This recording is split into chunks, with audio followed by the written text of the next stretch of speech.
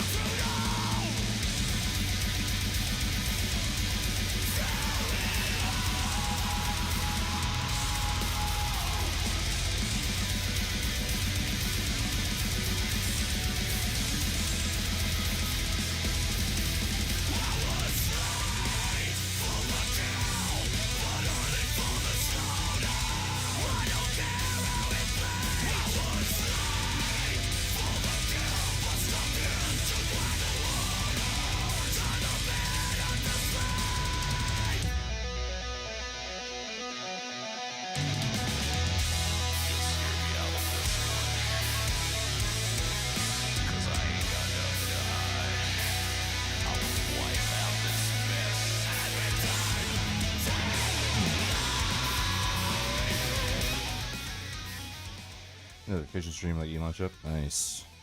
Nice. Yeah, I'm kind of glad at the moment because I got a new motherboard yesterday and it seems to have fixed a lot of problems. First of all, I can turn on my computer, so that's good.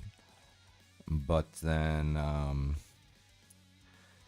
but the technician that installed everything, I don't think she seeded the SSD correctly. So I have I'm only working with half a computer. I have to take this thing back apart tomorrow and see if I can reseed it. So all my games are gone, at least for now. I mean, they're still there, but I can't access that drive.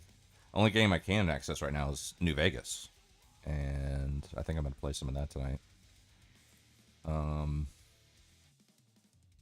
I hadn't been playing it because my computer screen keeps flashing once in a while, and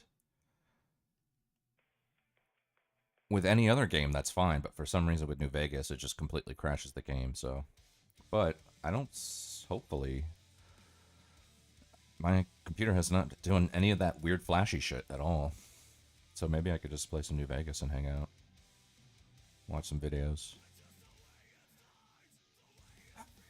Anyways, how you doing? What's going on, bud? Habibi! Habibi!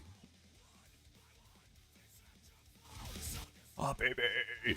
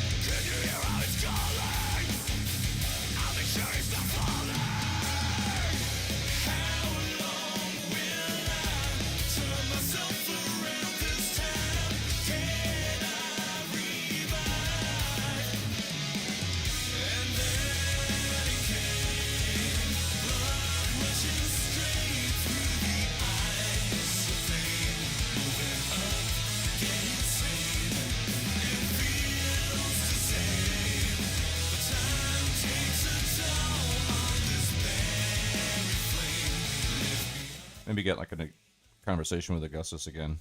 That guy came in just completely fucking fucking railroaded the whole conversation. But I mean, he's on the other side of the world, so I don't know what his schedule's like. But if he pops up in the chat, maybe later we can have a conversation with him. Where the fuck is Casey been, dude? Casey's a fucking ghost, bro. I haven't seen him streaming in a while. Except for like last week when he did that debate, but other than that, I haven't seen Casey at all.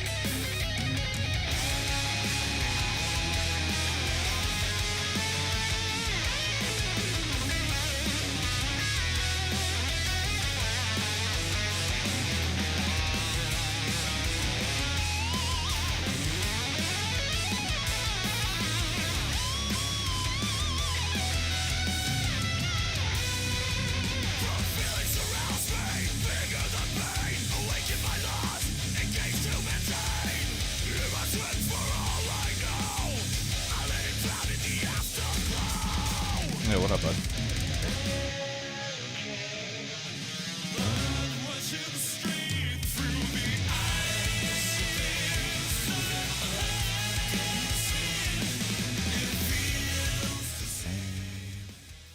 What's up, Nader? Nice PPG song? No. What is it?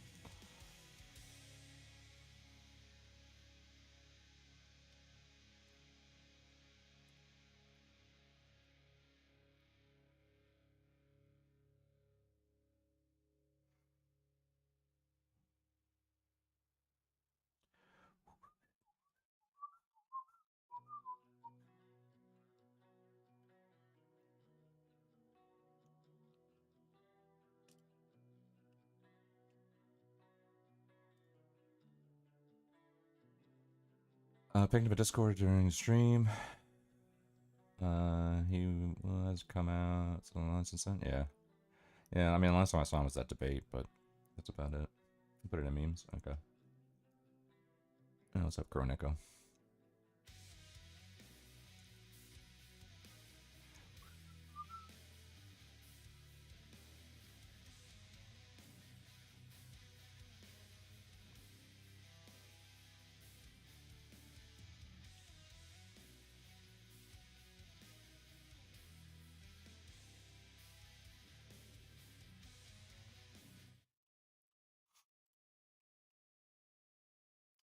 Alright, let's see this thing. Yeah. Check it, check it. 14 in his head, put it on the floor, let's go. He go live, acting like he running the scene. Bad hot takes, man, you know what I mean. Politics twisted, brain Puddle on the float. full of fog. Chat dropping nails while he's ranting on vlog. Camera pans down, yo, what's that spot? Floor looking soaked, man, caught on a shot. Say he's a king, but the crown don't fit. Only thing he rules is a carpet drip. 14 in the stain, that's his whole brand. Fall on the mic with a weak demand. Wanna be star with a broke live stream. He the clown of the net, living out of bed. dream. Chanting 14 like it's holy code, but the stream still stuck on a dead end road. Clout so fake, reputation's thin. Even his mods know he'll never win. Chat laughing hard, yo, they spit in flames. Clipping his fails, making me page gains. Every new stream just fuels the joke. Legend of the flow where the wannabe so. 14 in a stain, that's his whole brand. Wrong on the mic with a weak demand. Wannabe star with a broke live stream. He the clown of a net, living out a bad dream. Yo, floor stains louder than the words he spit. 14 on loop, but he can't commit. Say he's rising, but he's stuck in place. Just another failed case on cyberspace. 14 in a stain, that's the tale we tell.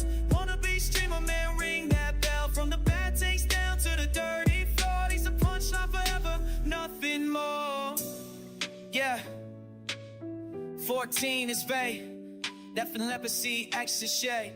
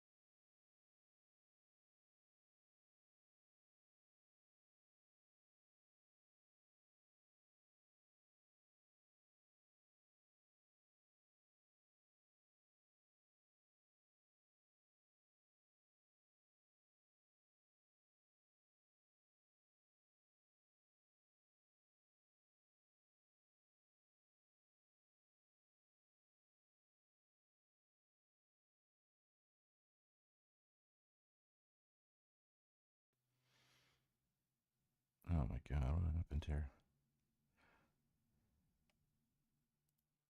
Check, check. How about now?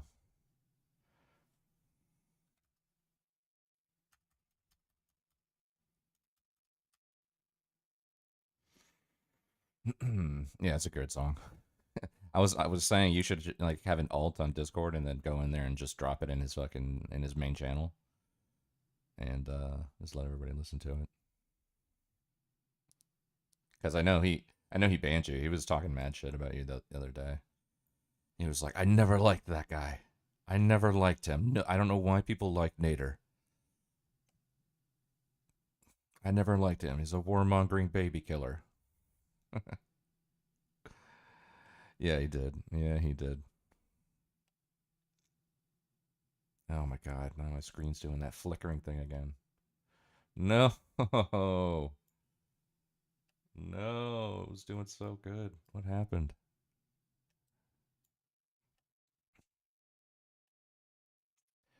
Fuck. Oh, now my camera's fucked. Hold on one second.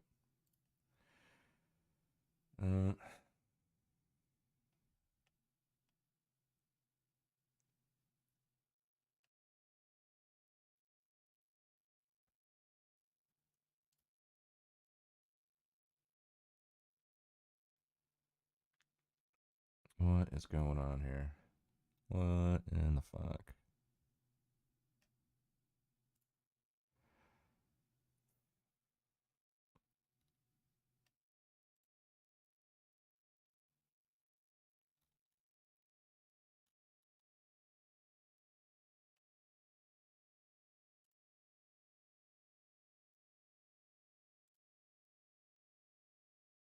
Okay, there we go.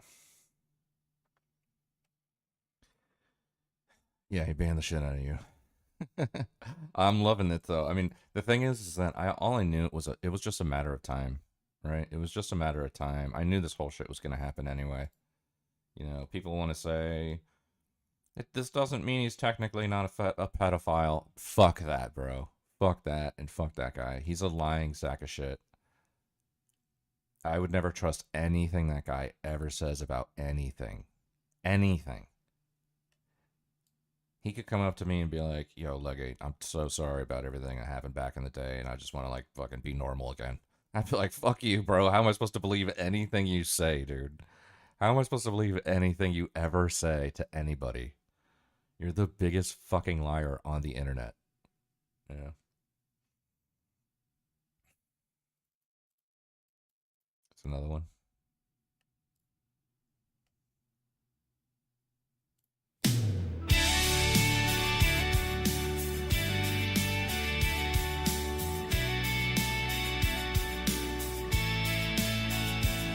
You don't know this part of the story. He's a fucking he was fucking saying all kinds of nasty, inappropriate things to a fucking minor on Kick the other night. I mean, I was you know, the video that I was editing, I can't edit it now. I was gonna edit some tonight, but I can't because it's on that hard drive that I can't access right now.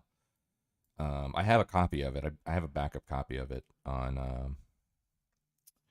a thumb drive, on a USB drive. So, and I uploaded it to YouTube. So I have like a private version of it there.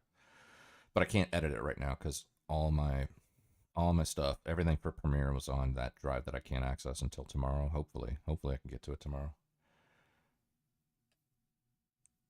So I've just watching for the first time ever. What's up, Current Echo's wife? How you doing? What's up?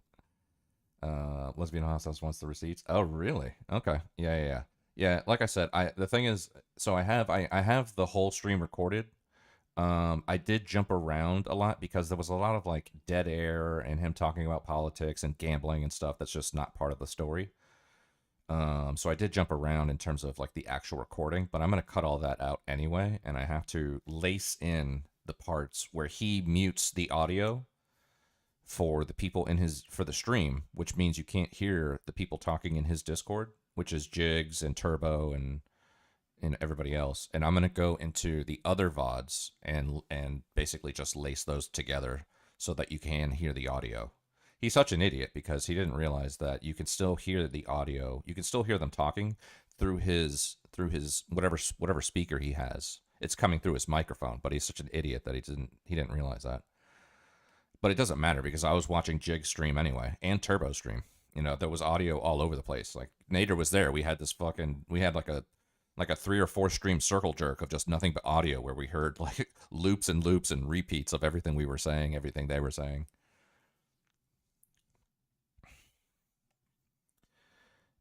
Oh, so close. Why is this doing this right now? So close. Now it's doing that flickering thing again. Motherfucker.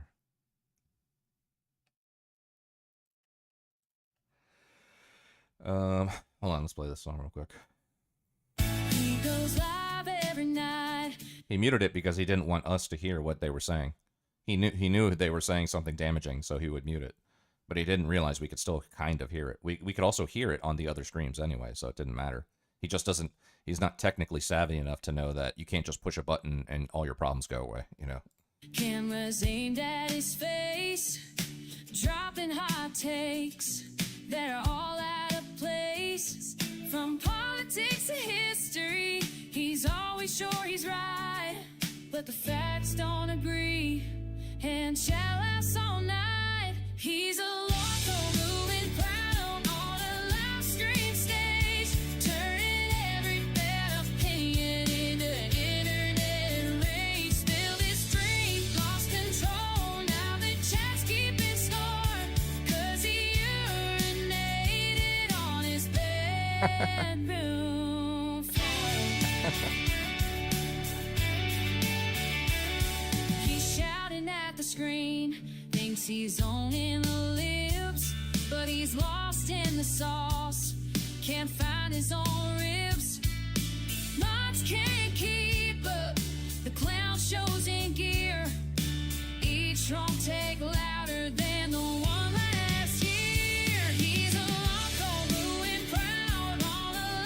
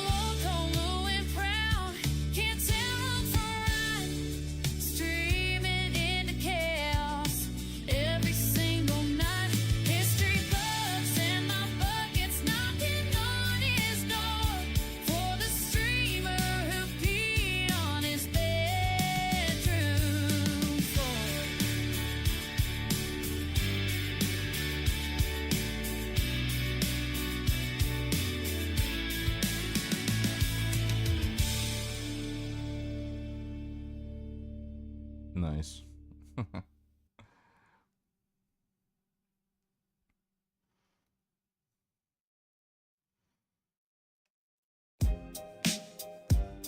Yeah.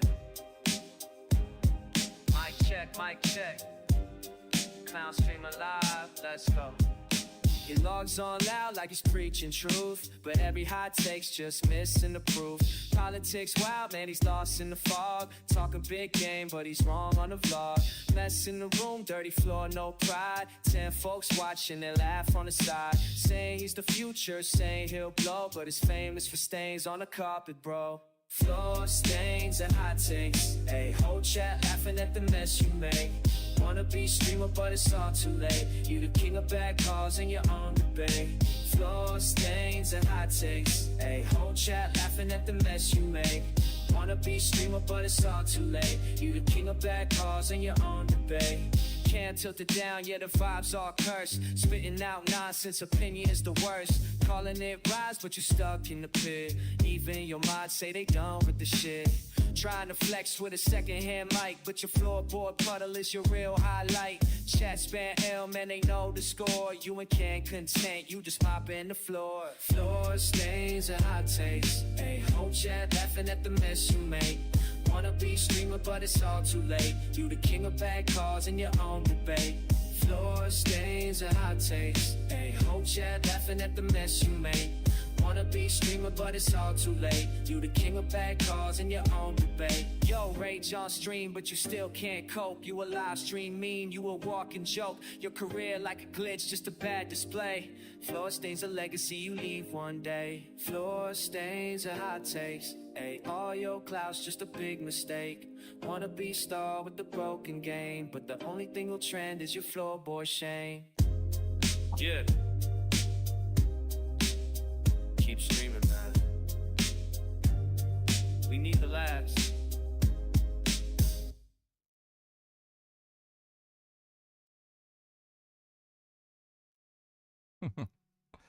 That's this one.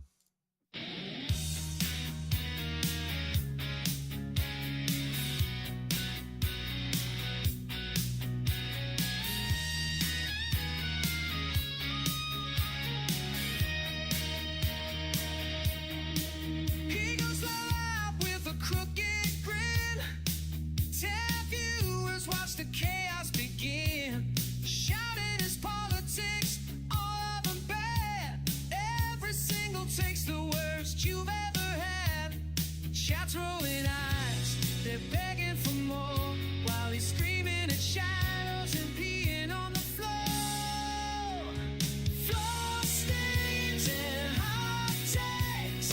Cringe pile, how much can we take? Wanna be star with a cheap headset, the king of wrong opinion. We'll never forget.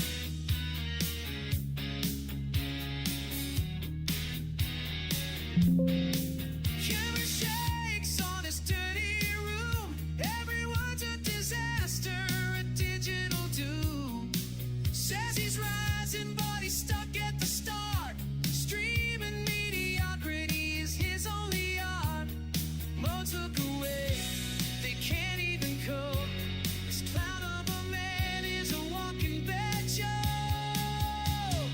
Floor stains and hot takes. Clueless party and every mistake. Wanna be hero with no one to cheer. Just a loud sad echo in the streamer's fear.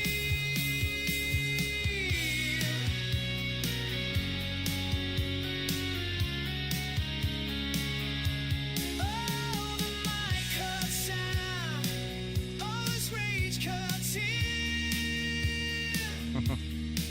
But the scoreboard shows he'll never win.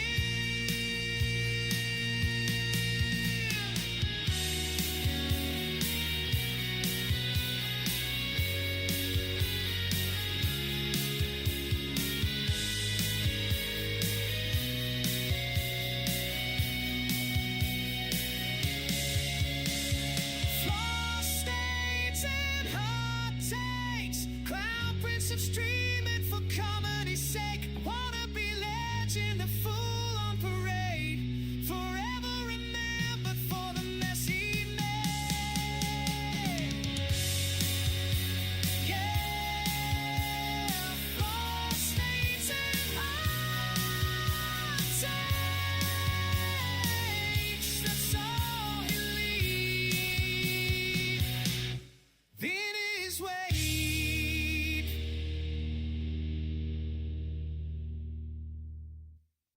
You're been on a tear.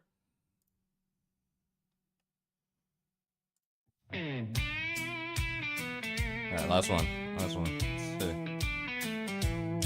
He logs on live with that fire in his eyes. Got a hammer and sickle hanging up high. PPG's bald and proud What's up, Jack? with a southern twang. Even though he's preaching from a Marxist gang.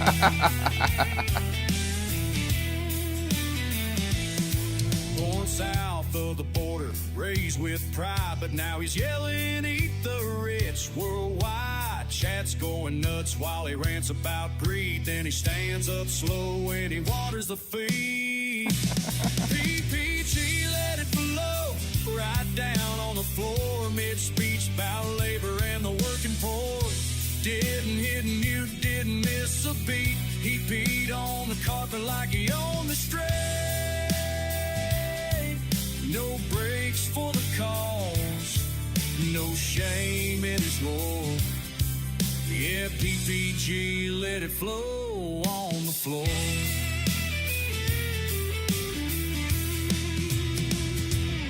He's bald, he's bold, got a mic on his chin, sipping Bud Light from a rusted tin, talking dialectics, Twitch clips climb, then his pants get loose. So Lord, it's time. Bathrooms for the Burgee, he proudly claims. Real revolutionaries mark the terrain, and while Chat's screaming, yo pro no more, he's laughing and splashing in his puddle of war.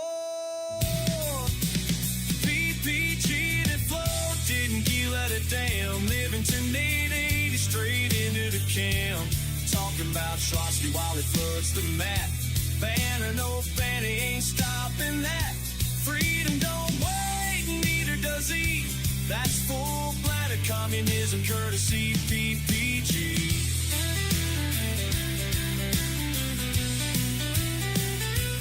Now he's viral in Texas, big in Belgrade. His floor soaked in memes and Twitch gets paid. His mop's in the corner, still bone dry.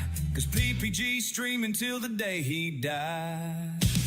PPG let it flow and now he's a star. Got his own fan club and a leaky memoir. Bathroom norms, now that's bourgeois law. He's making his mark with a communist draw. Ain't no decorum when the message is wrong. Yeah, PPGP.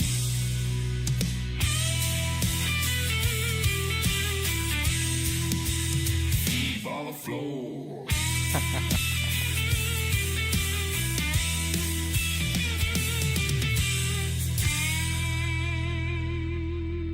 Hell yeah.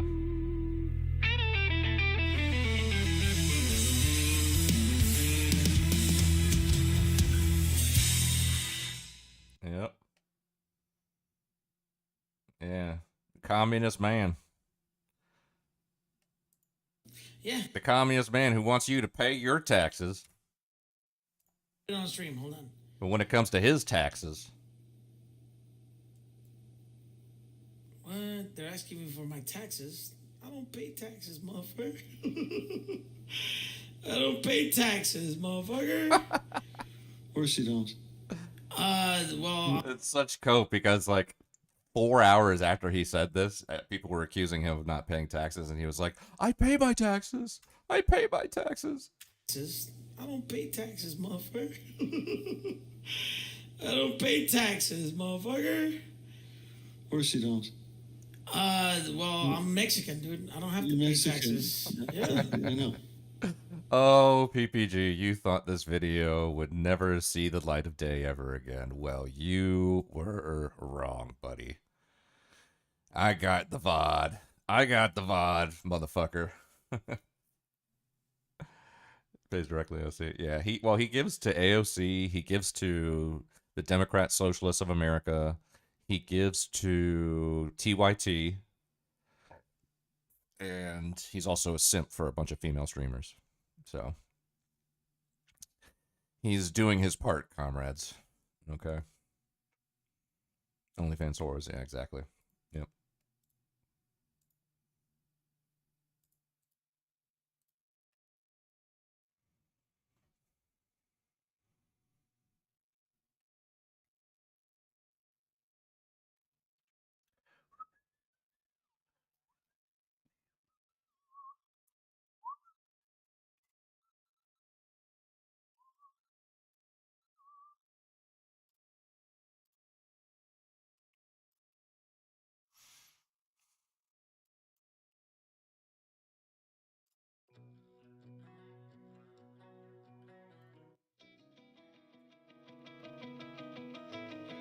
And children. Yeah.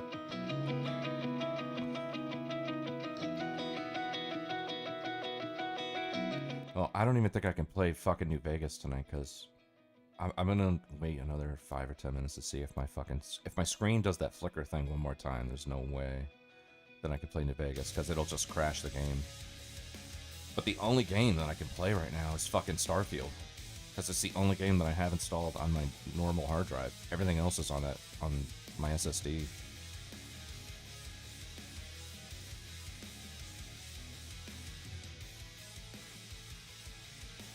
How can he not pay taxes if he's a landlord? I don't know. I don't know. The thing is, I don't know what to believe anymore. Yeah. Maybe he says he doesn't pay taxes because that's a flex for him or something, or I don't know. He's just a liar. I don't even believe he's Mexican at this point. Honestly. I don't know what to believe anymore. Yeah.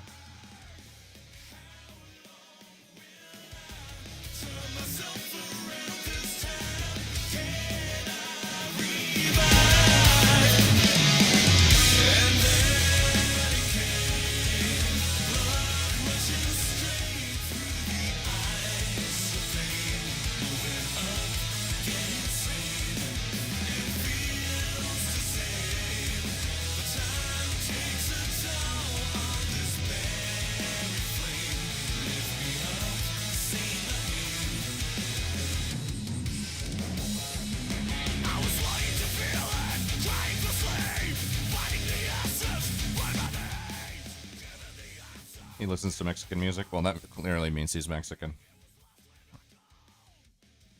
Hold on. Maybe I'm Mexican too.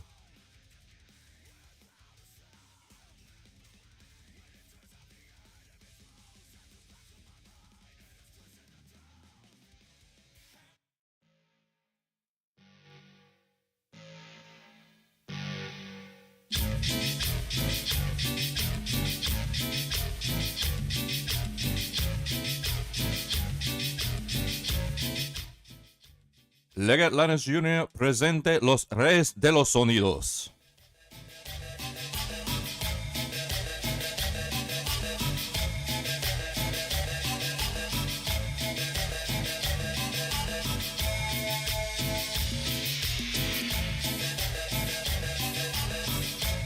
I actually really like Mexican music.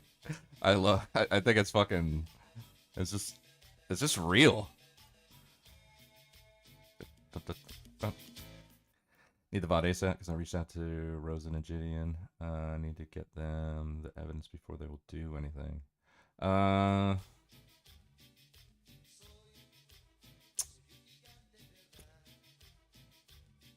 Okay, I'll figure something out. I'm kind of like, my hands are kind of tied behind my back right now because that hard drive where everything like that, stuff like that is on, is, you know, I just got a new motherboard, so that my SSD is not fully seated where it needs to be, and I wasn't about to like take my computer apart and try to do it again tonight, so I'm just gonna do it tomorrow. But can it wait for tomorrow?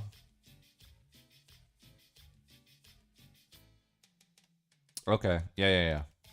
Well, that's what I'll do. I'll give you the link, but just, you know, don't share the link because the link is private. And then you just download it and then do what you want with it. Like I said, I skipped around a lot because there's a lot of gambling and bullshit, but all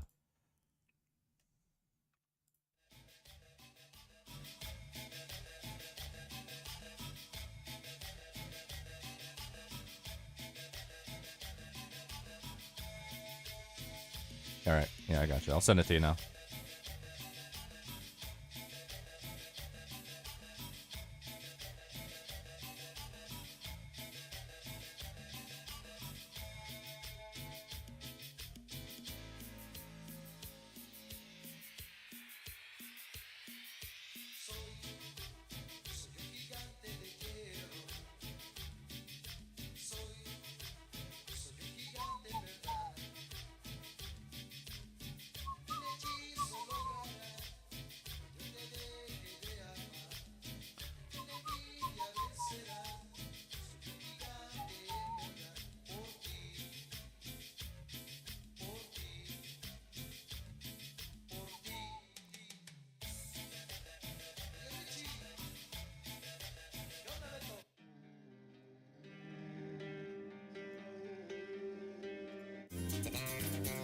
Mi niña, alista tu maleta ahorita. Quiero que te pongas bonita.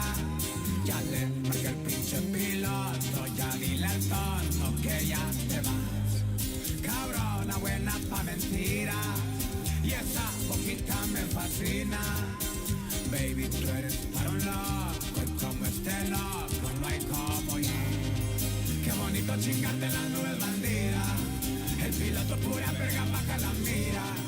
Terminamos en 30 y llegamos a Ibiza. Aterrizamos en prisa. Materiales son los que tú menos pedías. Los detalles enamoraron a mi niña. Hoy te dejo una cuenta de banco en las islas. Nojidi and Alex Rosenar. I've heard those names, but I don't know who exactly they are.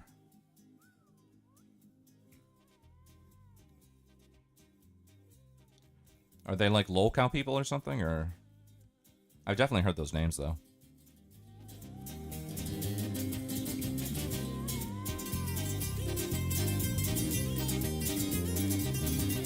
Qué bonita te miras, mi mamacita sin calzón. No le cuentes a tu amiga que la tengo como león. Caladita te ves más bonita. Pa' mirarnos otra vez, que no lo sepa tu güey. Sin pedos te espero, peleate con tu güey. Inventate una razón pa' que no la hagas de pedo. Ni pedo, sin pedo, ya que. Qué bonito chingarte más rico y de noche. Un palito en el aire privado pa' Londres. Diferentes mujeres en varios sabores. Nomás no te me aloques. Oh. Mujeriego comiéndote mil amor. Really? Holy crap! Hey, hey. All right. Yeah, I knew those names from somewhere. It was probably like I probably came across like one of their videos or something. Interesting. Okay, we'll see what happens.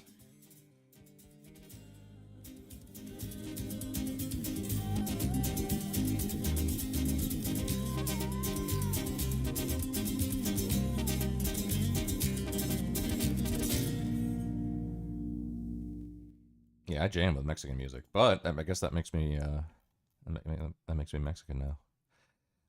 Yo soy mexicano. Soy de Oaxaca.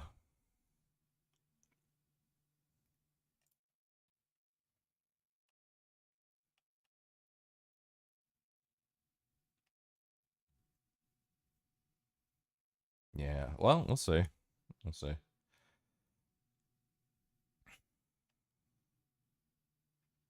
Look, if he has reason to get got, I don't fucking care, to be honest. If there's a reason enough for him to get got, you know, fucking whatever.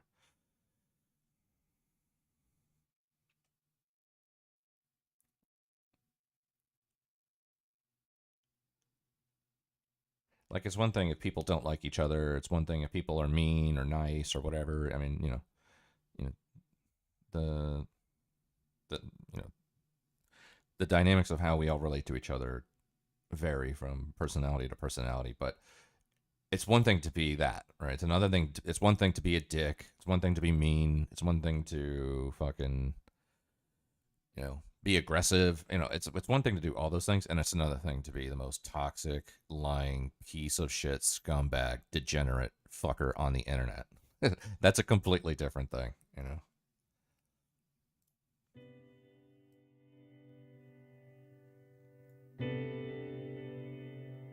You believe it? Yeah, there you go.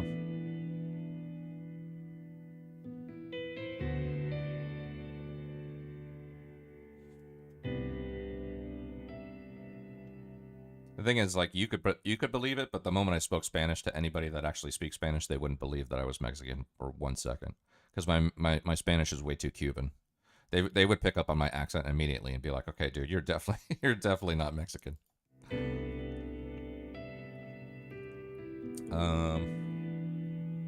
I did make it unlisted. Let me see. Let me try it again.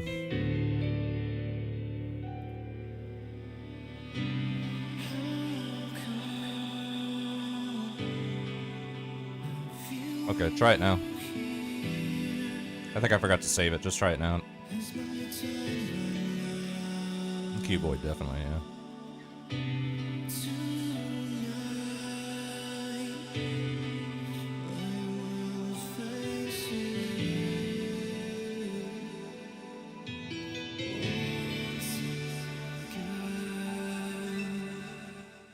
It should work now, though, Nader. There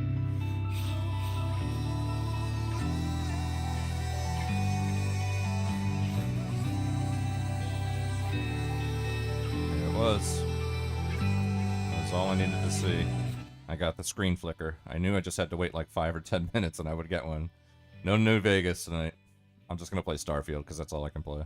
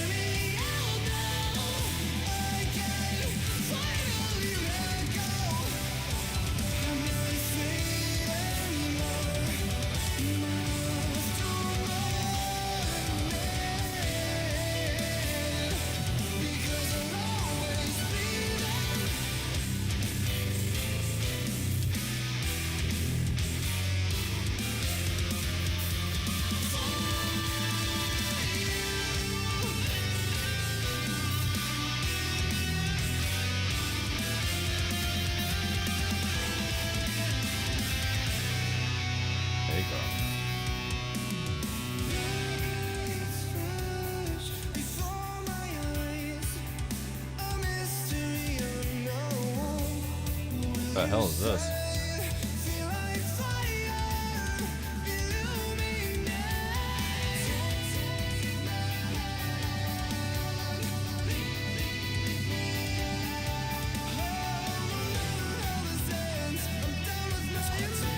Oh.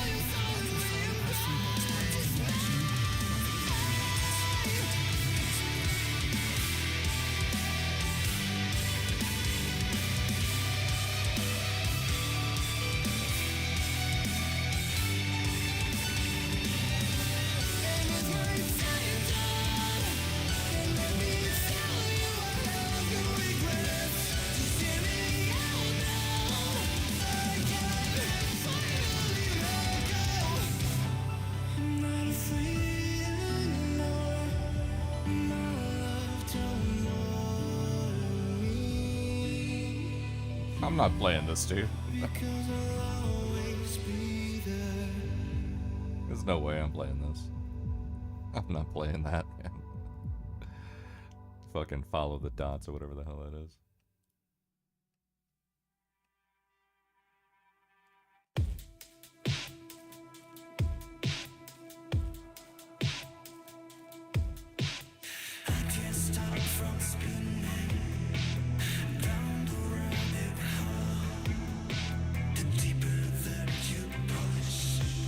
Yeah, what about him?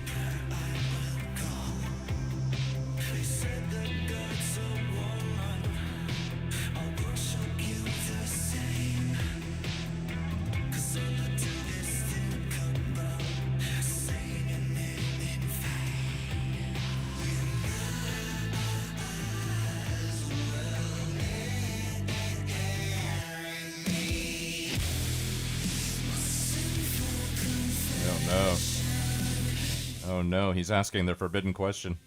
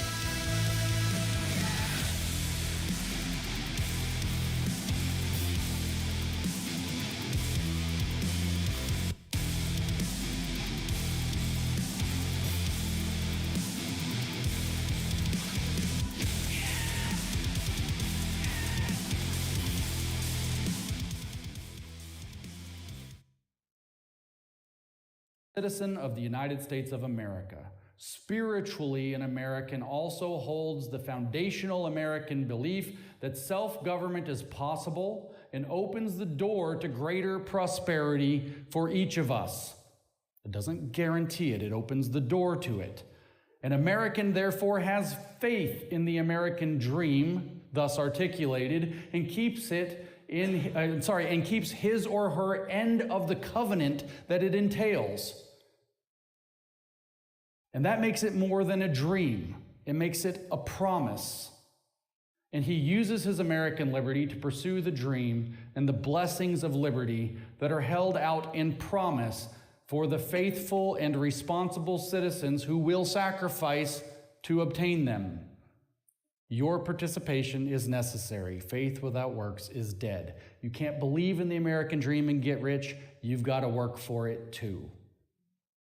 An American is a classical liberal in all the regards presented here, who will fight and die if necessary to protect his God-given right to hold this faith in liberty, to keep this covenant and pursue this dream. I think I saw a video. I think I had a video on my playlist somewhere about it, but I don't want to take as like 20, 30, 40 fucking links tonight. Right? These kinds of, this short form kind of link stuff, I'm happy to deal with, some tweets, some stuff like that. But, I got some videos I want to watch. And I'm never going to get through them if I start fucking doing the link thing here. The dream of the promised return. But this whole James Lindsay, I mean, I don't mind a lot of what James Lindsay does. But this is just like very woo-woo kind of stuff.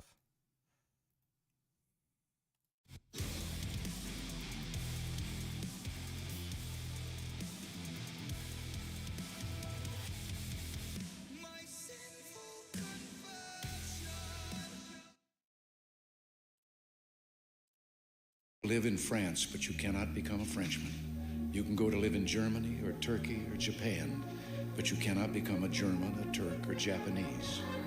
But anyone from any corner of the earth can come to live in America and become an American.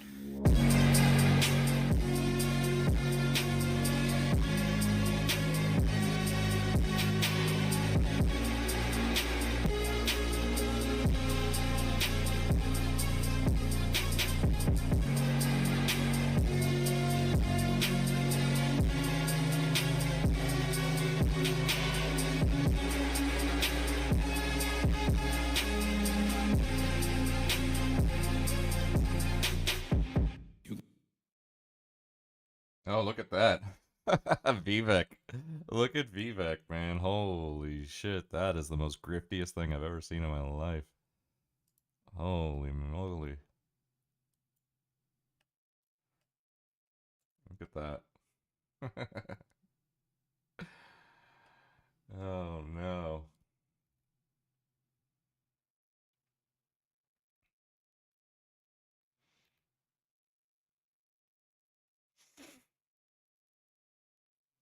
The American Culturalist.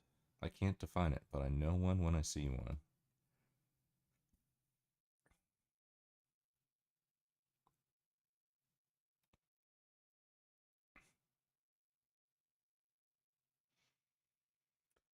Pertaining to America, a native of America originally applied to the Aboriginals or copper-colored races found here by the Europeans, but now applied to the descendants of Europeans born in America.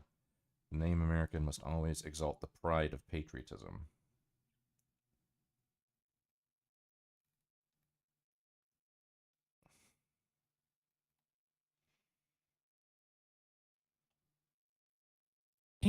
I don't believe that our...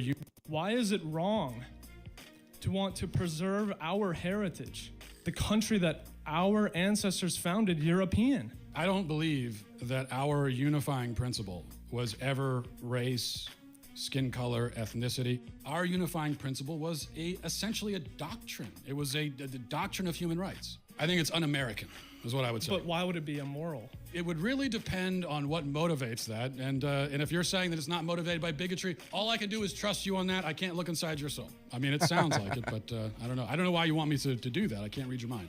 Why is it wrong to want to preserve our heritage, the country that our ancestors founded, European. I don't believe.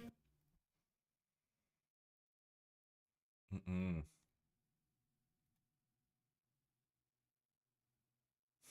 Whatever this is. This was the strike we did on that Venezuelan drug boat. Average con members is like a kind of, yeah, exactly. Yep.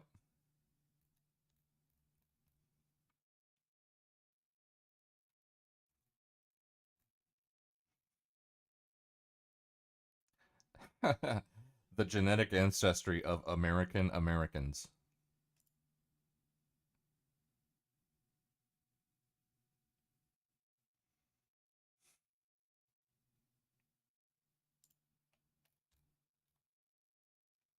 This guy, white European Christian.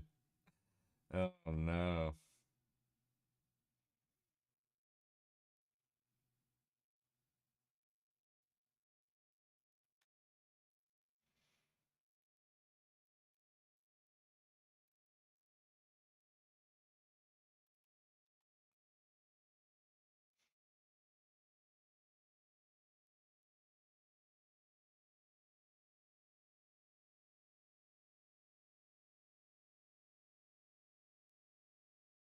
This is from Teddy Roosevelt. What is true of creed is no less true of nationality. There is no room in this country for hyphenated Americanism.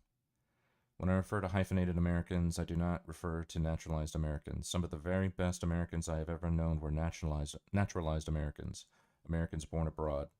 But a hyphenated American is not an American at all. This is just as true of the man who puts, quote, native before the hyphen, as of the man who puts German or Irish or English or French before the hyphen. Americanism is a matter of the spirit and of the soul. Our allegiance must be purely to the United States. We must unsparingly condemn any man who holds any other allegiance. But if he is heartily and singly loyal to this republic, then no matter where he is born, he is just as good an American as anyone else. Yeah, I think I'm on that vibe. That's probably my vibe right there.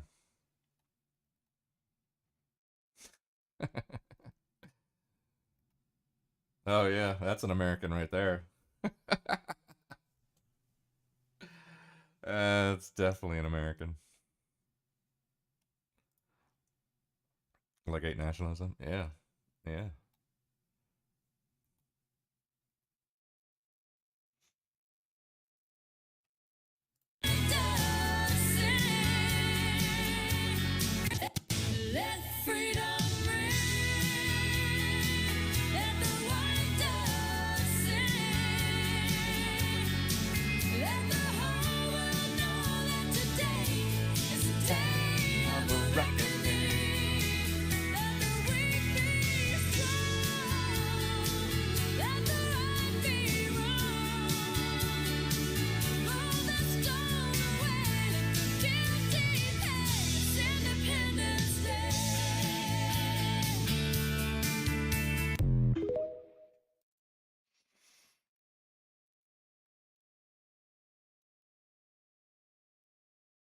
Ah, this guy. This is actually a black guy, but he's doing whiteface. He went to like a NASCAR event and he had a makeup artist do his entire body. And he's walking around talking like this, going, "Yeah, NASCAR. Yeah." Yeah, that's a black guy. That's Drewski. You ever seen that guy, that black guy Drewski? That's him. But he went to a NASCAR event in white. Forget white face. He did the whole body. He even did like the tan. Look at the tan line. They even did the fucking tan line of wearing a wife beater.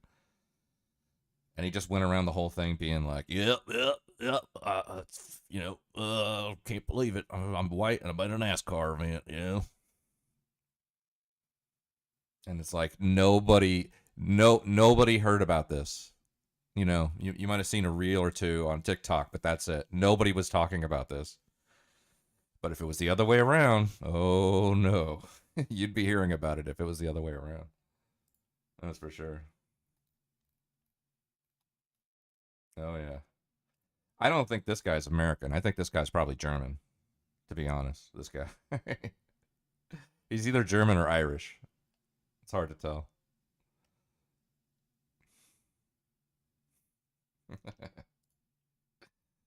Yeah. Look at this. A white person of good character. A white person of good character.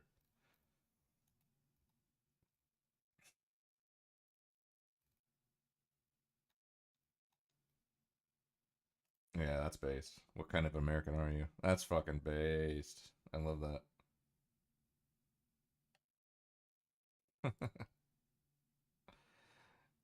Bavarian phenotype? Yeah, exactly. Irish from Germany. Yeah, exactly. Alright. Alright. Fun thread. Fun, interesting thread. I like it. I like it. I'll put in the bookmark so we can maybe like come back to it at some point and see if there's any more interesting replies here.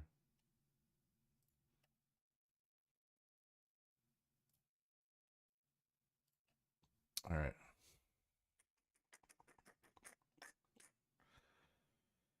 Okay. Let's see.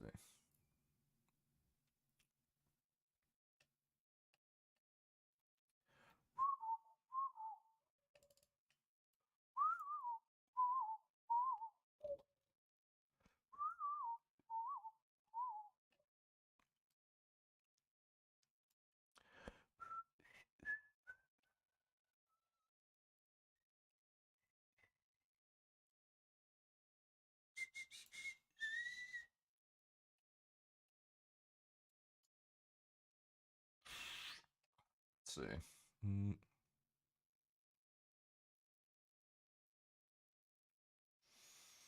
All right, let's watch some videos. If you want to be a flack, it's a free country. That's fine. If you really believe in the Democratic Party or whatever party, go out there, voice your concerns, work for them. That's all fine. It's the lack of having a label on the food that tells people what the nutritional value is. Because if people want to, eat junk food, that's fine. But they should be able to know or find out how that is. And that's the real problem here. Some creators in the first 48 hours took the Wired story. What's this video? It's about that group Chorus. It's basically like the left-wing equivalent of Tenet Media. Basically, the same thing that Tim Pool and Dave Rubin and all these people got wrapped up with the Russian money thing. This is like the left's version of that, basically. And expanded it with even more outrageous claims, suggesting that it's AIPAC or IPAC. I don't even know how it's pronounced. IPAC that is funding this show. I don't even know how it's pronounced. Okay. Sure, buddy. Or other creators. Of course, not true. That the DNC is involved. Not true. That was David Pakman. David Pakman is a longtime left-wing content creator, and he knows what AIPAC is. Let me just get that out of the way. But he put out a video essentially defending himself after Taylor Lorenz, reporting for Wired, had uncovered the fact that there was a dark money Democratic group essentially influencing left-wing influencers by paying them as much as $8,000 a month in order to, continue doing the content they're doing. But it's important to note that this group would also have some editorial control. So I'm not necessarily against content creators getting the bag, but I am against, various dark money groups having editorial control. And I want to be clear, we've had sponsors at TYT, we've had certain, advertising deals, whatever. Ain't nobody telling me what I'm gonna say on this show. I'm gonna say whatever the hell I want. And that's the important thing that matters here, right? So let me get to the details of the story itself. So this dark money group has been bankrolling left-wing influencers to toe the Democratic Party line specifically, while being advised to avoid disclosing that they were getting paid to do so. That's the other problem, like the fact that you're not revealing to your audience, disclosing the fact that you are being funded by this group. And so we'll give you some more of the creators, because it wasn't just David Pakman, of course, in just a minute. So the so-called nonprofit that was paying these influencers is called Chorus. They were being offered $8,000 per month to take part in a secretive program aimed at bolstering Democratic messaging on the internet. So the Chorus Creator Incubator Program is funded by a powerful liberal dark money group called the 1630 Fund. More than 90 influencers took part in this, and among them were Olivia Juliana, the centrist Gen Z influencer who spoke at the 2024 Democratic National Convention, you know, at a time when a Palestinian surrogate for Kamala Harris wasn't allowed to speak because she happened to be Palestinian, and they were terrified about that. You have Lauren Peretra, a former Playboy executive turned political influencer who hosts a podcast for Occupy Democrats. You know, Suzanne Lambert, who has called herself a Regina George liberal. Ariel. That's a good analogy, Conrad. She's my right-wing queen. Dickosaurus, I mean. Fodor, who's an education creator with 1.4 million followers on TikTok. Sandra Jennings, a former TLC reality star Nice. and older brother of trans influencer Jazz Jennings. David Pakman, of course, and Lee McGowan, who goes by the online moniker Politics Girl, and dozens of others. Literally What's up with 90 my people were camera? involved in this. So Camera, it's like annoying. It's fucking flickering and shit. Let me see if I can fix that. the deal came with some strings attached, including one that I would never in a million years agree to. The creators who joined the incubator are expected to attend regular advocacy trainings and daily messaging check-ins. The idea that you could pay me to do more meetings, like not in a million years, okay? Those messaging check-ins are led by Cohen on rapid response days. The creators also have to attend at least 2 Chorus newsroom events per month, which are events Chorus plans, often with lawmakers. It mandated extensive secrecy about disclosing their payments and had restrictions on what sort of political content the creators could produce.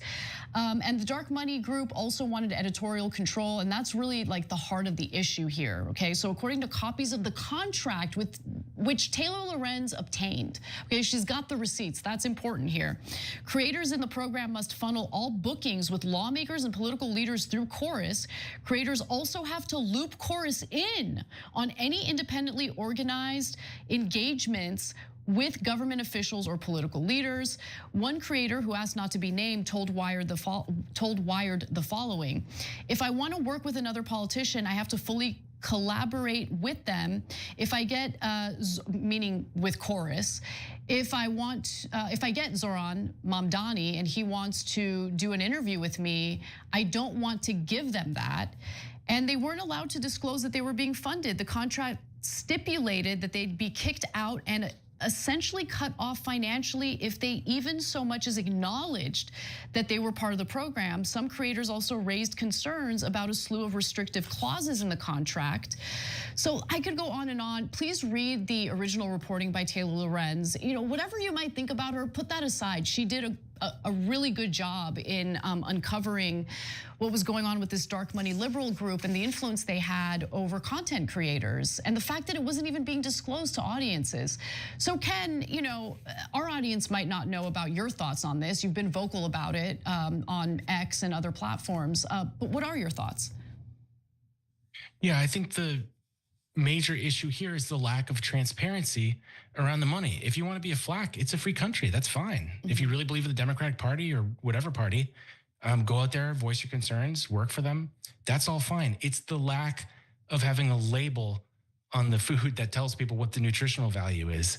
Because if people want to, eat junk food, that's fine. But they should be able to know or find out how that is, and that's the real problem here. I don't care about the creators. I'm not gonna profess to know what their intentions are. Some of them are pretty young. I'm guessing some of them maybe didn't realize some of the stuff I'm talking about here. I'm concerned about the public and the news consumers who are watching this stuff, not realizing that they're getting paid by this group that is aligned with the Democratic Party on a number of different issues. I've been paying very close attention to the Democratic Party, particularly leadership since Trump's re-election, to get a sense of how they're trying to push back, what their own messaging is. And one of the things I was most surprised by was not just the lack of very much of it, but to the extent that there were these interviews, it was with all of these AstroTurf groups that at the time I didn't really realize. I mean, you could sort of tell by watching it. Like, you know, it's like the old Simpsons joke. Sir, what do you have to say about the your campaign I don't know. has the momentum of a runaway freight train?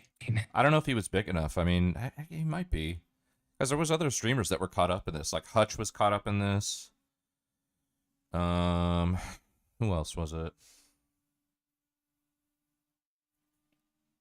I don't know. It was a bunch of them. Hassan doxed them all. Hassan doxed everybody. He basically like went into the paperwork that these people filed and found like all the streamers that were there and then doxed them all on stream. You know, which is another reason why this whole thing turned into a shit show.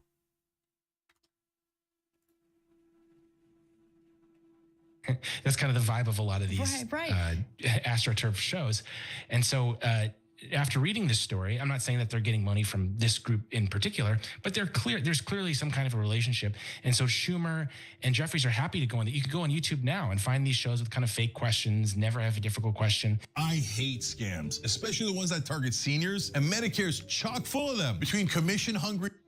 And the people that are hurt by that is anybody that happens to see that and thinks, oh, this looks like a pod, you know, it has the microphone set up. It's kind of high def and looks fancy. Maybe I don't think ordinary people have the. No, they were only giving like $8,000 a month to people like, you know, David Pakman and stuff like that, like bigger streamers. You're making $8,000 a month. You're talking about you know, $100,000 a year. They weren't giving that to Dean. You know, they might have given Dean like, they probably would have offered Dean like $1,000 a month or something, you know, something like that. He's not as big as somebody like David Pakman. Literacy or time to figure out, oh, this is actually paid programming. So to me, that's the major issue here.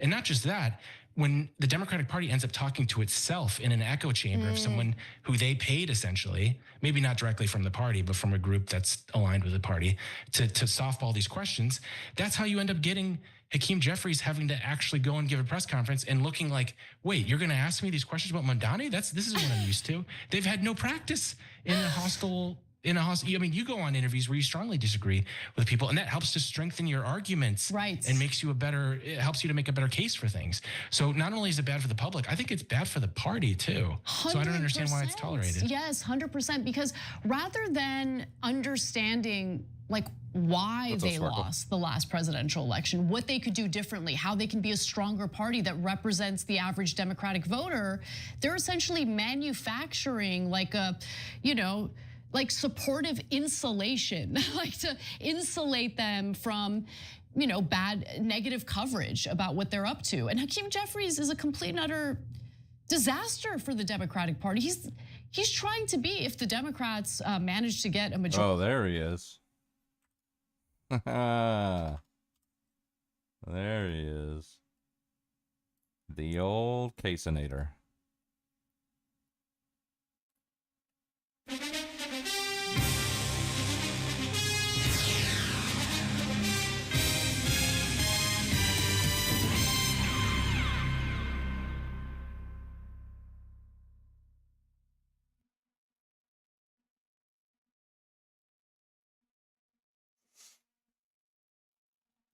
Do I have to fucking redo my Amazon sub? Damn it. I was going to drop some tanks in there. I usually get my Prime to Casey. What's up, bud? Dean. You don't know Dean? Dean Withers? The fucking soy liberal dude that went on Jubilee and tried to take on Charlie Kirk or whatever? Already in the House. He'd be the Speaker of the House. Has anyone seen him in an interview? He's like the least charismatic politician I have ever seen in my life. And it's mind-boggling to me. It's some of the most predictable questions. And they don't have a line for it yet. It's like, dude, you didn't game this out that someone's going to be curious about your view on Mamdani or your view on Gaza or whatever it is. That's really troubling that they clearly haven't considered they must be in a bubble where, you know, it's all these paid guys. And in my experience, they end up thinking, well, this is really how the world is because they don't have any experience outside of it. I mean, DC is already such a bubble. Definitely. So I want to go to some of the, some of the content creators who were named in the piece and how they've been kind of like at least attempting to defend themselves. For instance, Olivia Juliana stated that the basic premise of the report is false. Here she is claiming that Corus had no control over her work whatsoever, even though she signed a contract that claimed that Corus is going to have editorial control over her work. Let's take a look.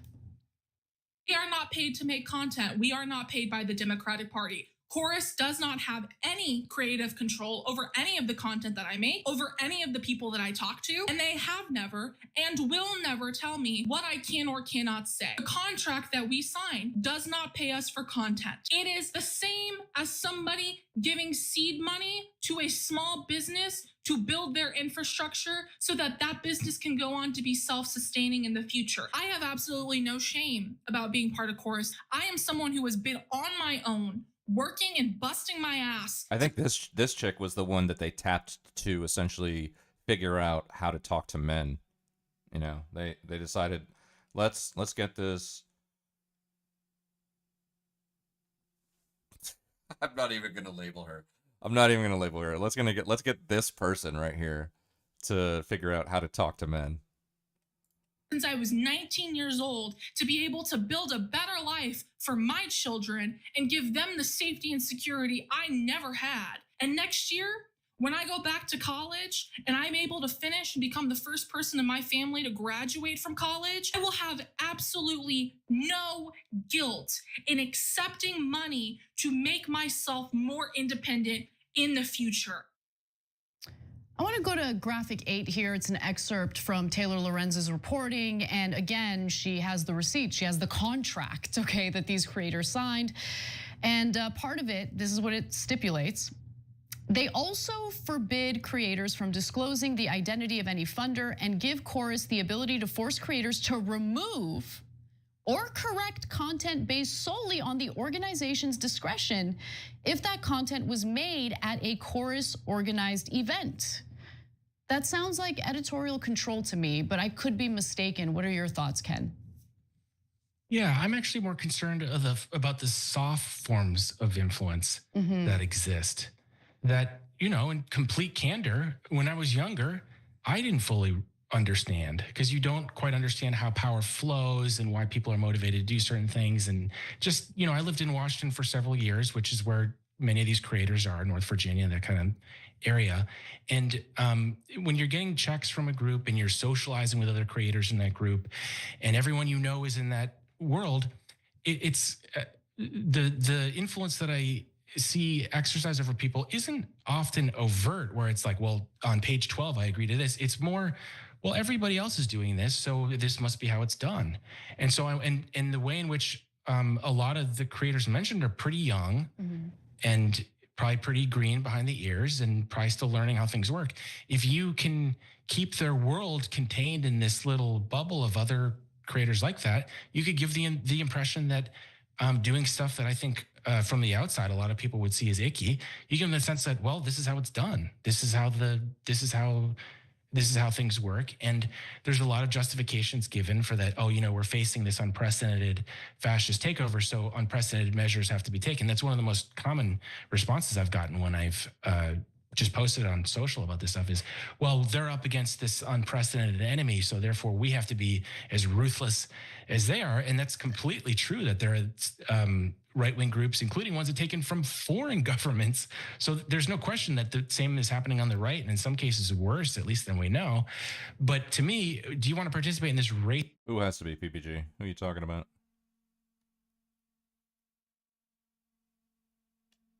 How does it feel to be streaming for years and have 2 to 3 viewers on a good day? Loser, pathetic fuck. Oh, are you talking about that? Is that PPG?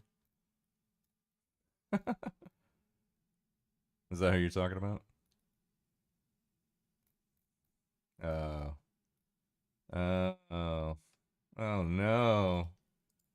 And we have a pedophile amongst us.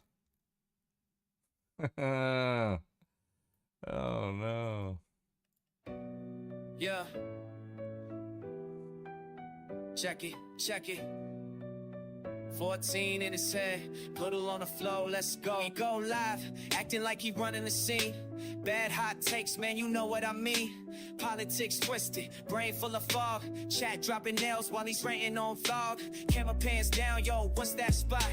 Floor looking soaked, man caught on a shot. Say he's a king, but the crown don't fit. Only thing he rules is a carpet drip. 14 in the stain, that's his whole brand. Wrong on the mic with a weak demand. Wanna be star with a broke live stream. He the clown of the net, living out a bad dream. Chanting 14 like it's holy code, but the stream's still stuck on a dead end road. Cloud so fake, reputation's thin. Even his mods know he'll never win. That's PPG. Chat laughing hard, yo, they spit in flames. Clipping. Hey, PPG, did you pay your taxes yet? Every new stream just fuels the joke. Legend of the flow where the wannabe soak. 14 in a stain, that's his whole brand. Wrong on the mic with a weak demand. Wannabe star with a broke live stream. He the clown of a net, living out a bad dream. Yo, floor stains louder than the words he spit. 14 on loop, but he can't commit. Say he's rising, but he's stuck in place. Just another failed case on cyberspace. 14 in a stain, that's the tale we tell. Wannabe streamer, man, ring that bell from the... What number account on Twitch is this for you? Is this like number 27,960? Yeah. 14 is Bay. Definitely leprosy, extra shade. Yeah, oh no. Yeah, well. Yeah. The thing is, I don't care how many people I have in my stream. I really don't. I've been streaming to 6 people for 3 years now, and I still love it, you know. The good part is I'm not a pedophile, so there's always that. You know, I get to look forward to not being one of those.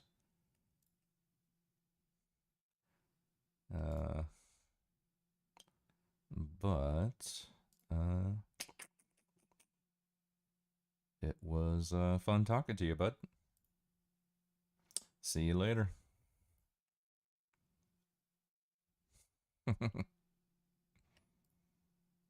I'm sure he'll be back with his 27,962nd account, I'm sure. Fucking joke. To the bottom where everyone is worse off because you've decided that this is what must be done because the other side is doing it. To me, this is not being ruthless. Okay, to me, and to your point earlier, this weakens the Democratic Party because the power players aren't interested in constructive criticism. They're not interested in improving. They're not interested in doing what's necessary to appeal to voters. Certainly, you know, independent voters that they lost, even some Democratic voters that they lost in the last election, they switched sides and voted for Trump. They need to try to figure out why that is and what they can do to improve. And instead, they're doubling down and wrapping themselves in bubble wrap by essentially shelling out a ton of money to content creators to give people the illusion that there's popularity with the Democratic Party. There isn't. Every time you ring the bell below, an angel gets his swings. Totally not true, but it does keep you updated on our live shows. When I say the British... You know, 14-year-old, even after being told she was underage. I can see it. Yeah, we have the VOD. We have the VOD, so it's all good. We got the whole VOD. I don't want to fucking watch it again. It's just fucking, it's embarrassing for him. I'll give you like a little taste of it, though. I don't want to go through the whole fucking thing. Let's see.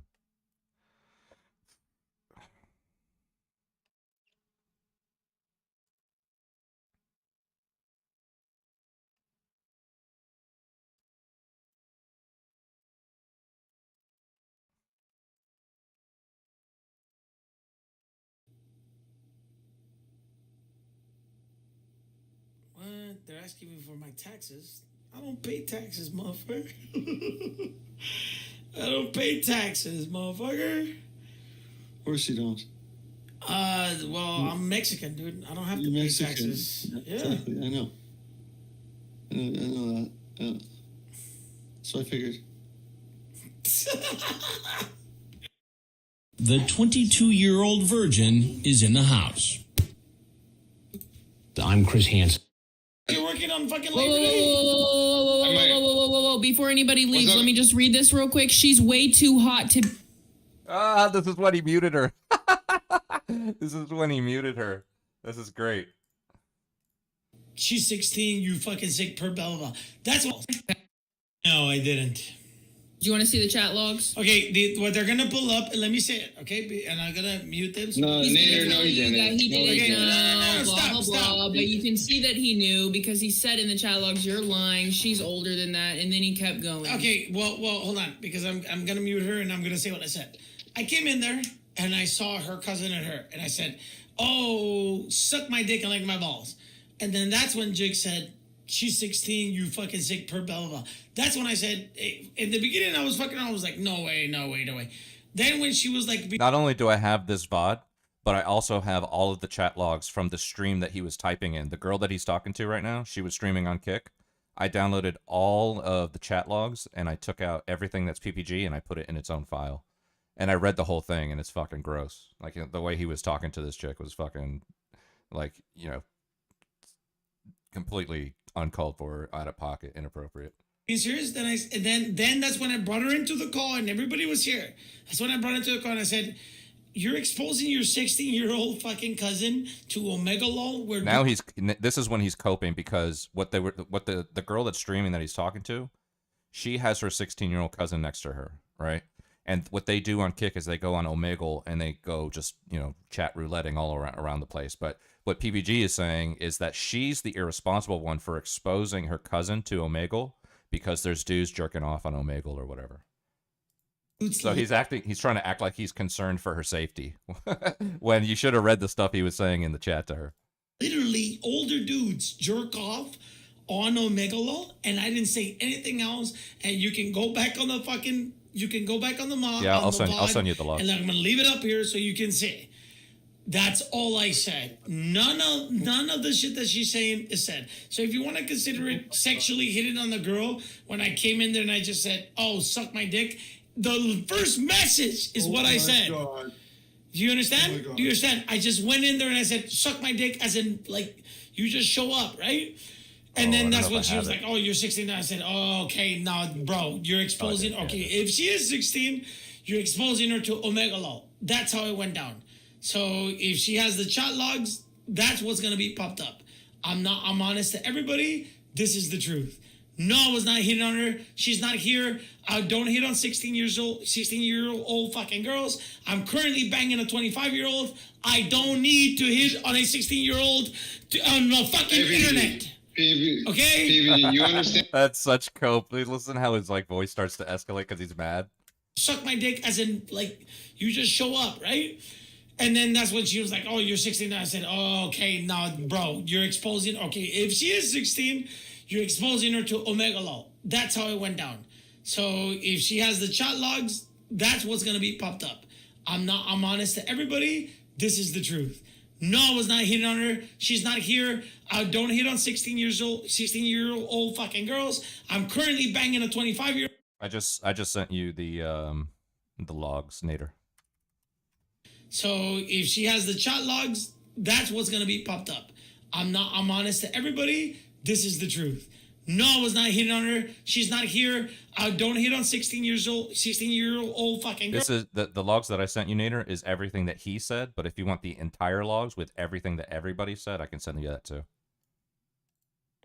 I'm currently banging a 25-year-old. I don't need to hit on a 16-year-old on the fucking internet. Okay? PV, you understand? Bro, that's such cope, dude. Imagine this being your life, where you have to fucking defend the accusations of actual pedophilia on the internet. Now, granted, you know, did any sexual crime or action take place? No, but I mean, you know, words are violence, right? So You understand how your comments were targeted at Jigs and not the company, I'll right? send the other one too. You understand that? Okay, sure, but Jigs is what, 19? And a friend, I guess? Yeah, but your comments weren't targeted at her friend. Just leave it, Well, leave I it be. agree with Like, that. No, I agree with that. I do agree with that. Yes, because obviously I went in there and just fucking around. Dude, I do this to the people who stream Turbo, Nader streams. I go in there and go, "Oh, look at my dick. I got my dick out." I just say stupid things fucking around. Jigs took that and said, "You're a fucking pedophile." Like, you're a fucking pedophile. You could ask all the streamers that know me. You, Subhuman, Nader knows me, Turbo knows me, Subhuman know me. I went in there and said, "Oh, suck my dick." That's when she said with her, "Oh, you're a pedophile, look at her, she's 16, blah, blah, blah." Okay? That's what happened. I'm gonna unmute everybody now. All right, I gotta go. I got work tomorrow. I might have work tomorrow. Later, James. Later, Nader. Hey, wait, Later, Raymond, guys. you're working on fucking Whoa, Labor Day? whoa. Before anybody leaves, up? let me just read this real quick. She's way too hot to. You see how he mutes her because he doesn't want her to say it? Sorry. Later, Shut guys. off. Take it easy, man. No, you muted her. What do you mean? What do you mean? What do you mean? What do you mean? What do you mean? You muted her, or she muted herself? I don't care. Later, guys. Okay. All right. Take it easy, Raymond. He took off. He has to work tomorrow. Fucking Labor Day. A lot of people have to work tomorrow, dude. It's a miracle. You got Jig server muted. What do you mean? I don't have to work tomorrow. What do you mean? What? I don't have to work. You had Jig muted. Yeah, he does. Yeah. Yeah, of course he muted me because I was reading his chat logs. Okay, He said that she's way too message hot that to she's be gonna read 16. right now is right after I said what I said. Okay? No, because I could read them all if I needed to. Jeez. Like I said, here's you. You're not a minor. Quit lying. That was after I was fucking around. After you said she's a minor. Yes, that was after I had told she's you, not correct? a minor. Bullshit. But then after that, even after that, she's lying, man. She's way too hot to be 16. I didn't She's say clearly 20. I didn't Look at her. say that. On it's right here. It's on my screen. Okay, dude, just listen. We have the logs, bro. What, are you gonna claim like somebody hacked your account and was chatting in her fucking stream as political understander? In the same way that you said to everybody that somebody hacked your account when you were harassing Ophelia? Yeah, okay. Yeah, we believe you, man. You're the most truthful person we've ever met. You know? Okay, when she came into the call, I said, if she's really 16, why are you showing off to her in Omega Law where there's dudes jerking off on stream? That was everything. That was my only interaction with these people live on stream. Now, you could say that when I was on her kick, I was saying bullshit in the beginning until I kind of figured out that, all right, it's true, that she might be 16 because she keeps going, okay? None of that implicates that PPG is a pedophile, okay? You know what a pedophile is? Somebody who commits pedophilic behavior. Somebody who commits pedophilic behavior, yeah. A woman is anyone who says they're a woman. That's You keep basically the muting same me thing. because you want to talk over me. Everything you're saying is bullshit. I don't give a fuck what you have to say. I don't give a fuck if you want to act concerned after you were creepy. I don't give a fuck. Okay. You said what you said.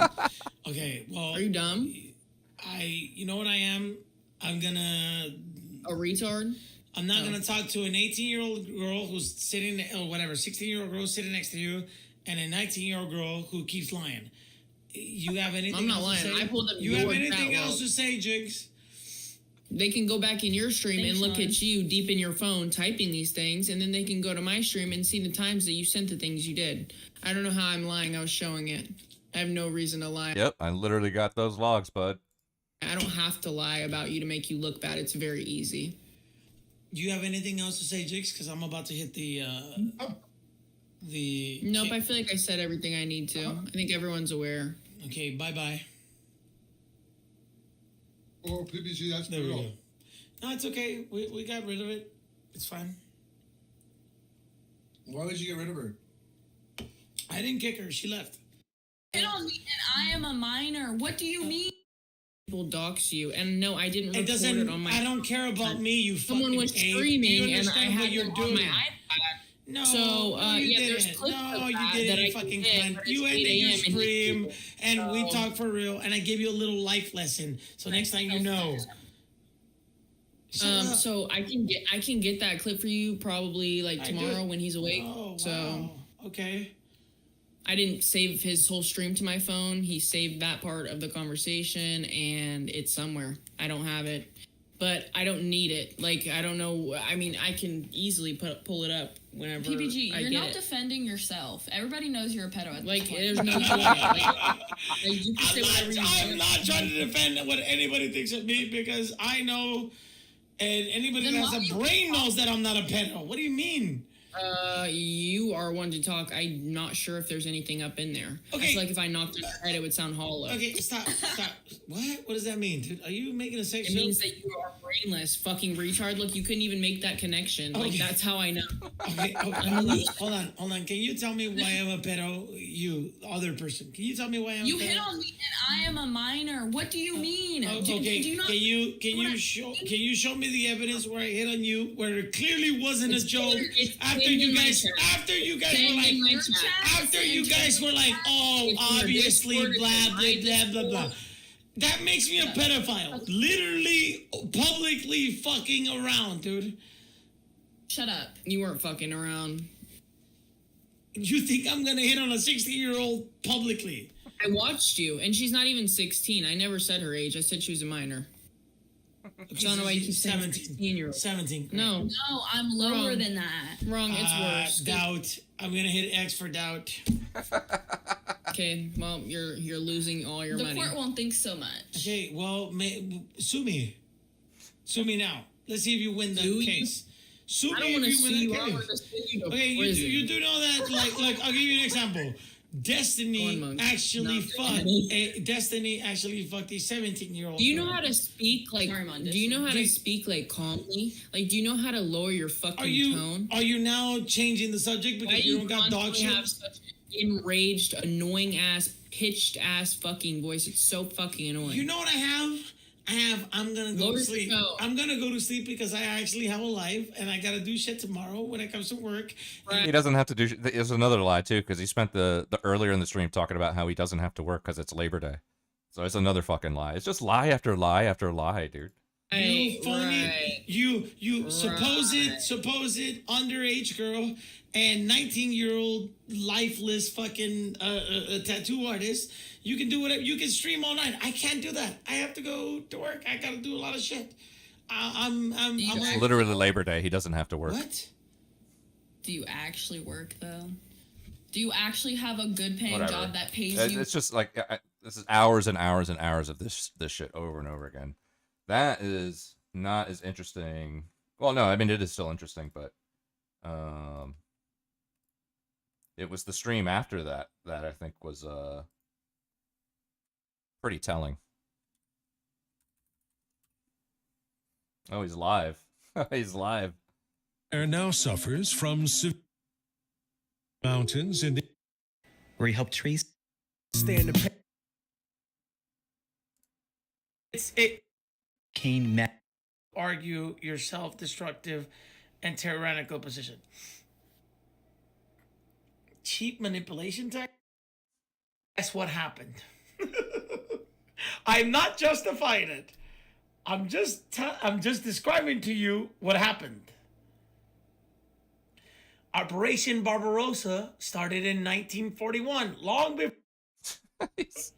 Are you fucking Norway, Sweden, Finland, Iceland, fucking China, dude? China has per capita and raw numbers, which is fucking. I'm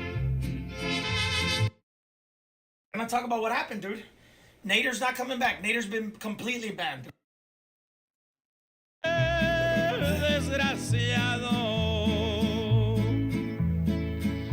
El caballo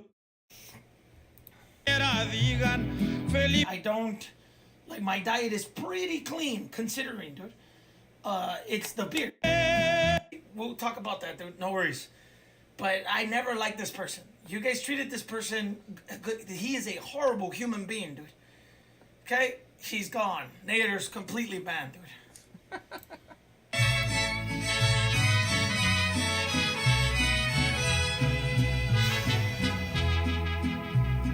Voy a cantar un corrido.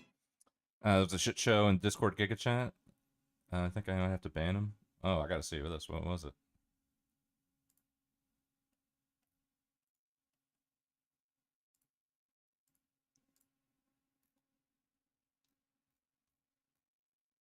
You mean with PPG or with? Are you talking about with Tim?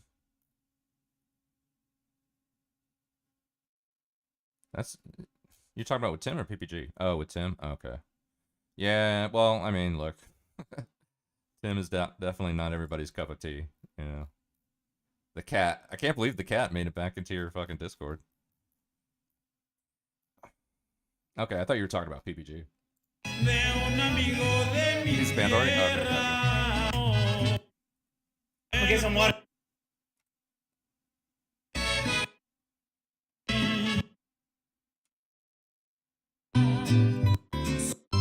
Like, I love everybody here, dude.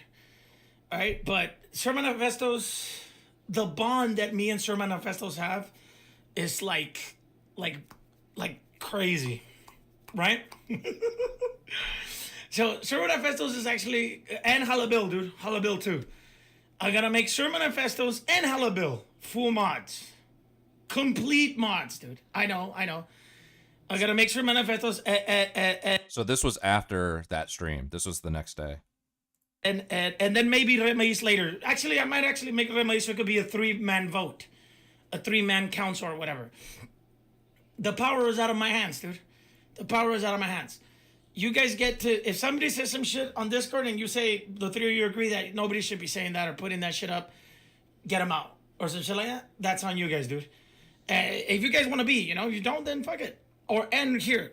You guys are going to be mods here. So what happened yesterday, dude? We were, I don't know, you saw, you were a little bit here, Remais, and so was Sir Manifestos. We were talking to Jix. She had some fucking person there that was not supposed to be there, right?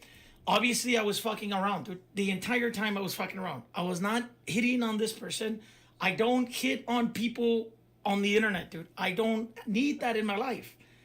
I don't need. How is that the most bold-faced fucking lie you've ever heard in your life? I don't hit on people on the internet. Give me a fucking break, bro. That's all you do.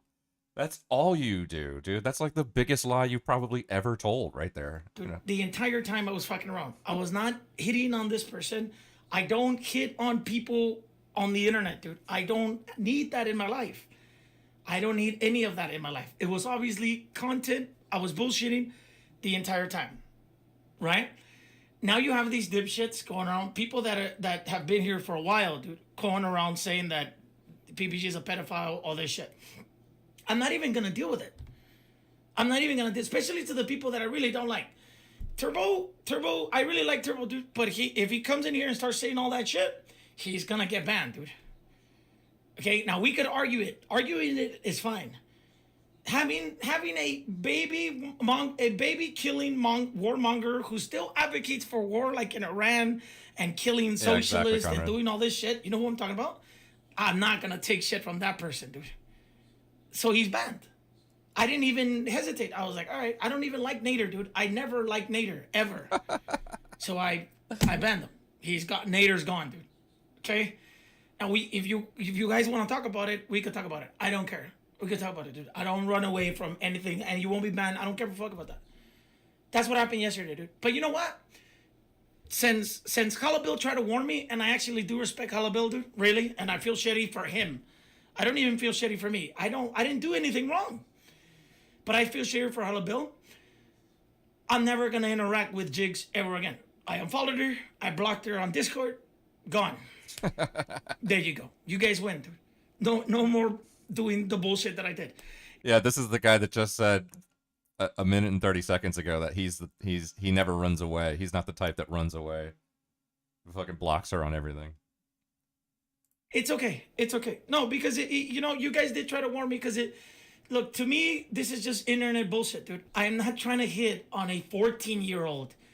You fucking ragged mutt. Get away from me with that shit, dude. Seriously, I'm not telling you, Remais. I'm like overall, right? So that's it. I blocked this person. Never gonna interact with these people ever again. And we're just gonna continue here with politics and everything. There isn't much. There was not. I mean, dude, I don't do shit for upside or downside. I literally going in there just to fuck around. Like, is he afraid of police? So, I don't know. I mean, it's an interesting question because for one, we know he's been arrested before.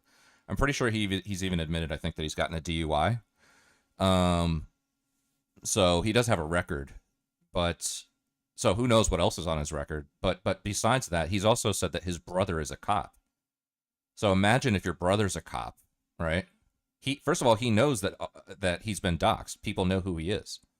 People know who I am too. Some people, because I've doxxed myself from time to time. So I could sympathize with the doxing stuff, but But he's dug his own grave because people have found out who he is, and the thing is that from what he said is that his brother's a cop. So imagine if like any of this stuff like went to his brother as a cop, and his brother had to make some kind of like moral decision about his own brother or something, you know. Well, how I met Toka, that's how I met Nikki. You guys, you know me, Sir Manifestos. You know me, Oh, Nikki, yeah. There's another person you never hit on the internet ever, right? He knows me too, but Sir Manifestos more. Don't I go to Nikki's stream and just start writing things like, I want to suck your toes? It's a joke. I'm kidding. Dude, please, can you type it? Tell the people the truth. Do I not do that stupid shit? You are not okay, dude. No, I didn't need a confirmation. Thank you, Remes, but it's just so stupid because it's coming from people. Look, I understand Potato. This guy's a rat liberal little cunt, but Nader, dude, like Nader. Bro, imagine calling Potato King a liberal. Imagine calling Potato King a fucking liberal. That's fucking hilarious, dude. The way he's making it seem, I didn't even hesitate to ban him. I don't even like that person, dude. I never liked Nader, dude. He's a warmongering baby killer. I never respected Nader in any way. You guys do like him as an individual. I don't know why. He's banned. Perma-banned. Turbo comes in here. I like Turbo. I'm going to give Turbo the most chances, dude, so that me and him could actually keep interacting. But if he goes on with that shit, I'm going to ban him too, dude. There's nothing I can do. But you know what? You guys are right. Stick to politics, dude. We're going to stick to politics. Don't stick to The whole politics. circle of children is not the Don't child, stick but to her politics, circle please. is. Sure, look. I don't even want to talk about it anymore, dude. This again. Look at. Let's mention to what she was doing, okay? Because I'm gonna give you guys the equivalent of what you could say that I was doing. She had this person, and she was going on Omega Lol. Omega Lol. They're probably doing it now, dude. That's all the bitch does, is go on Omega Lol, right? In Omega Lol, you find people like me who are in Omega Lol looking for people to talk to and shit like that, right? She's exposing. I think that was a Freudian slip on his part because the way that he described people on Omegle before was they were old dudes jerking off. That's all it is just a bunch of old dudes jerking off, right? and then he says right here, you know, you're going to find people like me on Omegle, you know, just people that want to talk, you know. We just want to talk, bro. This other person to not only did she expose her to me, she exposed. Think about it. Think about the type of person that you have to be the kind of guy that jerks off on Omegle, right? And then think about the kind of person that PPG is, and then ask yourself, are those two people the same kinds of people? And if your answer is no, then you need to check yourself into a fucking doctor. Because this guy that you're looking at right here is exactly the kind of guy who would jerk off on Omegle, bro. Closer to those people, you know what I mean? So I'm not saying that's not, you know what I'm saying? But what I'm saying is, look at who, before you start throwing out allegations that this pedophile, that, look at what you're doing, you stupid motherfucker. You're not supposed to be doing that. Let alone on stream, let alone on Omega Lol. I've been to Omega Lol, dude. I tried that shit. Dudes fucking jerk off on stream. I've been to her stream. One time we went together, if you guys remember. Like we were in Omega Lol together like that, screen sharing. And dudes were like beating off on stream, dude. So it's just, I don't really care, dude. I don't care. You guys went, dude. It's fine. We're gonna go back to politics, strict politics. That's it. Nader's gone though, and I'm glad I got rid of him, dude. I never liked Nader, ever. We have to finish this shit, but there's something about Claudia, dude, that came up. I'm sweating my ass off, brother. So as you all know, Mark Anyways. There she is. I think he talks to his chat here for a second. So at this point, it just feels like Mexico is rubbing it in how much... They're going to invade Mexico, man. Ted Cruz... Oh, I forgot to tell everybody, including Remais. I told you guys to pay attention. Try to pay attention to the best... Let's hope for the best and Trump... So her going on Omega Lol, right, Remais? And having this person would be the same thing that when I was talking to her. I'm live streaming. I'm not some dude DMing her, let me get your number or whatever. None of that, dude. No, I'm not even an Omega lol dude. Like they're jerking his dick. No, You totally are. You totally are that You dude. understand what I'm saying? So she had this person. She's the one that is exposing her to people, and then she goes around saying that I'm the pedophile for what? What did I do that was like pedophilic in any way?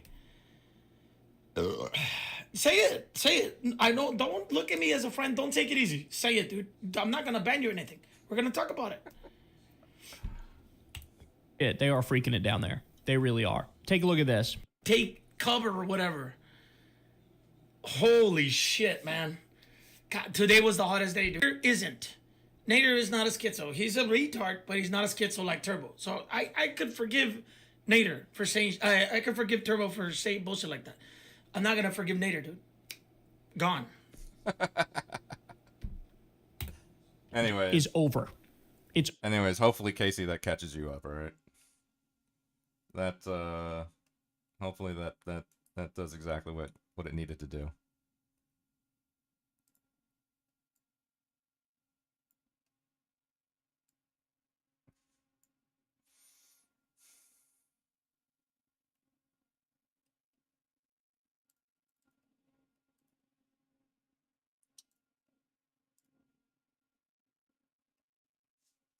Over. Now, at the same time, Warren. Hopefully, we're all caught up on the PPG drama now. All right, cool. Yeah, exactly. Yep. I think he's just particularly... Does he know that you know who he is? I'm sure he does, right? I think that's one of the reasons why he's probably has such a hard-on for you, because, you know, I was the one in his... I even, that night, I created a different Kick account called Not Leg Atlanteus, and then I went into his chat, and I was all caps spamming him the entire time.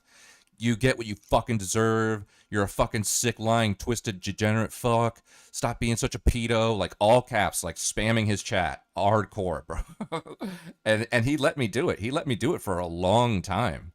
And then once the conversation started to shift it to a more serious tone, that's when he banned me. He didn't ban me. He timed me out for a week, but it doesn't matter because I was also in Jigs's chat telling her, unleash on all caps, unleash on this motherfucker. He's finally getting what he deserves. You have no idea how many women he's harassed on the internet.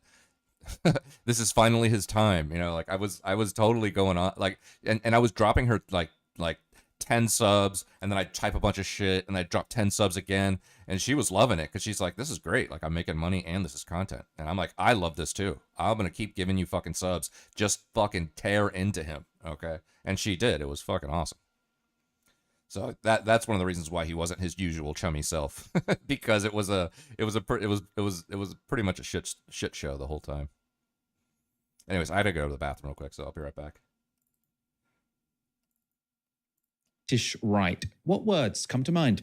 Conservatism is one, obviously. They named a party after the idea. Stability, perhaps. Law and order. That's definitely up there. Public decency and civility. A strong police force. A harsh, stern state that is willing to punish.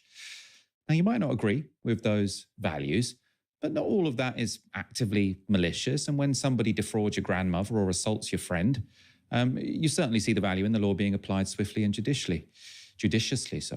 But something strange is happening.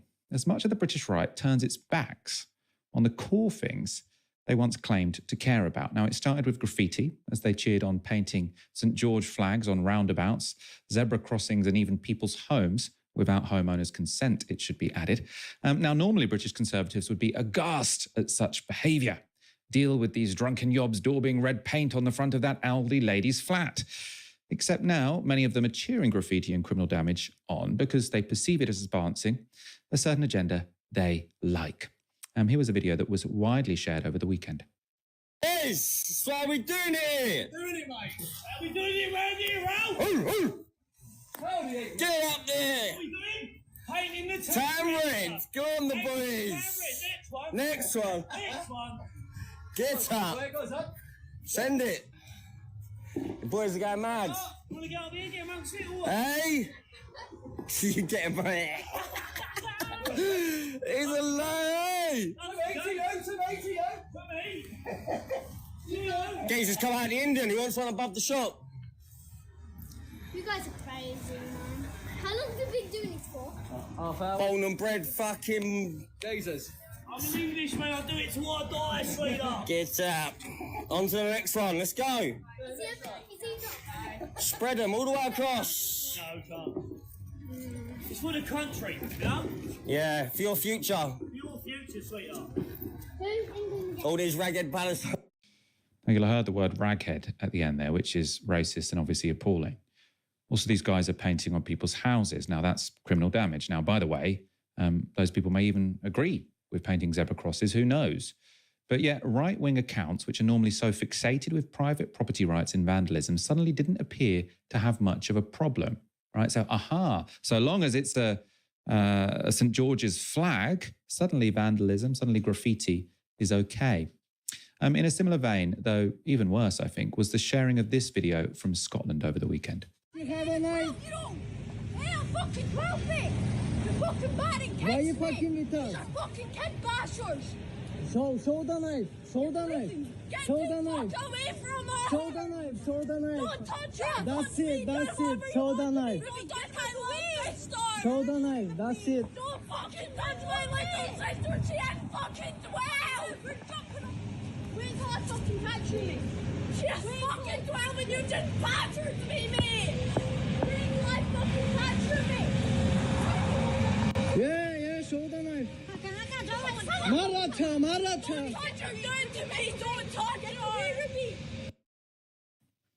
Now, if you're listening on the podcast, that video showed a teenage girl brandishing a large knife and an axe at the person filming. The person filming has a non-British accent, which is going to relate to the rest of this story, while another girl shouts at the man with the camera to leave them alone. Now, news reports of the story behind that video have been somewhat limited, but on Monday, in an article published with a still from that video, the Scottish Sun reported that a 14-year-old girl has been charged after allegedly brandishing a knife. Again, no mention of the man filming having done anything wrong.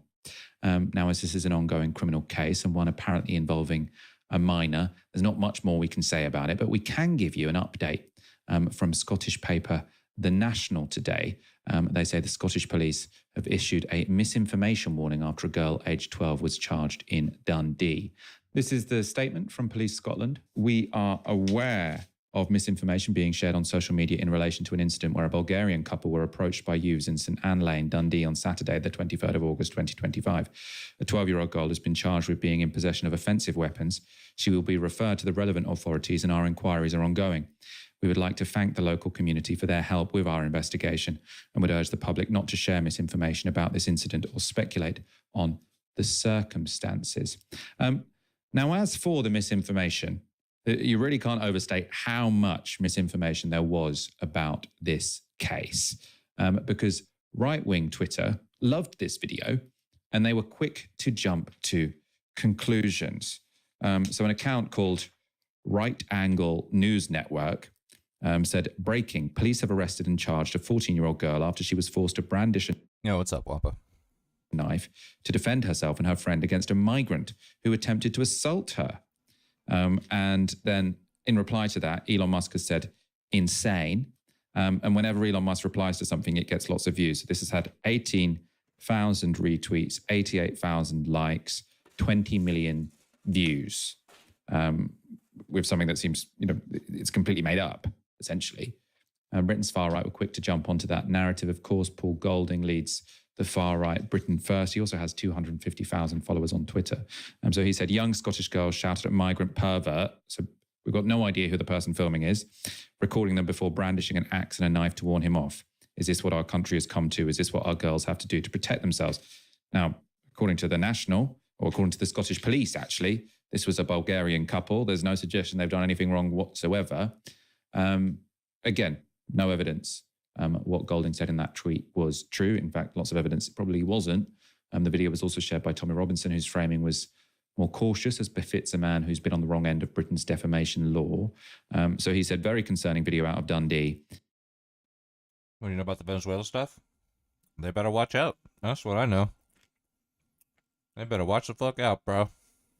Very distressed young girls being filmed by a migrant. The children can be heard saying they're only 12 and to leave them alone. before one child brings out weapons. What's happening here? Other popular right-wing accounts in the US went even further. This was from the US's self-proclaimed most offensive comedian, Leonarda Jones. So she said, as someone who was stalked by a paedophile from the age of 8 to 11, I can tell exactly what point this girl is at. This isn't the first time pedo-Muslims have harassed her and her sister. She's exhausted every avenue of pleading to the adults to help her, and they've failed. They're afraid of the power structure. They don't know what else to do. They've essentially told her she's on her own. That's what you see here. A 13-year-old girl that knows if she doesn't protect herself and her sister, they're going to end up like all the other girls who got abducted by Pakistani rape gangs. And she's decided she would rather kill than be a sex slave. I won't read any more of this. I mean, it's fiction. Miss Joni had no idea what happened, but like Golding now cheers on children wielding axes and large machetes in the street by making some pretty wild assumptions about the person who was filming it.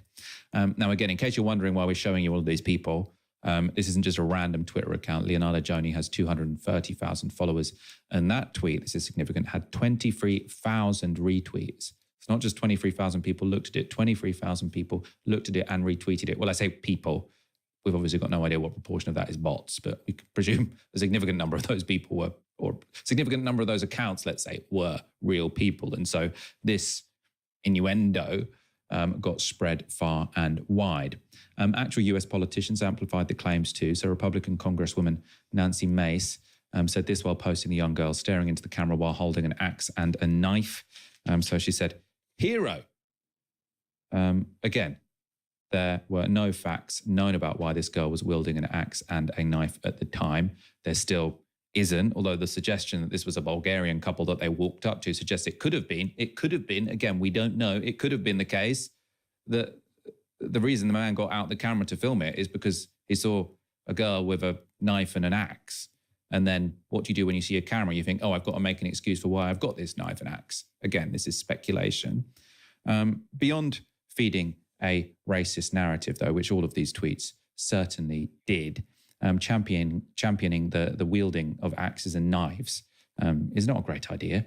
Indeed, it was in Dundee where earlier this year a doctor was stabbed to death, something which happened a few streets from where this incident occurred. The city of Dundee has been labelled by some as the violent crime capital of Scotland. So now we've got all these conservatives saying, isn't it brilliant to be wielding knives and axes? Because the only possible explanation for this is that there was some kind of migrant pervert who they were defending themselves from.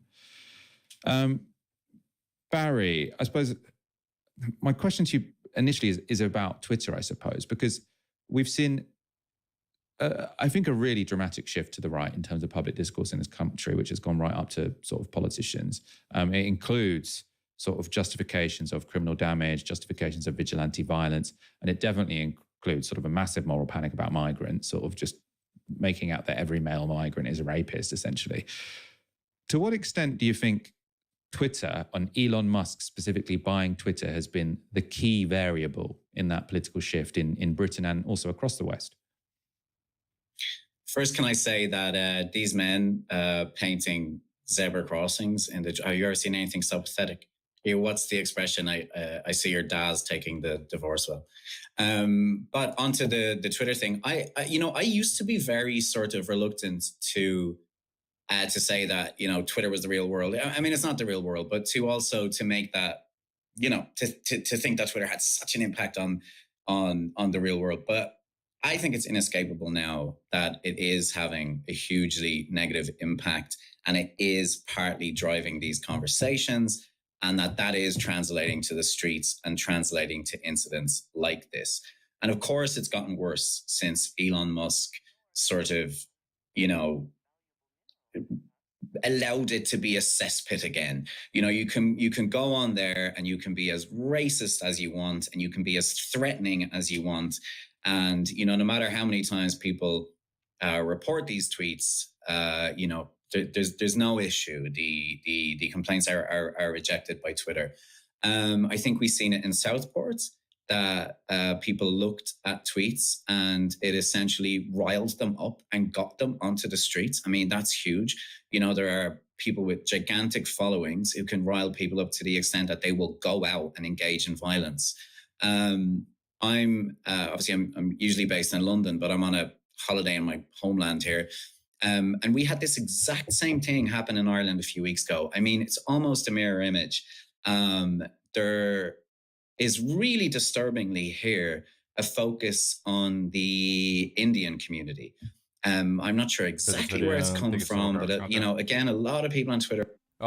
The title of the video is called "The Racist Right Are Out of Control," which is why I wanted to see what it was. Yeah.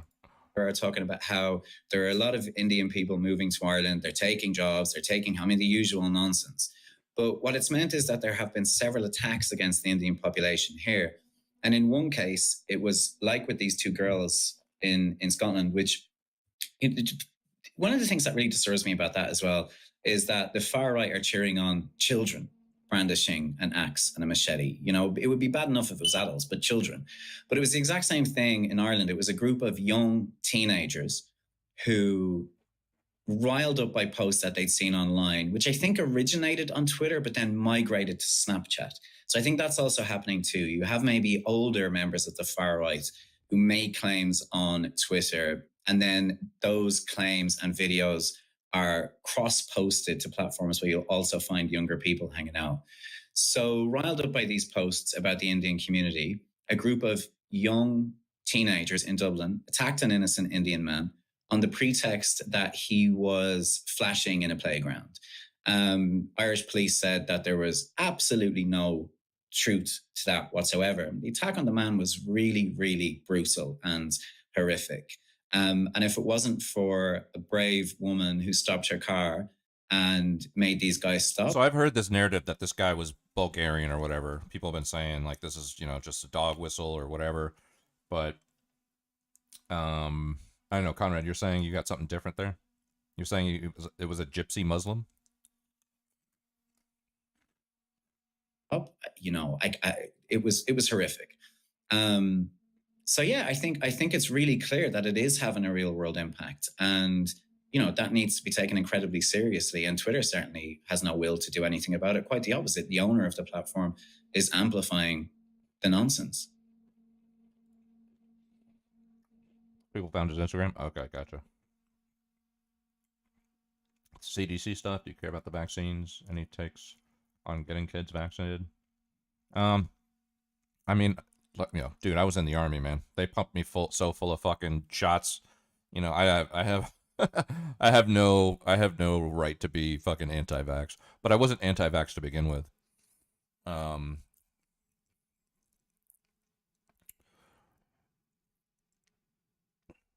I think I would reasonably vaccinate my kids at a staggered rate, meaning, you know, I'm not going to just fucking throw 9 shots in them when they're 3 months old kind of thing. I wouldn't mind vaccinating my kids over time, but I'm not sure if there's any like recent CDC stuff. Are you talking about, wasn't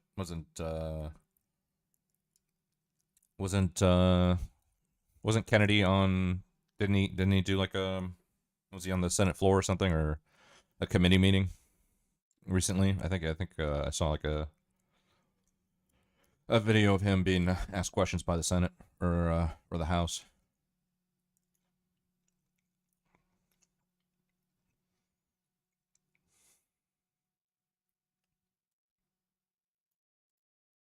David Pakman has left the left. It's only a matter of time. Everyone's breaking down. People are quitting the Democratic Party.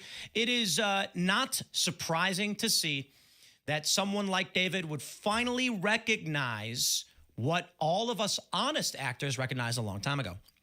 Now, I say he left the left, but he's basically calling out the left, saying, we are not the same movement. And it's like, he's not really leaving the left or whatever that is in his own terminology. Like, he's not publicly stating he's leaving the left, but you can take a look at like Anna Kasparian. You can take a look at the critiques from Cenk Uygur. There are a lot of people who claim to be left who just refuse to accept it. Recently, there was this list put out. Milo made a chart. Everyone James Lindsay has called woke right. And it's hilarious because it's just like a random spattering of various right-wing ideologies. And then someone was like, how come Tim Pool's on the list? And it's like, well, he's not called any woke right. Milo says Tim Pool defies conventional political, sorting, or I can't remember exactly what he said. But I consider myself to be, like a moderate liberal type. And I think, like Gavin McInnes on the show the other day, and he was saying, bench spray might be a gateway drug, but we make it okay, like you and me. And I'm like, I don't know, man. Look, I'm not for drug legalization or anything like that. I'm, fairly moderate, somewhat milquetoast, perhaps. But I'm a liberal. I'm a classical, a traditional lib, right? I was liberal in the 90s, 2000s, still maintain a lot of these social positions, but the left has gone absolutely insane. And so I take a logical approach and was just like, yeah, these people don't represent me.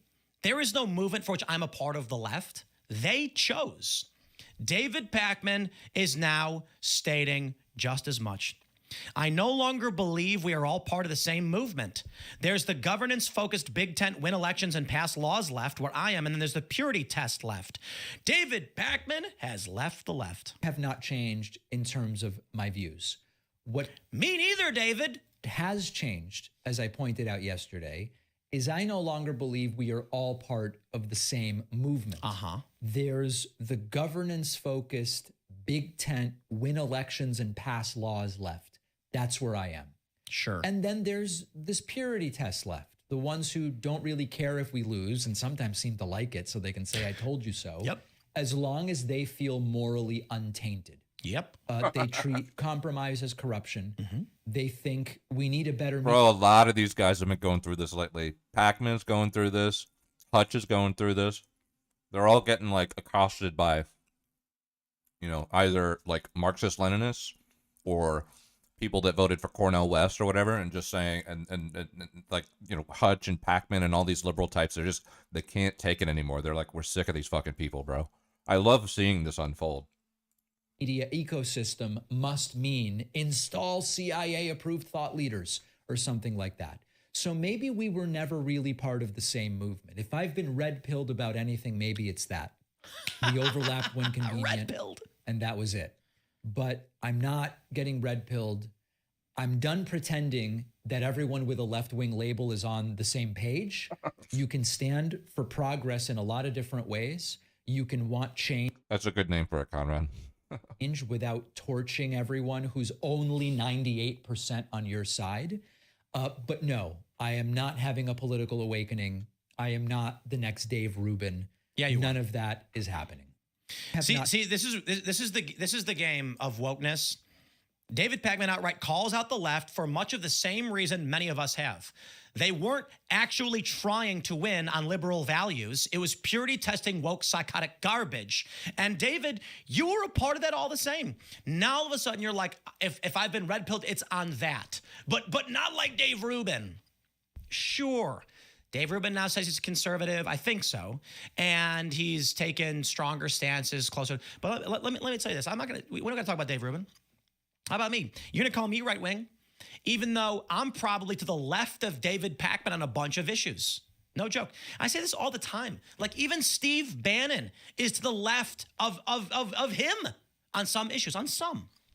The point is, David, like many of these other liberals, played the maintain the line game, even when they were losing, and they still are.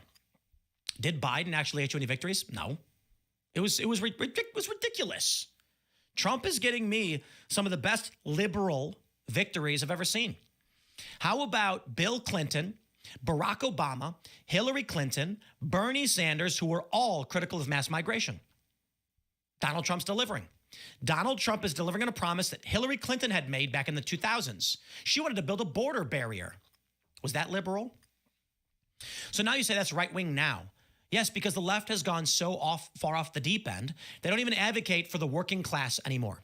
And the Republican Party has become the party of the working class. So you want to talk about what left means? Fighting for the working class, lifting them up? That's not the Democratic Party or the left anymore. David Pakman now realizing this, but I'll say there's probably something else to Pakman's motivation. David Pakman says Democrats face existential threat by ignoring new media like podcasts. So, okay, let's roll tape. That we learned during the 2024 election was that the Democratic Party doesn't really seem to get new media and independent media. And they continue to do the kind of stale thing of the Sunday shows that very few people watch and buttoned up interviews, trying to be as least controversial as possible, occasionally dropping in a swear word or whatever to try to be a little more provocative and relatable. And it's You all ain't wrong pretty about that. disingenuous. Yep. Progressive podcaster David Pakman claimed, are you seriously going to pull that? Democratic Party is facing an existential crisis by ignoring new media on his podcast on Saturday. Well, the first thing I'll say is that what David Pakman's actually saying is, please notice me. I've got a big show. Why won't you give me money? Why won't you notice me? Yeah, it's cringe. And now we have this clip. I don't know if this one's older or whatever, where he's basically saying that, man, the left doesn't want to win. There's two things here. When he criticizes the Democratic Party, yeah, he's basically saying they don't want to win. They're ignoring people like him and the trend among the younger generation, so they're going to lose. Then there's the purity test left. Look at Mark Warner. This dude from Virginia says, I went and met with Kilmar Abrego Garcia, and he's going to keep fighting for justice. David may not admit this because I believe he's disingenuous. I've known the man for 15 years. Maybe 12 years. But not like we're good friends or anything like that. I should have known him for a long time. And I consider him to be disingenuous. I consider him to be a sophist. Mark Warner is supposed to be the moderate Democrat, and he goes and defends Kilmar Abrego Garcia. Sorry, I ain't playing those stupid games. If Democrats came out and said, we're not going to defend a guy who was adjudicated as an MS-13 gang member, they don't do it. Now, I don't know about David. I've not watched his show, but I'm willing to bet a large sum of money he's defending Abrego Garcia, claiming he's a good Maryland man. Keep playing that game, dude, because there's a regular working class American in Pennsylvania or in Maryland, and they're like, I don't understand why you're defending MS-13. Yeah, they don't either. It's just about marching in lockstep. If David turns around, let me tell you this, David, I hope you hear this. If you made a video and you said, I'm not going to defend a guy who's been adjudicated as MS-13 and who was deported and is not from here, but I will defend the working class, the unions that fight for working class, the rights of these individuals, I will defend universal health care or whatever, you might actually start winning elections again. So if the point you're making is that there is a left that doesn't want to win, okay, well, the moment you guys recognize that Americans don't like illegal immigration, maybe you'll start winning. The Democrats tried this. The Cracker Barrel thing happened, right? The Democrats posted, we also think the rebrand is bad. The Democrats posted this with a meme. Finally realizing being anti-right is not a position. Unfortunately, prominent liberal personalities then came out and started mocking the right for not liking the rebrand. It was a popular thing. That's why the right is populist. But lo, my friends, maybe David's finally starting to realize it. Is the money drying up? The view count going down, perhaps? Hey, I was sick for 3 weeks, and Sam Cedar's views dropped 20%. He didn't make a video about me for a month. And so while he did make videos about Theo Von and Matt Walsh, which did well, the videos he did about news didn't get any views. I don't know. Casey, were you attacked? Everybody's been wondering where you've been. That's all he is. He's a shock jock rage drama guy. David, what about you? Spam blasting screen grabs of Trump and saying Trump bad is not working anymore? Brian Tyler Cohen's whole page, it's literally just screenshots of Trump. Periodically, like one every 6 or 7 videos, he might talk about something else. But he puts a screenshot of Trump unhinged, and gets 500,000 views. And he's like, I'm proud of this. He bragged about it. He's like, look how many views I get. And I'm like, the same people spam watching everything. Be like, this is what the Democrats and the left is. So here we go. I say this to David. You've been somewhat red-pilled on some issues, so you say. Maybe on that. It's only a matter of time before he realizes the working class don't have his back because they disagree with him. And he's going to realize that this chasing the dragon on the left isn't going to work. And that's what's happening. I don't find him to be genuine, but I predicted this, and I welcome these people. I do. I said everybody this. I said to everybody this last year. When these liberal personalities start realizing that they're on the wrong side of history, they are going to spin around and come to our side. And when they do, accept it. Trust but verify and keep them at arm's length. That means when David Pakman says, I'm now starting to realize, when Anna Kasparian does, when Cenk Uygur does, and they are, you say, okay, I'm watching you. If you're saying something that's good and your audience is learning and agreeing, we're in a good place and we're moving towards a better America. But I know these are fair weather friends, and David Pakman's opinions, they're worth whatever green dead president picture you can hand him. And that's what I think.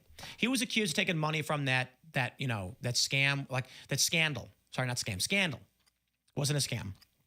Where like Brian Tyler Cohen was. I mean, to be fair, when fucking Tenet Media came out, I'm pretty sure David Pakman laid into Tim Pool and everybody else really fucking hard. So he's only getting his just desserts, I imagine, here. What's your take on Gaza? Not getting it. That's like the most... Let me ask you the most divisive question I could possibly ask you right now. Paying people to come and do workshops to improve their content because they were trying to bolster liberal messaging. Well, the funny thing about it was they were... I would definitely say it's a genocide, though, for sure. Like, instead of realizing we're unpopular, let's try and figure out how to game the algorithm and make content that will appeal to people better. It's like, maybe your ideas are bad and you're on the wrong side of history. So, when David Pakman, he's halfway there, polls his Anna Kasparian and Dave Rubin, which he will. I welcome him. I do. And I encourage all of you to praise David Pakman right now and say, thank you, David.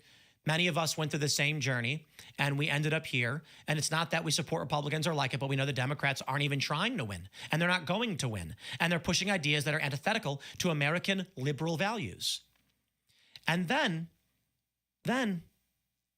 maybe in 2028, we're going to have a major cultural victory. Maybe in 2026, the Democrats can't win the midterms. David's realizing he's on the losing team. That's really all he's saying. I don't want to be on the losing team anymore. Okay.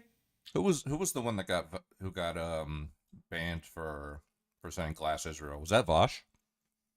I think Vosh did that, right?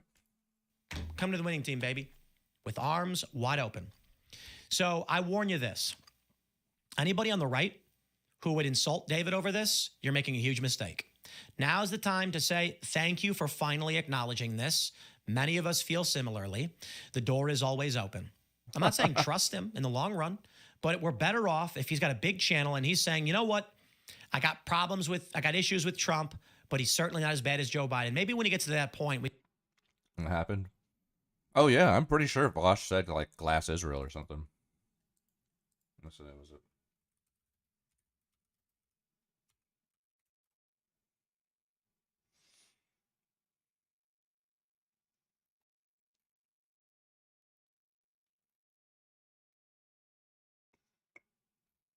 It was a while ago, though. I want to say it was probably a couple years ago.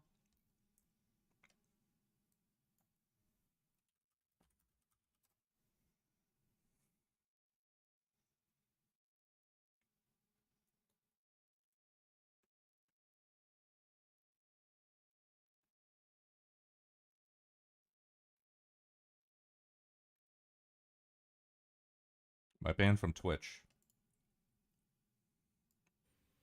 My friends, what a beautiful day. Look at the old school Vosh. It is to get indefinitely suspended. He looks like more kick-ass back then than he does now. From your preferred streaming platform. Was something about Israel allegedly Twitch doesn't usually say? Oh, okay. Yeah, exactly. Yeah. Form. Yikes.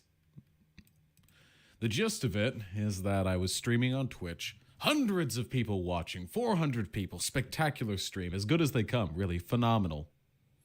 I don't know if this was actually about the Glass Israel thing. And I was reading a very fashy article, which was defending Israeli imperialism in the Middle East. And yep, it is. I went pretty hard. Very fashy article, which was defending Israeli imperialism in the Middle East, and I went pretty hard criticizing Israel there, and got myself an indefinite suspension. So I have already submitted an appeal to try and get that indefinite suspension knocked down to a 30-day, a 7-day, a 3-day, God willing, no ban at all. But I'm not going to hedge my bets on that. So until this gets resolved, if it ever does get resolved, I'll be streaming on YouTube. My YouTube brethren, hello. No longer. I think this is actually what started his whole YouTube career.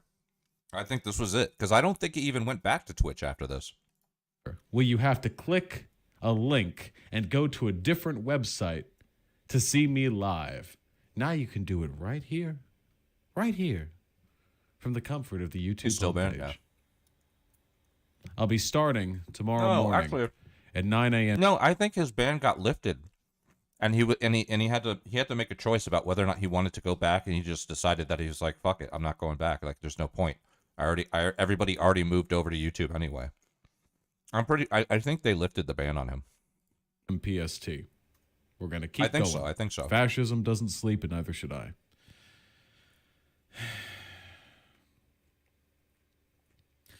I do hope the ban gets appealed, though. I think I remember him talking about it, and he was like, at that point, by the time they unbanned me, I had to decision whether or not I even wanted to go back, because everybody had already moved over to YouTube, and I was getting comfortable there anyway. So, and I think he just said, "Fuck it, I'm not going back." I like Twitch. I like Twitch culture. I like Twitch emotes. I like Twitch subs. I have friends on Twitch, people who I want to support, streamers who I want to host. I can't do that if I'm banned from Twitch. So I'm going to do my best to get this ban appealed. But in the meantime, the content does not stop. Not even for a second. Oh, Vosh, if you only knew how much the content didn't stop after this fucking video. How long ago was this? This was 6 years ago, dude. 6 years ago. Little did he know that he would get outed for lolly and DMs with minors and all kinds of other shit. I love you guys. Stay safe. Irish Laddie signing out. Yeah, but he literally said, like, they should just fucking glass Israel, and that's what got him banned.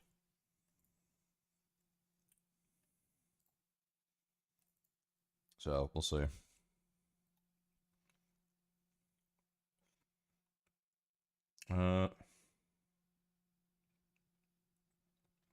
Okay. Here, here's one for Conrad. No, this one's called "No, the Nazis were not quote left wing." Let's go. Why should PPG have 14th? True. This is a history channel.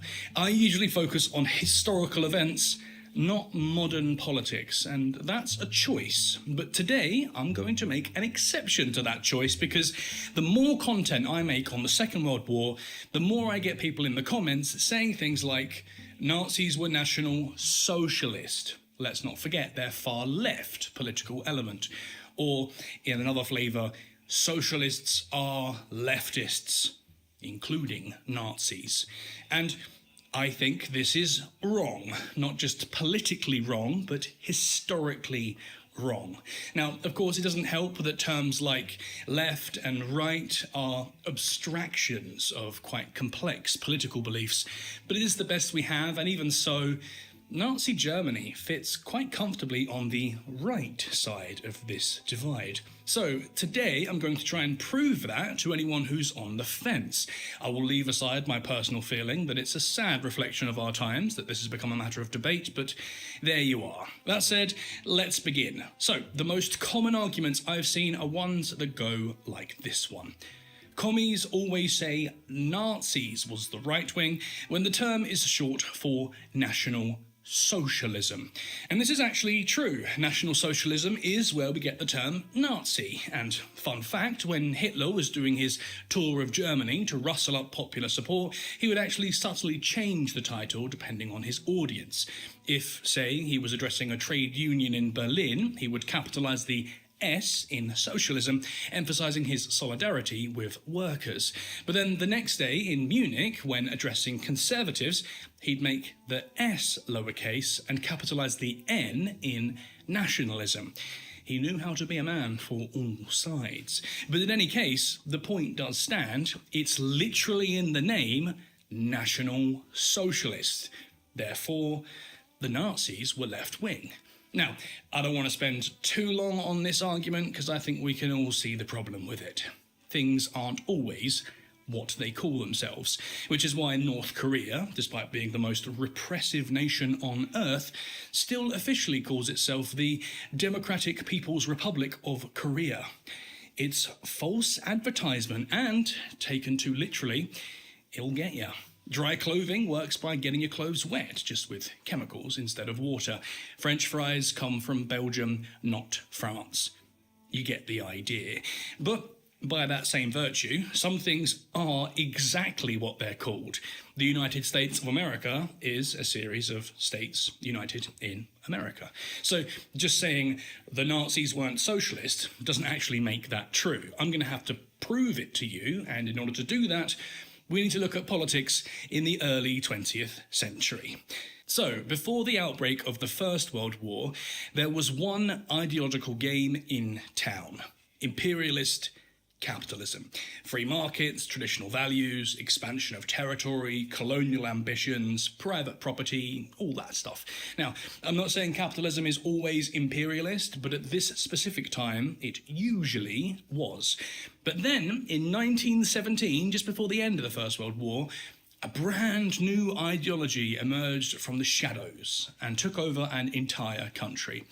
Russia went from the old world of imperial capitalism to a shiny new future under this novel political movement: communism.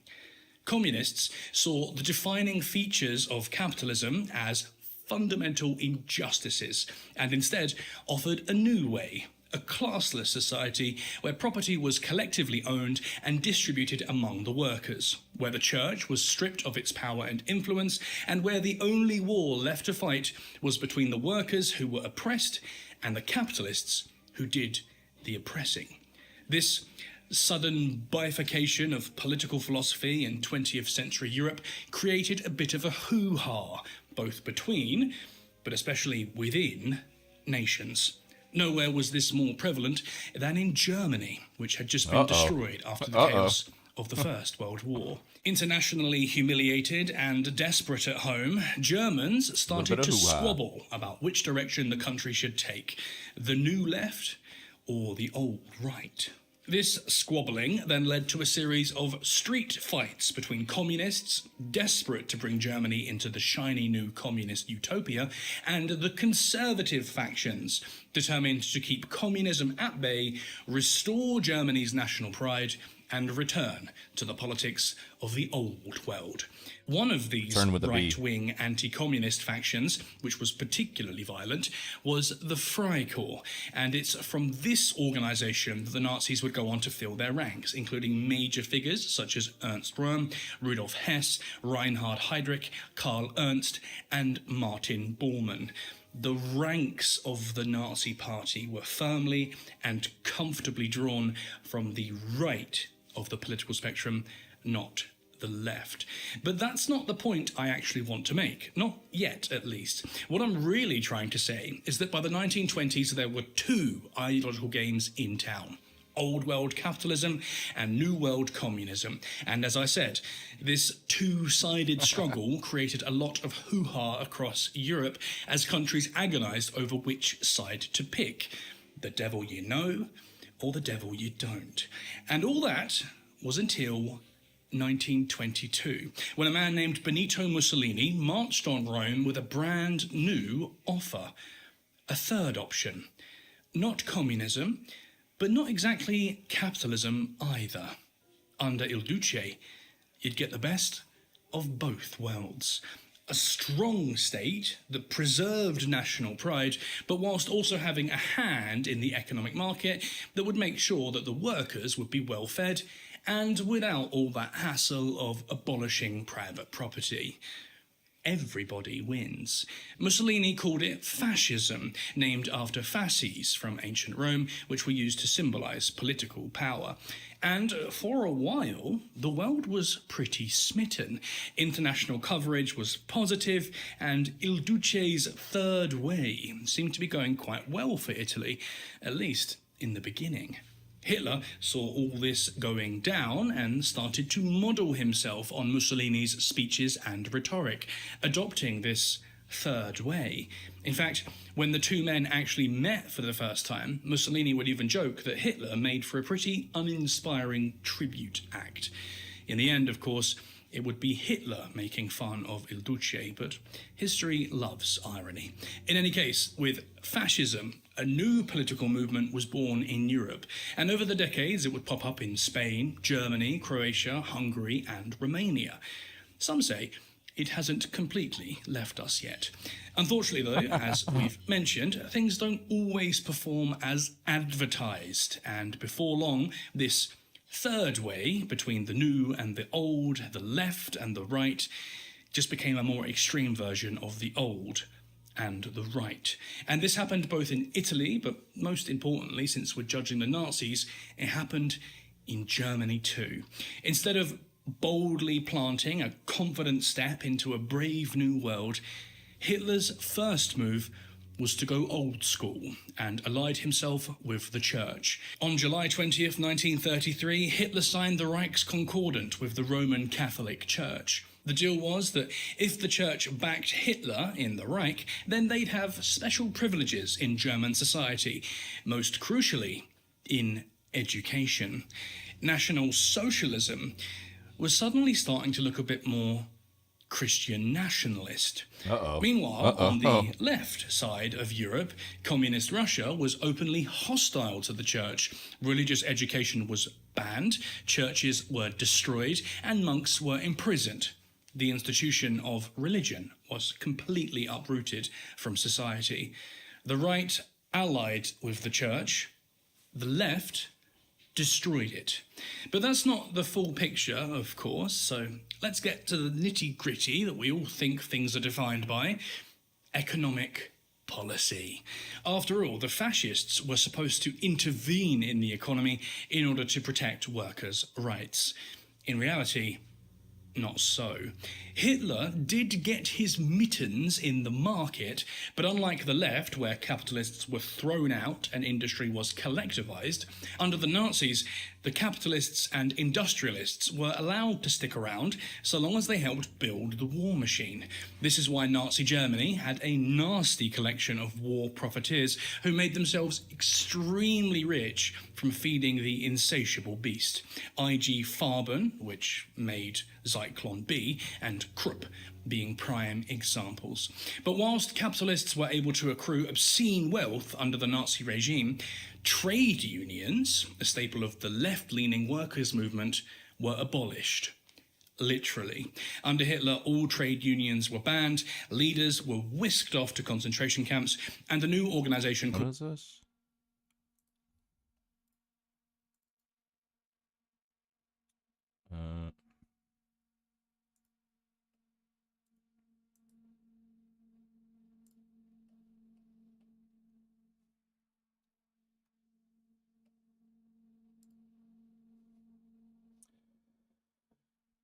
California officials have announced that a 62-year-old woman has been charged with 6 felonies after registering her dog to vote and casting multiple mail-in ballots in the animal's name. While the fraudulent ballot was accepted during the 2021 recall election of Governor Gavin Newsom, it was flagged and rejected in 2022.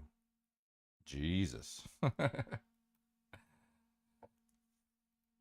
Did it say who they were voting for?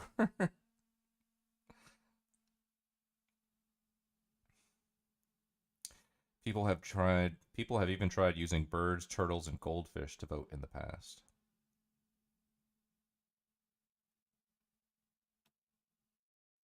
Is this dog American? Good question. Oh no. Did they say who this person was actually? I mean, I assume this was like a Democrat, but you know, I mean, if I'm wrong in that, I'm happy to be wrong in that. I was told this couldn't happen by Gavin Newsom. Yeah. I was told this never happens by people. Look at that. That's awesome.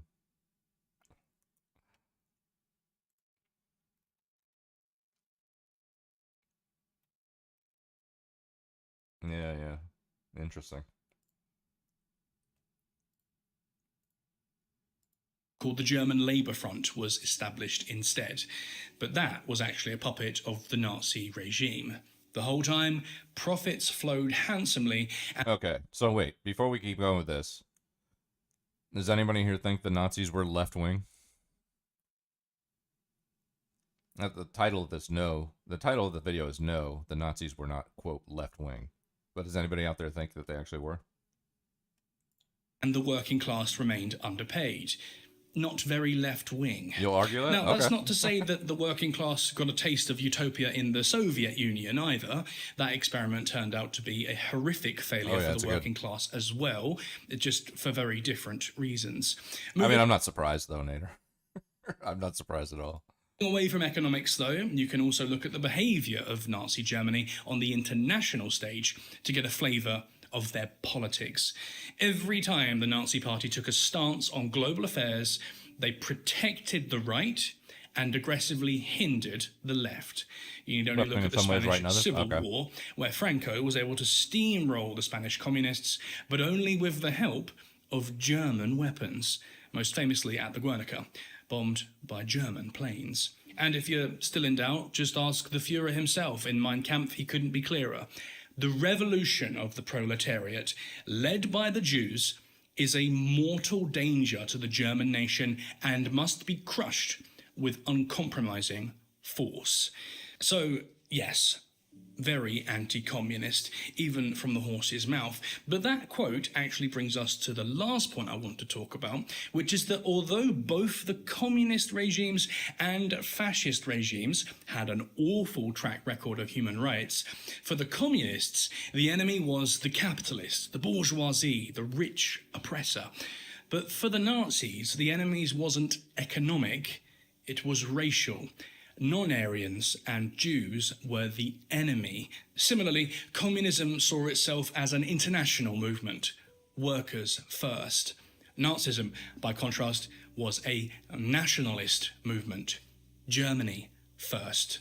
Communism, at least on paper, aimed for a flat hierarchical structure based on equality between all. Fascism was quite happy with hierarchies. It made sense to them, and they were happy to preserve them. Big differences between both sides. I could go on, but I think you get the point. And I think the more interesting question for the moment is, why are people suddenly saying this, even though it's pretty obviously untrue? And I don't think it's just a case of historical disagreement here. In fact, I think the motivation to say that the Nazis were left-wing is political. Right now, there's a pretty fierce divide between right and left in our culture, and as a result, rightly or wrongly, the word fascist, or Nazi, is being thrown around a fair bit, and I think that this is an attempt by the right to distance themselves from the atrocities of the Nazi regime. You know, the right don't do this thing, don't forget they were the socialists, this is what being left-wing gets you, we're the good guys, etc., etc. And not only is this wrong and intellectually dishonest, it's also ineffective. Even if I was to agree with you that the Nazis were left-wing after all, it's being too far left that makes you a Nazi, they're the bad guys, even if I concluded that, you'd still have all of your work cut out for you to make the right clean. I mean, even if the Nazis were lefties. A lot of the anti-Jewish stuff was based on blaming them for Germany's economic woes, so this guy's arguments aren't really accurate. Well, I think Conrad agrees. Conrad says it's pretty bad history here. But at the same time, this guy apparently runs a history channel. So can he really be that wrong? He's got, 213K subs here, flashback history. It's got 107 videos.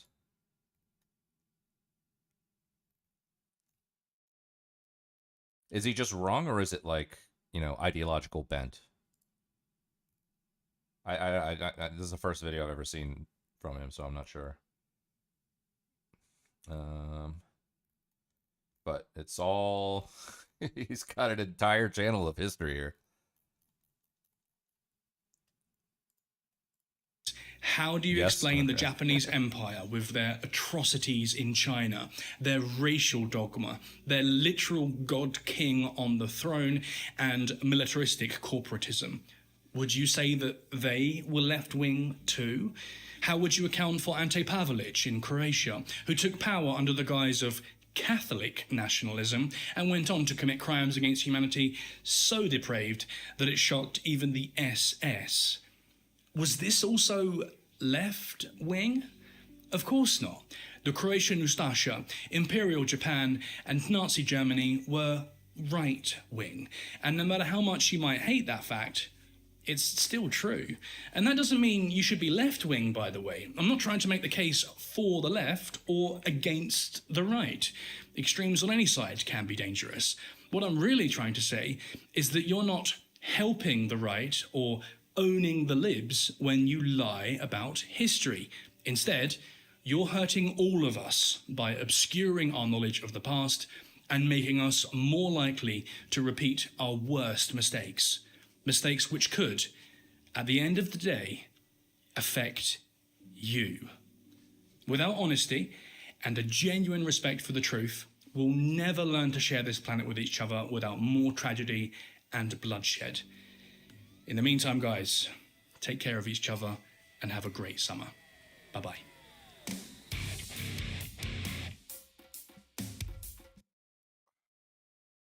I think it's ideological, not totally wrong, but a few arguments for sure is an objective historian's take. Okay, gotcha. You brought up the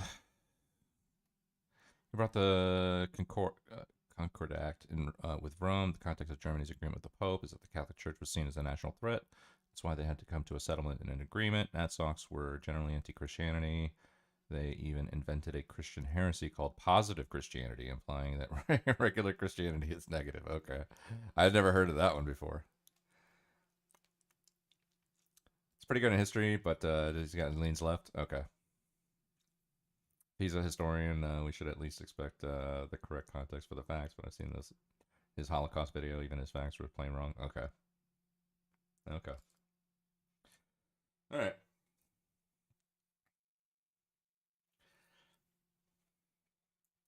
I mean, the title is "No, the Nazis were not left wing," and I don't know. I think for me, like the interesting part here is even just having a conversation about what left wing even means. You know, if I were talking to NOK, he would tell me that means something economic, or it would be attributed or related to an economic political position, and not anything to do with, bathrooms and transgender and soy stuff and feminism or whatever. he would say it's like, no, these when you say left wing, you're immediately and inherently implying an economic argument of some kind. But when we say right wing, we don't. But maybe some leftists do.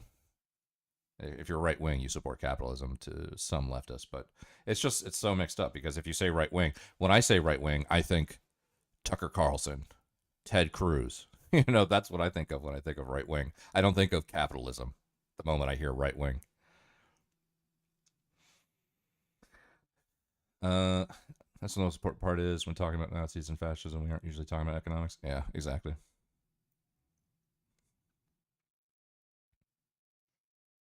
Mm-hmm.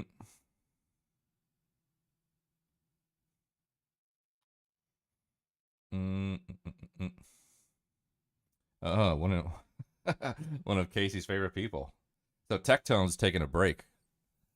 Tectone's taking a break, apparently. He's stopped streaming. He's not putting up videos. He said he's just he's sick of all the people coming after him or whatever. But there was a video of his that I wanted to watch that I had in here that I haven't seen yet, called "Racist TikTokers Are Out of Control."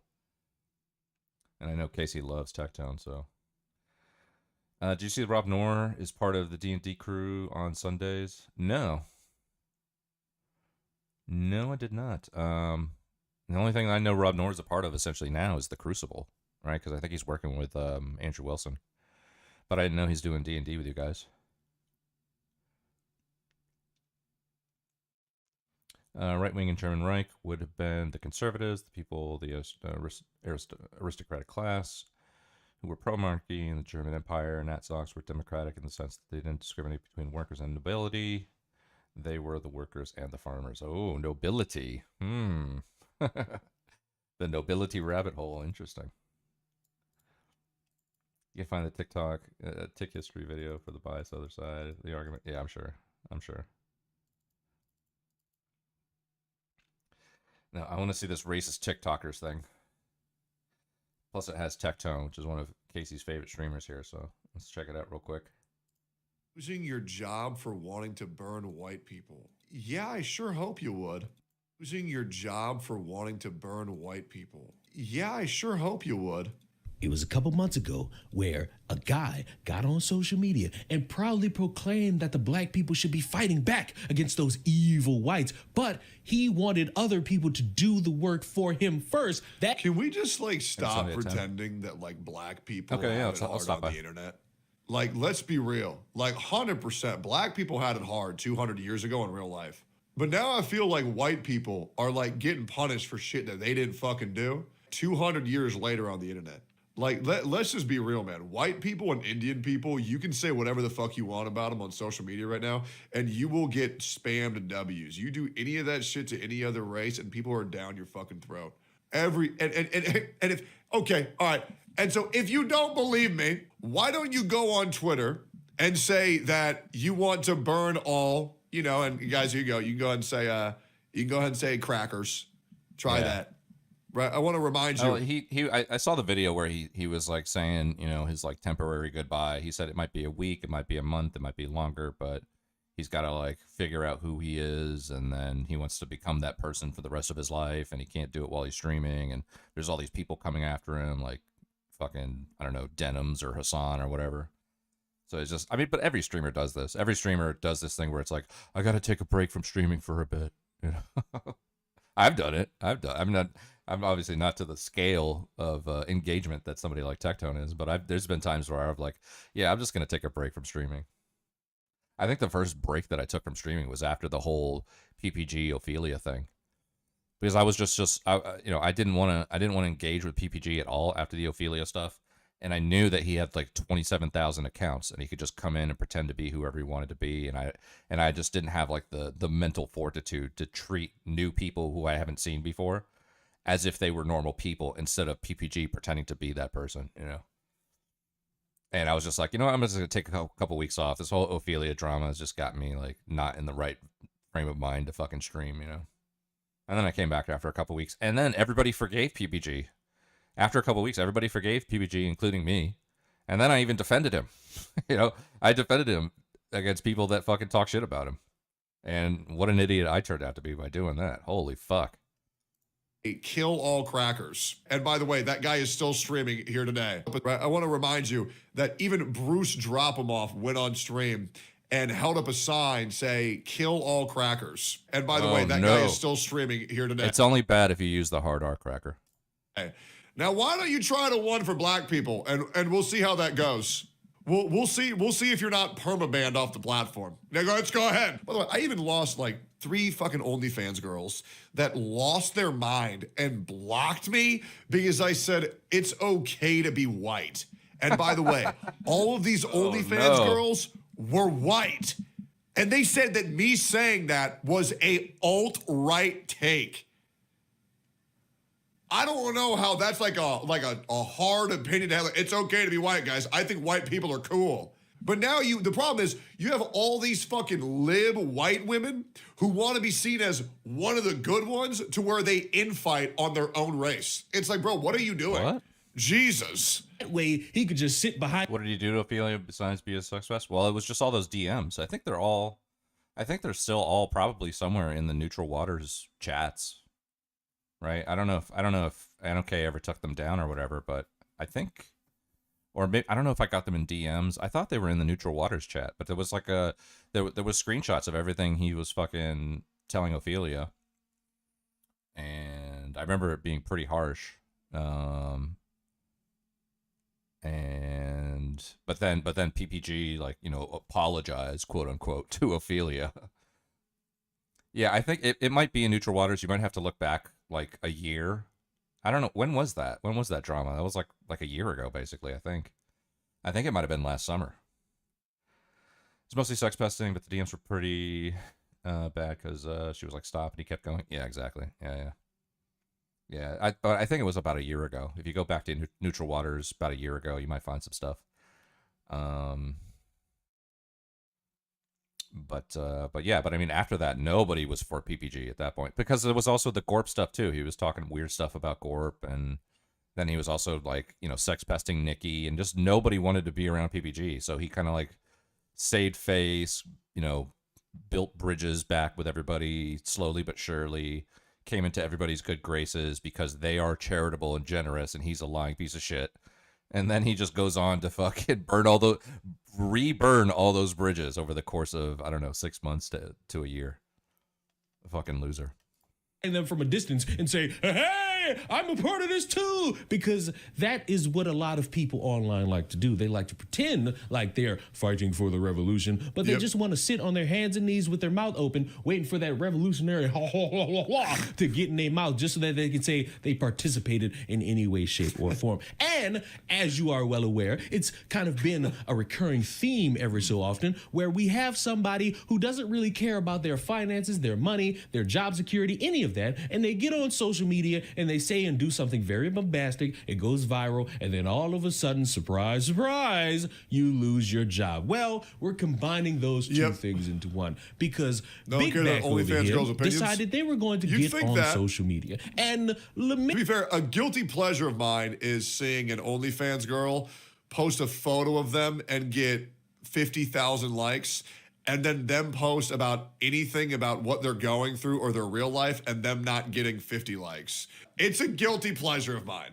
It is. Because it is fucking hilarious how much nobody gives a fuck. And if they want someone to take their opinion seriously, they got to post a photo of them with their tits out before they talk about anything political. Otherwise, that shit is dead in the water, bro. That shit is hilarious. Their frustrations about that old crusty white man. And they didn't do it by just saying, hey, I hate certain things in this country. I hate how certain things operate in this country. I don't like how things are run in this country, you know, like most people do when they're disgruntled about anything. They instead decide to go the route of saying this. And my question for y'all is, why aren't we blowing shit up how they used to blow our shit up, blow up our communities? Why aren't we flooding shit how they used to flood our fucking community? Huh? Why aren't we out here making their life harder, just like they trying to be out here making our lives harder? And I don't want to hear none of that, oh, we're not built like that, we just... Because what you just said is how they used to. Yeah, that shit like don't happen no more. And by the way, like white people weren't even the race that had the most slaves. Like other races had way more fucking slaves. Everybody was doing that shit. When you're doing this shit, like the sins of not even the fathers, the sins of the great-great-great-grandfathers are the issues of the great-great-great-great-grandsons? That makes no fucking sense. Jesus. Don't have it in our hearts. Fuck that. They don't care about us, and they never cared about us. And y'all trying to sit... Like what? Do Jews still need to hate Germans? Do we still have to hate fucking Iranians and Pakistans? Do we have to do all that shit? Like I mean, bro, if these people had an issue or did anything wrong to you ever, you have to hate them for the next 10,000 years. Like, bro, they're like cavemen with how stupid they are. It's insane. Over here on some peace and love shit. Fuck that. Peace and love, peace and love. Where the fuck has that gotten us, bro? 400 plus years and y'all niggas ain't tired yet? Peace and love? I think he's specifically afraid of you, Nader. I think, because, you know, people might disagree with you politically, but you've been nothing but like chill and accommodating and reasonable and fun to talk to with everybody. So, you know, you have to be a real asshole to just not like Nader to the amount that PPG does. Plus, you know, anything you might have on him that he knows that you have on him. I think he particularly like has a fear for you. He doesn't fear me because I just never talk to him as much as everybody else used to. I went off on him the other day in his chat on that alt account. I went off on him. I hadn't talked to him. I don't even remember the last time I talked to him. I can't even remember. It could be like anywhere like 9 months to a year, probably. I don't remember the last time, but I made myself very known in his chat. And he doesn't, and then at the stream after where all that shit happened, he didn't even call me out once. He just called you out, basically, you know? Yeah, I think he is. I think he for sure is. Because he just doesn't, you know, it's like a loose end. You know, he just doesn't know how to tie up this loose end. How do I solve the Nader question? You know, and it's like, bro, man, you should have just shut your mouth, drink Bud Light, and talk politics on the internet. That's all you had to do. That's all you had to do, man. You know. I don't know. In a society where everyone's been properly integrated, what big issue do you think there is? You're working a job, being treated as an equal. You're a woman with a career. So, yeah, it's everyone being properly integrated. Everybody eats at the same restaurants. Everybody watches the same movies. We all exist on the same internet. Properly integrated. What are you even mad about? Dude, I cannot tell you how miserable this person must be to be in a relationship with. Well, I had a dream that you cheated on me 8 years ago. I'm pretty upset. Like, bro, shut up. I'm pretty sure this is a woman. I could be, I don't know, it's 2025. This shit could be a fucking squirrel for all I know. I'm pretty sure this woman, maybe, this they, them, they're just retarded. Y'all niggas ain't angry yet? I'm pissed. I'm mad. These niggas been had it out for us for decades. Ages, bro. 400 plus years. And ain't shit changed. I don't give a fuck if they... Ain't shit changed? Brother, you think you're still a slave? Shit ain't changed. Shit's good. Let us fucking slap on a fucking badge and work for these motherfuckers. I don't give a fuck. The shit is still the same. And this whole Joey Swole situation should really open y'all motherfucking eyes. And it really shouldn't have, because y'all eyes should have been open. But a lot of y'all still sleep. He said colored people. Ah! Can I tell you, if you are a black person and you actually think that Joey Swole was attempting to be racist by saying the word color people, just humor me. I'm pretty sure if Joey Swole wanted to be racist, there's another word that people call black people that he could have used way easier that everybody knows. So why are we pretending like this was his attempt to be racist? Brother just didn't know about the fucking biometrics that you have to study to understand why it's okay to call someone person of color but not colored people. Like, Jesus, this is such an idiotic take. I asked 3 blacks, and by the way, genuinely I did. I'm 22% black, by the way. A little bit of context. I'm 22 fucking percent. Okay? But even still, I did a Q&A stream with 3 black people. None of them cared. None of them cared. Nobody. None of them cared. Nobody cared. Because here's the thing. Intention matters. And going after someone because they didn't know something and acting like they're racist is insane. Racist won't accidentally be... oh my God. You can't accidentally be a racist. Racist are people who are intentionally trying to be racist, premeditatedly, intentionally. Someone even... I could say the hard R and I wouldn't even be racist. Because I would have slipped up. It wouldn't have been my intention to say it. It's when people have that intention. Here we go. Shut the fuck up now, you clown talking about this shit, you white boy. Shut the fuck up. Coming in here acting like you can talk to me crazy like that shit, call me white what's up, boy. Grant? Jesus Christ. People Would you like don't if I called you How you black boy? Probably not. So don't come in here with that crazy ass shit. Jesus Christ. I am so tired. I'm just tired and I'm angry. They've been destroying. We've been building ourselves up, building ourselves up, and they've just been tearing us down. This shit is so... Yeah, I know, bro. We've been tearing down black people for fucking years. That's why like 5 of the top streamers are all black. That's why the top streamers on the entire platform are black. That's why the biggest content org in the entire entertainment industry is they're black. Guys, it's fine. Literally. We've been properly integrated. Everybody has it pretty fucking fair. It's pretty damn fair in 2025. I don't know why we're pretending that it's not. Frustrating. And it's so frustrating because I'm around a group of motherfuckers and I'm around a generation who don't take shit seriously and who just don't give a no more, bro. Niggas don't give a and they fucking. Ugh. And you can imagine that that went viral, where anyone who wants to just say anything out loud doesn't want it to go viral. And of course, when pussies are pussified, they're going to start pussifying in ways that don't really make any sense once you feel as though you're now going viral for saying something stupid, and they've privated their account. Why? Because pretending to be big and bad on social media has the consequence that I have laid out every single other time. When you want to sound like the future of society, when you want to sound like one of the leaders of the revolution, you got to be willing to stand behind it. And you, good buddy, were not willing to stand behind it. True. Because now you're starting to see the walls cave in. You might want to look for a new job soon because I already emailed your company. Hope you aren't Oh planning my on God. clocking in tomorrow. Allied Universal in Boston, Massachusetts has been notified. Called for violence in your uniform, and I called your employer. So let's see who moves fast. Yeah, this is why. This is this right here. This is why you should chill on the fucking internet.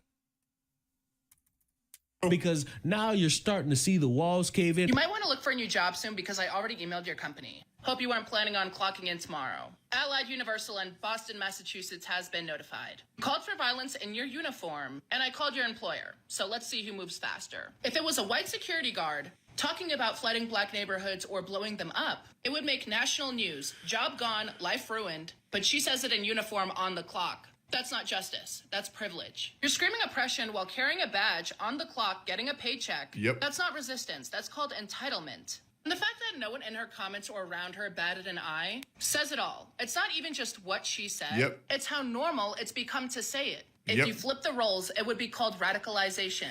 When it's this, it gets a free pass. Hey, guys.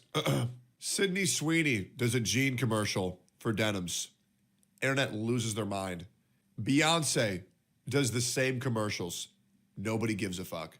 Universal praise. What's the big difference, guys? Oh, yeah.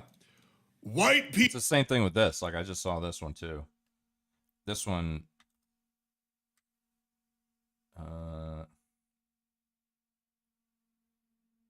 This one. This guy's fucked, man. This guy is definitely fucked right here. To the white guy that called me slurs over and over again in my live stream the other night for no reason, guess what? You're going to get kicked out. So the context is this guy, I don't know, I guess this guy's a streamer, and somebody came in just blasting ends, just blasting hard R's in his stream, and he was like, oh, okay. So I guess we're just going to take this to the next level then. To the white guy that called me slurs over and over again in my live stream the other night for no reason, guess what? You're going to get kicked out of the United States Navy. You know how they tell us that we should be careful what we do on social media because there could be real life consequences? Hi, my name's Real Life Consequence. I've done a thorough background check, and now I know everything about you. I know what little town in Texas you're from. I know your name, your phone number, your email address. I've seen your disciplinary records. I know the names of all of your family members, including your dead mother and your daughter who turns 2 next week, and her mother who's going to have to pay for all the birthday presents this year because you came into my live stream and saw a black man who was talking about Pokemon cards and video games, and you assumed, yeah, he's not going to do anything if I call him slurs repeatedly, even though he's trying to help me. Turns out I am going to do something. Turns out there are so many things I can do because I have all the screenshots. I have all of the recordings. I know that after you left my live stream, you went into someone else's and started talking about how much you love Jesus and God and the Bible. So maybe I should send that evidence to the church you go to in that little town we both know about. I know exactly which boat in the Navy you serve on, and I know the names of black sailors that serve on the same boat as you. Maybe I'll send the clips to them as well. But only after I send them to the Naval Inspector General's office because I'm getting you fired. I'm getting you kicked out of the Navy. There's nothing you can do to stop me. There is no apology I will accept. There is no excuse I will listen to. There is no money you could offer me. You're getting fired. And when you're working the graveyard shift in an Amazon warehouse and your back hurts and your feet hurt and those white bright lights are beating down on you and the teenager who still has his life ahead of him walks up to you and says, "What are you doing here?" Tell him the truth. Tell him about me. This is why, Deputy Inspector Conrad, I do not fuck around on the internet, all right? That is why, okay? I don't need that in my life. Not that I even have spicy enough opinions to even be considered, you know, a candidate for treatment like that, but that is why I do not fuck around on the internet, man. I read some of the PPG chat logs, and they're even worse than I thought, and saw him do. Holy shit, that's bad. Yeah, exactly. I read, yeah. I literally went. So you got two files from me. One was the entire chat log, and one was the ones that it was just what PPG said. Right. I went through the entire chat log, and I just copied and pasted everything that he said into the other file. So as I'm doing that, I had to read all of it, and it was fucking bad, dude. It was gross, man. Like, you just don't talk to somebody. You don't talk to a child like that. You don't talk to a minor like that. You know, the things he was saying. Even the things he was saying to Jigs, who was 19. Like, I wouldn't even say those things that he was saying to her. You know, but the things he was saying, yeah, it was definitely very bad. People bad does the same commercials. Nobody gives a fuck. Universal praise. What's the big difference, guys? Oh, yeah. White people bad. White people bad. Don't worry, guys. We can say it. You can't be racist towards whites. Is anybody else tired of this shit? Even as, like, not a white person. How is society so stupid? They think that if you treat someone differently based on their race, it's racist besides this one race. Jesus. The people who are defending. And I got some motherfucker in the chat saying black fatigue. Brother, it's white people doing this too. There are white people who have been sheepified by these other motherfuckers who are also shitting on white people. And it's like, but, bitch, for what? This, you're part of the problem now. You can cry about history and blame white people all you want. We're not apologizing for the past. It's not black fatigue. It's dumb mother fatigue. That's all it is. While you excuse violence today. We're fed up with your actions now. And at time of me recording this, it is not known if you have lost your job or not yet, but I feel as though at some point it's going to come and your crash out is going to be very basic. You're probably going to accuse a bunch of racists as being the reason why you got fired. But it's just so eye-opening because the lady who stitched me and trying to get me fired from my... First off, you can't be in your work uniform and then, like, implying violence. No, the chat logs are public. There's a website. I think it's called Kicklet. Is it Kicklet? Yeah, I think it's called Kicklet app.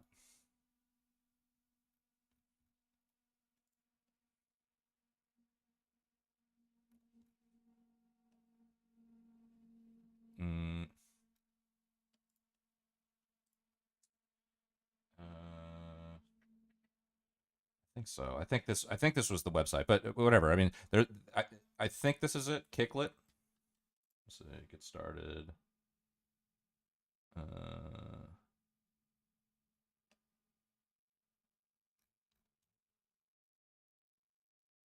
JavaScript, sample commands, usage, introduction. I just Googled how to download, you know, chat transcripts from Kick, and I think it took me to this Kicklet. And if you just if you there's a part of this website where if you put in the URL for the stream that you either want to download the VOD or download the chat transcript, it'll literally just download it for you.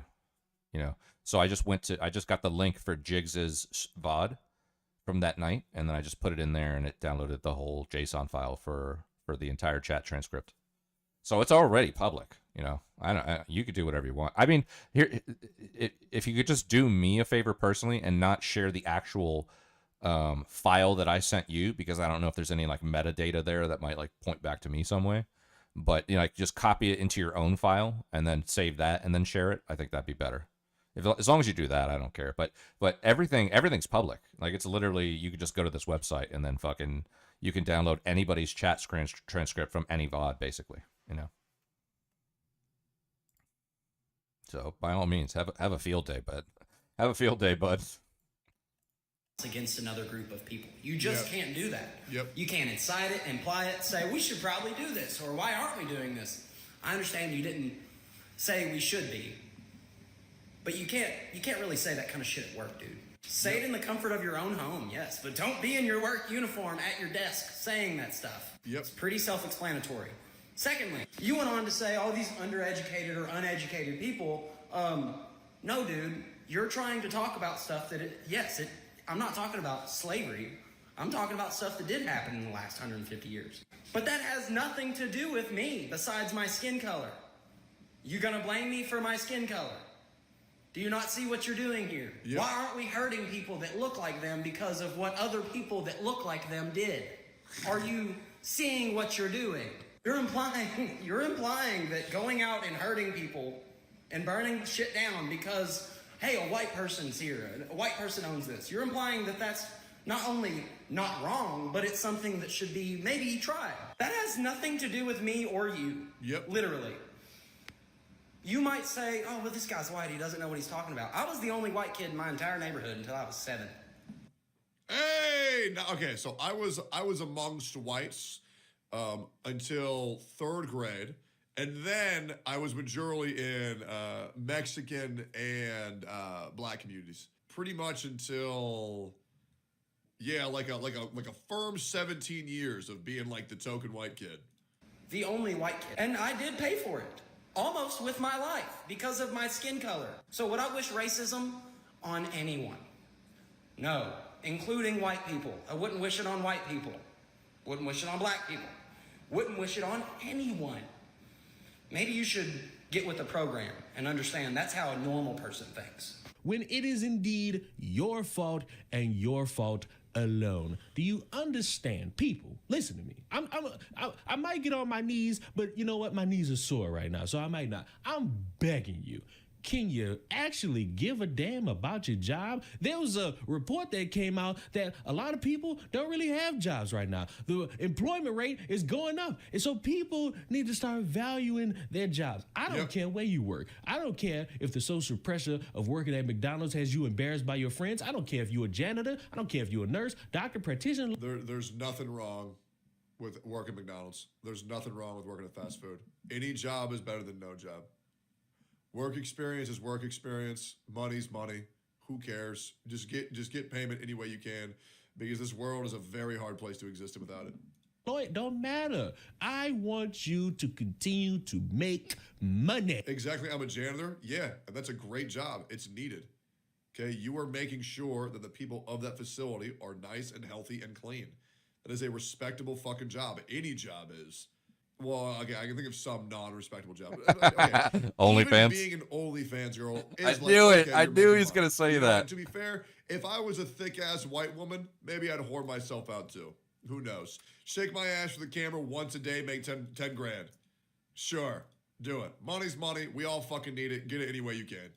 Because that is what makes the I knew he was going to say that. world go round. You making money, you could go on a vacation, you could pay your bills, you could buy some condoms, you could buy a dildo, you could buy pocket pussies, you could do whatever with money. Not everything, but some things in moderation. And I would hate to see y'all lose that because you value trying to be a hero on social media to nobody who gives a damn, because you're all just sitting on your ass waiting for somebody else to do the work. That way you could say, ha ha ha, we're sick and tired. You didn't do shit. You just sat there waiting for somebody to bite the hand that feeds everybody, and so you could sit there and say, oh, well, now it's time to stand up. You motherfuckers really ain't about a revolution. It's some people who are, and we're not talking about those people. We're talking about the ones who probably get on their phones and just say, I'm sick of this. I'm sick of this. I'm sick of this. When are we gonna do something? When are we gonna do something about it? Oh, I'm just so sick of it all.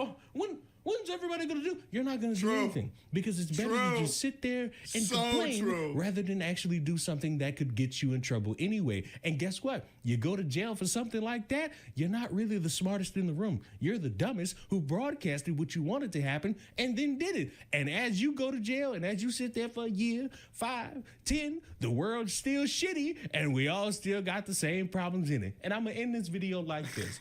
You can say whatever you want, whatever beliefs you got, I am not familiar with Ruin Leon. I have never so quickly liked the content creator. I am not familiar with this guy's game at all. This guy is hilarious. I'll link you guys video. I'll link y'all this video right now. This is a great fucking CC, man. got that in America with that free speech.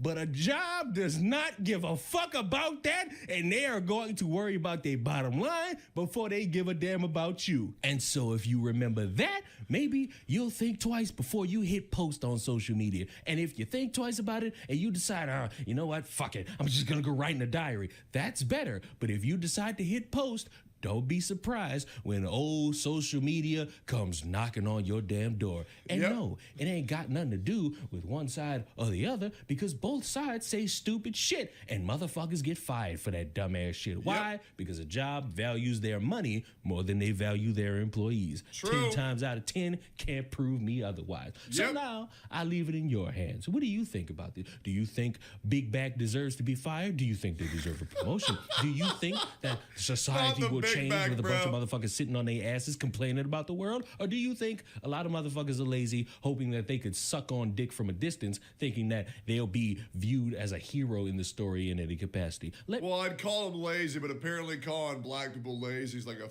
fucking slur, so we can't say anything. You can't say anything about black people, but you can say everything about white people. It's great, man. It's so good. Like, comment, subscribe. Go check that guy.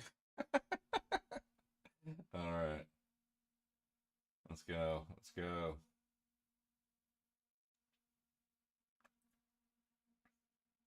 Oh, what was this whole... So Owen Schroyer quit the fucking InfoWars?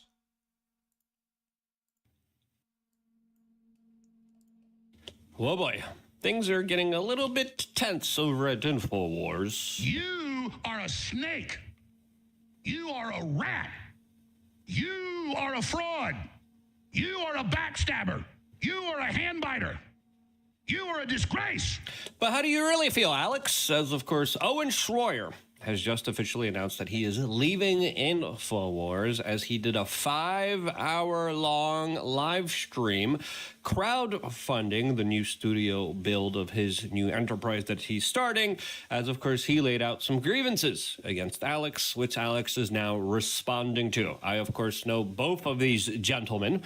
I have my own history with both of these gentlemen. And of course, now this is a story that a lot of people are talking about. And there's some people that are trying to use this as a way to kind of fracture the information war space, while others are trying to bring people together. It's interesting to see everyone's response here. We're going to play you Alex's response here, Owen's complaints, and now, again, another kind of reiteration of what I didn't know Alex they had is any saying beef. here, along with a lot of other independent media personalities that are adding their 2 cents to this matter, as I will as well, looking from a totally unbiased perspective into this matter that now sadly everyone's talking about. This is an issue that I think definitely is something that will affect the future of independent media, and that's why I think it's important to talk about. And if you appreciate these types of videos, subscribe, click the notification button, as Alex Jones just walked in on the Harrison Smith Morning Show to express his kind of reaction to Owen Schroyer, who, of course, just officially quit and left InfoWars, as we're getting 2 different sides of the stories here. And I'll tell you my kind of understanding of it after we hear both of these guys out. Here's what Alex had to say earlier this morning in what looks like a very kind of emotional response to all of this. And again, Alex is a firebrand, and we'll get into that in a little bit. I'm here to censor. Oh no, he's here. We've crossed the line. You should launch a new independent show and claim that I censored you for years and get 1 million viewers and betray me. And you're allowed to lie about me any way you want. You know I love you. No, Look, let's reject the let's reject the Grabbler. This is Rex Jones, Alex Jones's son here with Harrison Smith, and obviously they're originally laughing, but then it gets a little bit more serious here. I'm using this as a case point. You understand that? Mm-hmm. How much have I come in and censored you over the years? Not enough, frankly. I say some Yeah, we things that I miss shouldn't you. be saying. Have I ever censored you? Never once. Literally never once. This is the accusation from Owen, which we're going to be playing in a little bit, saying that Alex was interrupting his show, and then he made some references towards criticizing Trump and Israel here. And we'll get into that in a little You bit. want to quit, have a publicity stunt, and lie about me? I forgive you, okay? Well, I know. I'm just saying I expected. Hey, David Knight did it. Owen's done it.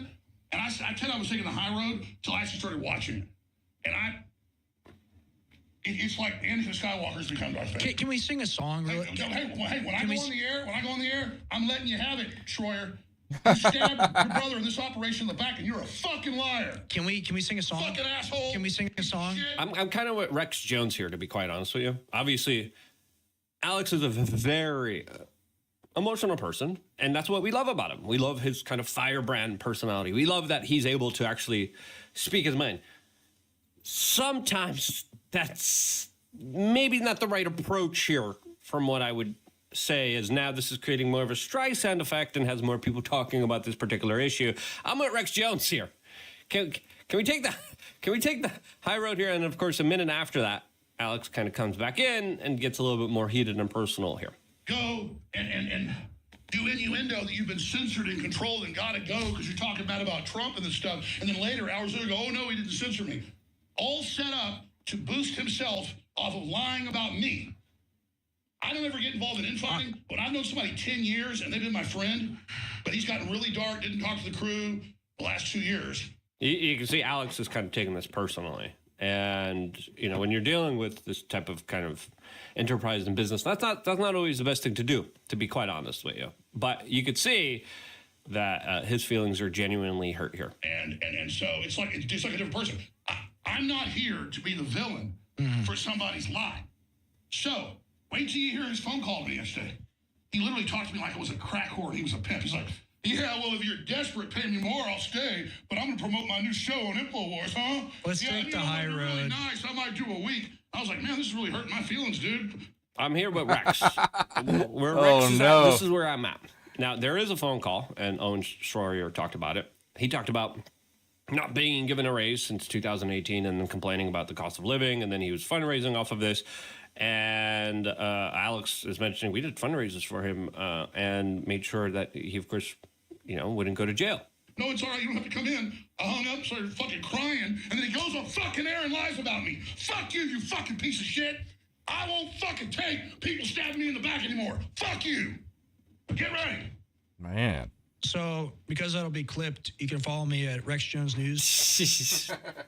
Again, a very type of serious situation. We're going to be playing Owen's kind of initial launch, which he designated and talked about yesterday. I mean, I think this is, well, I mean, you know, take this with a grain of salt because, you know, I'm about to say this looks bad for Alex Jones, but, you know, anything can look bad for Alex Jones in the Alex Jones universe. But yeah, I think he should have probably gave him a raise. He probably should have poured into him, invested in this guy. He's been there. He's been there for what, 7-8 years now. He fucking went to court for you. He testified on your behalf. You know, he's had his whole life. His whole life now is basically scarlet lettered with the Alex Jones brand. And he can never get that. He'll never be able to get that off of him unless he, like, you know, does an expose and decides to, you know, make it a product that he's putting out to the public. He could do that. I'd probably recommend that, to be honest. But yeah, Alex Jones should have been like, hey, she should have been like, you know what? You've been there for me. You've testified on my behalf. You've gone to court. You've been subpoenaed. I think he even went to jail, didn't he? I think he went to jail. I don't know if it was for like January 6th stuff or what. But I think Owen Schroyer actually went to jail. You know, I mean, like, this guy is fucking. He did the thing, and if you're not gonna give him the money, then I mean, I don't blame him, honestly. He went to jail for J6. Okay, yeah. Lied about not receiving raises. Okay. Today during his 5-hour live stream that I'm gonna go to the bathroom real quick. I'll be right back. Started all of this after a phone call where Owen has his side of the story here. So Alex says Owen quit. Owen says that Alex fired him. We don't know really what's going on here. There's allegedly a recording here. And listen, I had a very, very kind of interesting type of situation that was sort of similar between me and Alex, and I'll talk about that in a little bit. Before I do, if you support independent media, which you should support everybody in independent media that are doing their best to try to be honest and real with you. If you want to support us, you can on LukeUnfiltered.com. It's just one of the easiest, most simplest ways to do so. And then, of course, we do a lot of things in order to give you offers of value, like our range day, which is filling up. I think we already have 5 people coming. We only have 5 spots left for our range day, September 20th in South Florida. We're going to be teaching people how to defend themselves. We're going to be teaching people how to, of course, be safe and proficient and not be a liability to themselves or anyone else around them, specifically when it comes to very kind of advanced self-defense tools and techniques. So it's a really fun, it's not an easy class. It's a hard class, but no matter what your entry level is, you're going to learn something. You could be the best of the best, and I'll bet you we'll teach you something. And if we don't, I'll give you a full refund. LukeUnfiltered.com is how you sign up and become a member. Once you become a member, you come take this class with me, and then we have a lot of fun on the range and really great time to spend with awesome people. We did this 2 times already, and that's one of the things. We do nature hikes. We do meetups, we do hangouts, we do city walks, we do a lot of really fun things for members of LukeUnfiltered.com. I want to reach a point where members are just doing their own kind of meetups and their own kind of like activities outside of just me organizing a lot of them. But we're going to be organizing a lot of them and a lot more, especially if I ever travel. Now, LukeUnfiltered.com link is down in the description. 20 cents a day means the world to us. 3 master classes, 13 plus years of video centered around helping you become the strongest, most amazing version of yourself. Seed oil, cards, and other important tidbits of information, making you the healthiest, strongest, most amazing version of yourself. Now, let's get to Owen's side of the story here, as of course we heard a very kind of passionate response from Alex Jones to all of this. Let's see what Owen is saying. You probably noticed that I had not been hosting the War Room a lot this month.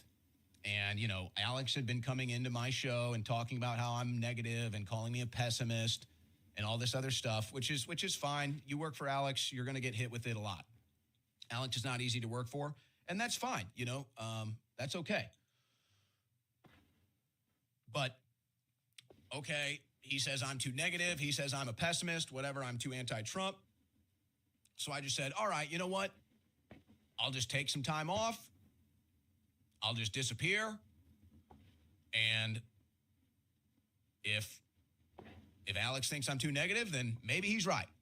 Maybe he's right. Maybe I'm too negative now. Maybe I'm too much of a pessimist now. Maybe I'm too anti-Trump now. Whatever his issue was when he kept coming in the show, telling me I'm too negative, saying I'm a pessimist on his show. And then Owen described a situation where he was preparing for shows, and Alex would kind of come in and talk about his issue or have him interview certain guests. My response to this, you know, it's kind of Alex's network. It's kind of his show. It's kind of his website. They're dealing with a tremendous amount of pressure, especially with the lawsuits, especially with lawsuit after lawsuit after lawsuit. Obviously, under high stressor situations, stuff starts to break and crack. And I think this is potentially a result of that, as well as just overwhelming amount of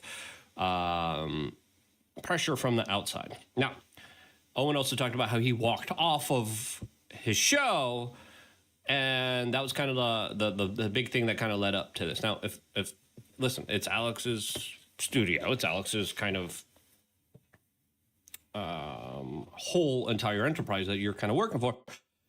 If he walks in and you walk out and you don't come back with the show that you're supposed to be running, obviously there's a big misunderstanding here. And personally, that's not something I would do.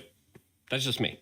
So walking out isn't the best of things to do here. Now, I understand, working with Alex or for Alex might not be the easiest thing, sure, whatever. But at the end of the day here, we have to understand here. A lot of people have a little different conspiracy theories. Say White House called and got him fired. I don't think that's the case here, to be quite honest with you. A lot of people who don't like Owen are going to be trashing Owen. A lot of people who don't like Alex will be trashing Alex and just automatically take sides here. And there's a lot of people that are trying to take advantage of this divide. David Icke had some kind of crazy comments as well. I would just say, now listen, personally, Alex walks in, interrupts my show. That was clearly getting under Owen's skin, but it's Alex's show. It's his network. Like, I just wouldn't walk off, which led to this kind of escalation, which led to this conversation where they no longer work with each other. And of course, they were probably talking and they got pretty emotional and they got argumentative and emotions took the best of them and cooler heads didn't prevail. That's how I would just see it. But again, I would not walked off of the studio here. I would have continued to doing the show here. And honestly, like when I have a long broadcast, I'm like, okay, Alex walks in. Okay, fine. Let him take over. Talk as much as you want. Alex also released a statement saying that Owen has wanted to go for a while. and that he was the one quitting yesterday. Owen says he wanted to come back in. Alex told him no. And again, there's a phone call that might be getting released, might not be getting released. Alex had a little bit more to say about Owen on his show, as a lot of people are responding to this. And this is my reaction to this. So sad to watch. Bro, come on. This is from, of course, Brandon Sorbo. And I'm like, come on, guys. David Icke here, of course. And again, I also know David Icke. It's just sad to see all this, to be quite honest with you. And I think we have bigger issues at play here, more of important issues to get into than these type of like squabbles. Now, obviously, Jones feels betrayed here. He feels very hurt here. And this is what he also had to say on his personal show about this entire matter. The show, he would whatever. Total lie. And then as all the articles come out, and Jones censored Schroyer on Trump criticism and Israel. So let's see if Schroyer comes out and apologizes for you. Oh, no, he's going to say, I didn't really exactly say that. No, you couched each statement perfectly thought out and looking down at your notes to be able to lie about us and try to hurt this organization for your benefit so you can be a hero. You are a snake. You are a rat. You are a fraud. Oh, man. You are a backstabber. You are a handbiter. That's a fucking sound clip right there, bro. You're a disgrace. And let me say something else about you. Even before he went to prison for 4 months, and we did the crowdfunding, raised, fought everything for him, all that, he stopped talking to the crew very much and didn't have a good attitude, was pissed off all the time. And then it got to where he'd show up right before the show, wouldn't even talk to the crew. He'd walk by me and say something like, just sort of laughing at me. Like, again, I'm not in junior high, so it didn't hurt me at that level. It hurt me that he was just like, yeah, I heard you. Yes. Oh, and we can go further. When The Onion, backed by Bloomberg, did the fraudulent auction and got caught. Now, a weird thing happened where Owen said, I think Owen tried to be as diplomatic as he could, but he did do a 5-hour live stream announcing he quit, and he did make these kind of assertions. But during the kind of assertions against Alex, he said, yeah, on the show.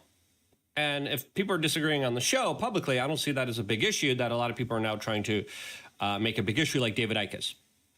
But what happened behind the scenes here, that really wasn't kind of extrapolated or talked about that extensively here. In all of that, back in November, on November 13th, and I said, we're not leaving. This is a fraud. I'm filing emergency motion. The judge found it to be a fraud. Had a 2-day hearing on all that. Owen just left and just called the producer and said, I'm done. I quit. Even though we have a backup studio, I told everybody, hey, it's going to be fine. We have new backers, all this stuff we get shut down. He's like, I'm gone. Starts announcing, is this the time? Because InfoWars being shut down, he thinks. Announce his new network and funding and all this stuff. And then people are like, oh, see, Alex admitted he has backers. I'm like, he said it publicly. People are trying to make this also another kind of weird conspiracy, which is kind of weird to watch. We're back the next day, and Owen just shows back up and does his show. Well, a lot of people back then thought everything was over. And obviously Alex kind of, took that personally. Some people took it a little bit more seriously than he did. And walks in and just looks at me with hatred and like slinks in there just because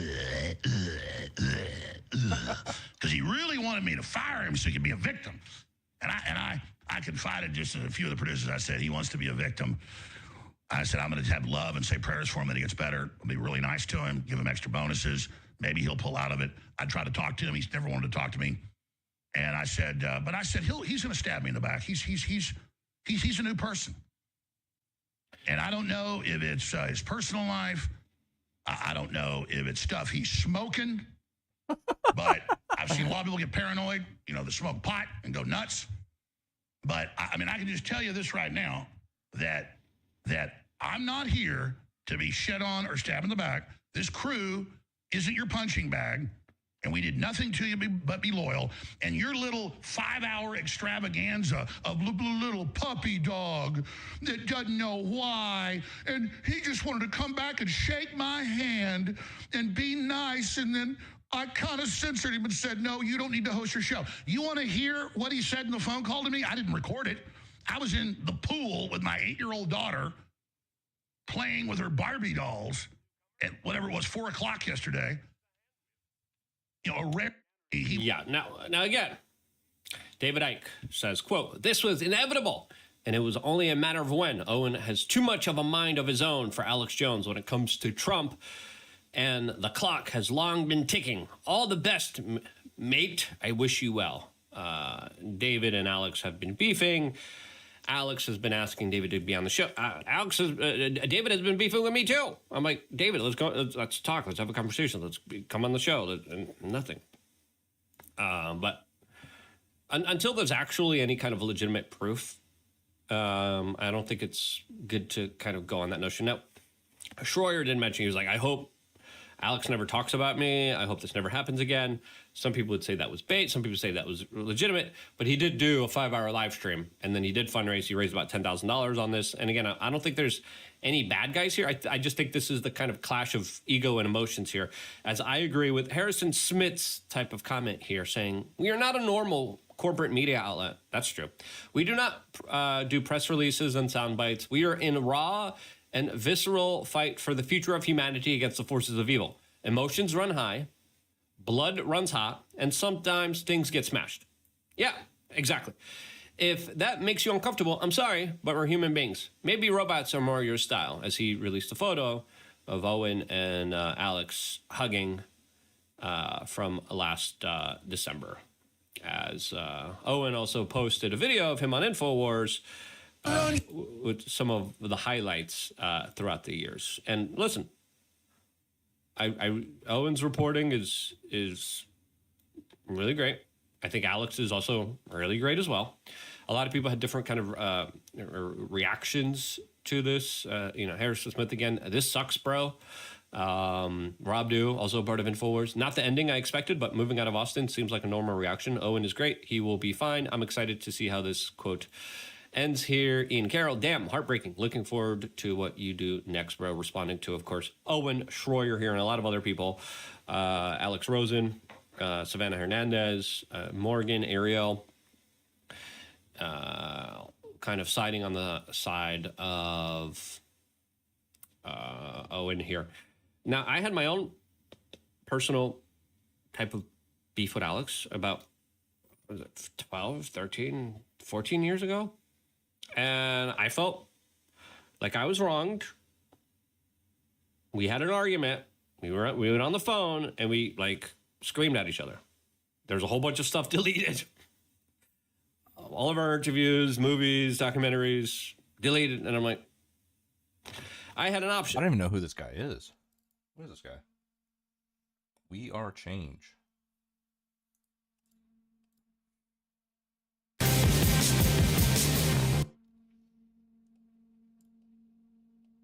News is what somebody somewhere wants to suppress. All the rest is advertising. Okay, well, we'll drop a sub, get him in the algo. It's got some banger thumbnails here, so there's probably some good stuff to check out later. And again, I found it more of like a business disagreement and then more of an ego disagreement. I had an option.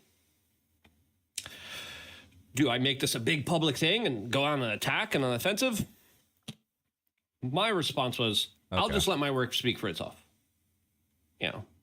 I'll just let my work that I'm going to do from now on be better than, and this is my mindset back then, because we were at odds, we were fighting. I was like, I'm going to be better. I'm going to do more. I'm going to work harder. I'm going to release more stuff. I'm going to do it my own way. I'm going to have my own enterprise. And looking back at it, I'm very happy because we were supposed to be officially working together. There was a big kind of miscommunication. There's a big misunderstanding. I thought I was, wrong, but I decided, you know what? It's not for the world to know about. I'm not even going to release any of this kind of deal. Oh, really? Okay.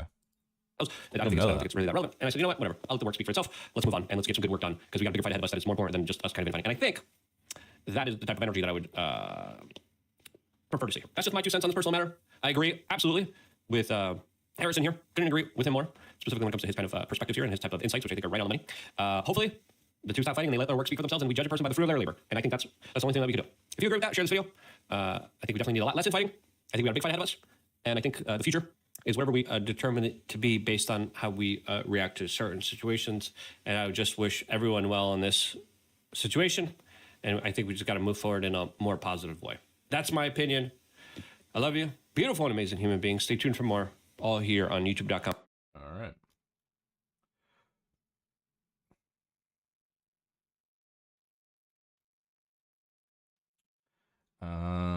Okay. Let's see here. It was an Asmongold video I want to watch, but which one do I want to watch? The one about video games or the one about Britain?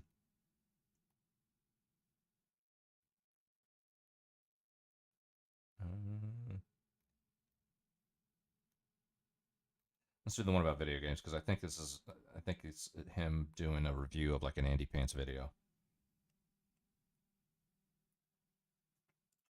Easily beats which everybody loves. Yeah, this one is going to be fucking based. The video title is The Pussification of Video Games Part 2. Oh boy, here we go. All right, if you're here from Reddit, you might need to change your tampon for this one. Oh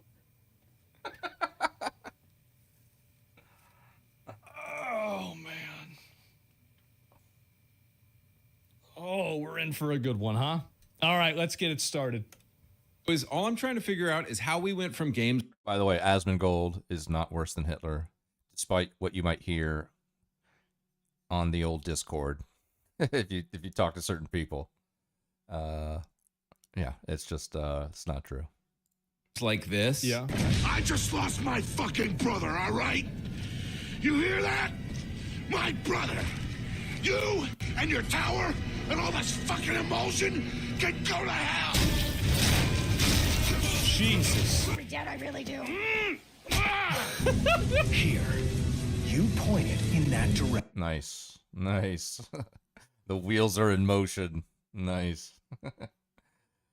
Said recently he might suddenly stop streaming because of feeling burnt out. Well, that's where Tectone's at. So, you know, maybe it's kind of like cyclical. Maybe streamers are just falling into this kind of vibe. You know, I thought that maybe Destiny would have even done that at this point with the whole 17-year-old fucking, 60 gigs of CP, whatever he's going through right now, whatever he's put himself through, whatever's happening because of his own actions. I thought that he would have maybe been like, yo, I'm going to take a break, but he's still going, But yeah, I guess maybe some of the smaller, I guess they're a little bit smaller. Is Asmongold bigger than Destiny? I don't know. I'm not sure. But he doesn't have any controversy going on right now. Maybe he just needs to fucking break. His dad's very sick. It takes a toll. Oh, yeah, that's right. His dad got like pancreatic cancer or something, right? Yeah, I think so. I think that's what happened. And you pull this to make it go bang. Listen, do I come to your job and tell you how to murder civilians? What? No. So don't come to my job and tell me how to do mine. I swear to you, Centurion, Rome will not fall. Not today. Today, we fight. To whatever the hell. Yeah. And the reason why, by the way, it's literally just this simple. It was games made by guys for guys. That's it. Yep. This is in 2025. Like if you're making a video game and it's about defending the glory of Rome, I'm sorry, but your target audience is men between the ages of 15 to 55. Exclusively. That's it. That's all. Those are your people. Make them happy.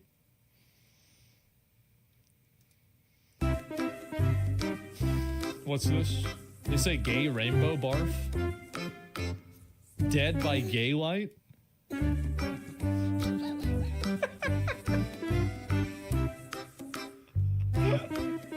Mortal Cuckback? Oh, jeez. Cringe, Jesus. Splitgate 2, we're trans.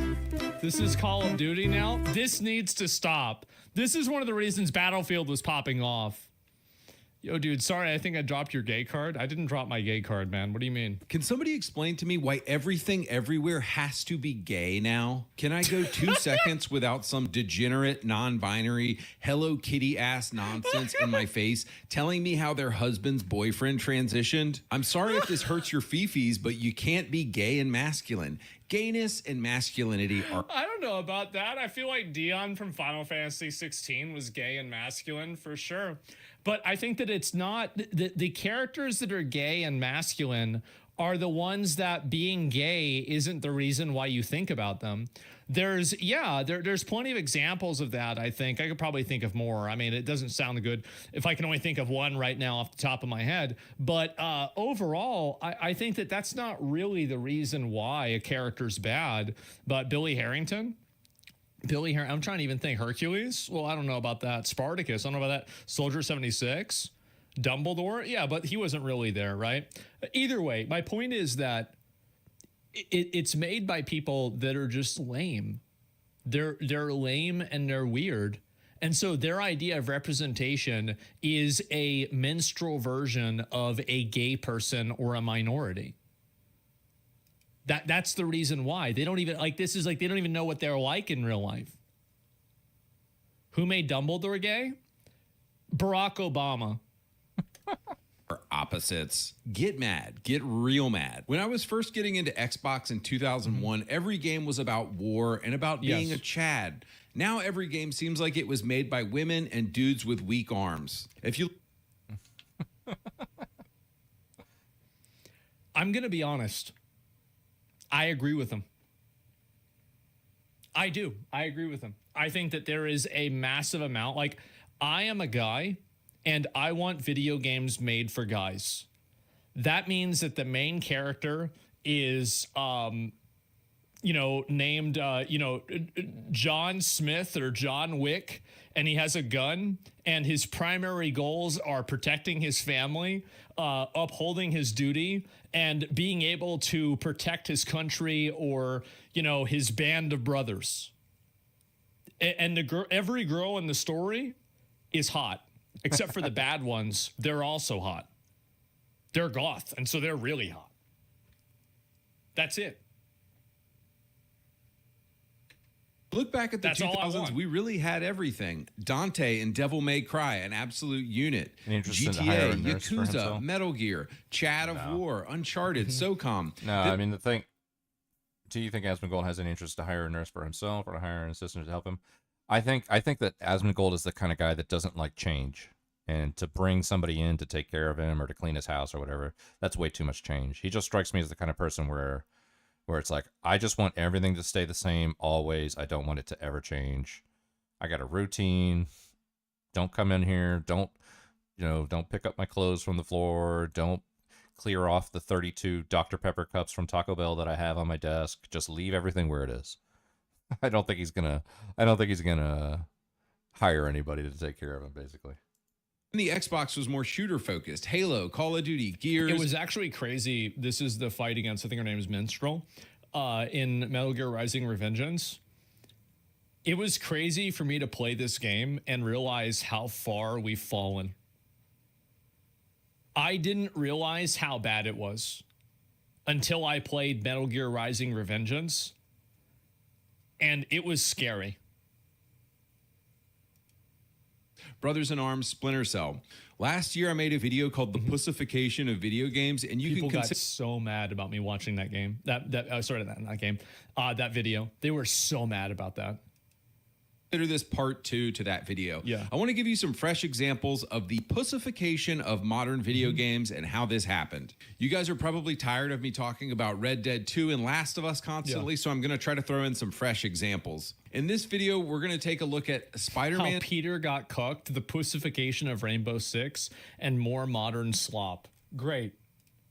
2 and the cuckening of Peter Parker, Ubisoft and the downfall of Rainbow Six, and finally Immortals of Avium, Army of Two, and a couple single-player games. Okay. But first, are you boys tired of laggy, choppy gameplay on your clown shoes iPad? No. It's time to man up and get a dedicated gaming tablet like the Red Magic Astra gaming tablet. This thing is stupid fast and has a Snapdragon 8 Elite CPU. Heating up won't be a problem anymore with its liquid metal 2.0 cooling system and industry-first dual-layer Genshin vapor Impact. chamber. Its gorgeous 165 hertz OLED Yes! screen gives you frame rates of up to 140 FPS, so you're guaranteed to smoke your I've been competition. waiting for this The Red one. Magic Astra gaming tablet can handle intense gaming for 6 Thank hours God. on a single battery charge.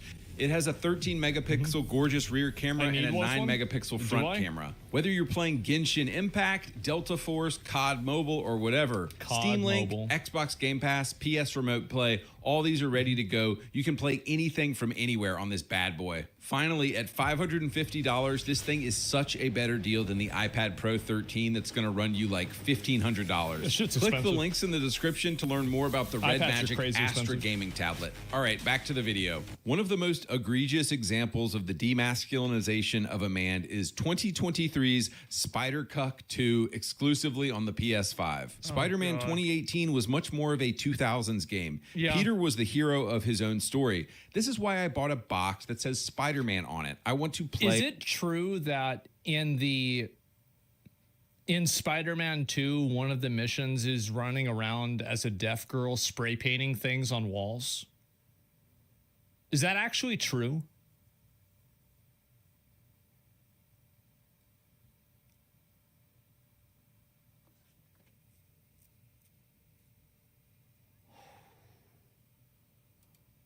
as a superhero? But oh, you bigoted white man. Insomniac Games Ooh, is going to that's get you to me. pay $80 to watch your hero get cucked. And we all fell for it. This is why, by the way, I always say Sony is just as bad and just as woke as Xbox. Now, look, just to be clear, I have no issue with Miles Morales as a character, and I have no issue with black characters in games. Final Fantasy VII, Gears, Walking Dead, all great games. What we take issue with is that Spider-Man 2 is supposed to be a story about Peter, being a superhero. This is why I bought the game. Instead, we play a game in which MJ and Miles Morales are the heroes. They are constantly saving Peter. I don't know why they thought it was a good idea to, in a Spider-Man game, have you play as MJ. Nobody wants to play as her. It's not about her. What is she going to do? Bake cookies? The fuck is this? Nobody asked for this. It's stupid. Yeah, nobody wants this. What is this? Like, yeah, and this is what I was saying before about how like developers put stuff like that in the game that the players aren't asking for. Nobody wants that. Why would you even do it? Because they are faster, smarter, stronger, and more competent than Peter throughout the entire game. In literally every boss battle in Spider-Man 2, Peter is either rescued by Miles or rescued by ugly-ass girl boss MJ. Peter is that true? Depicted throughout Spider-Man 2 as childish, vengeful, and impotent. Miles, in every instance, is shown as more competent, more wise, more moral, and just a better person in general. Jesus. I can't let this go. I'm finally everything everyone needs me to be. Yeah, you don't even answer my calls anymore, man.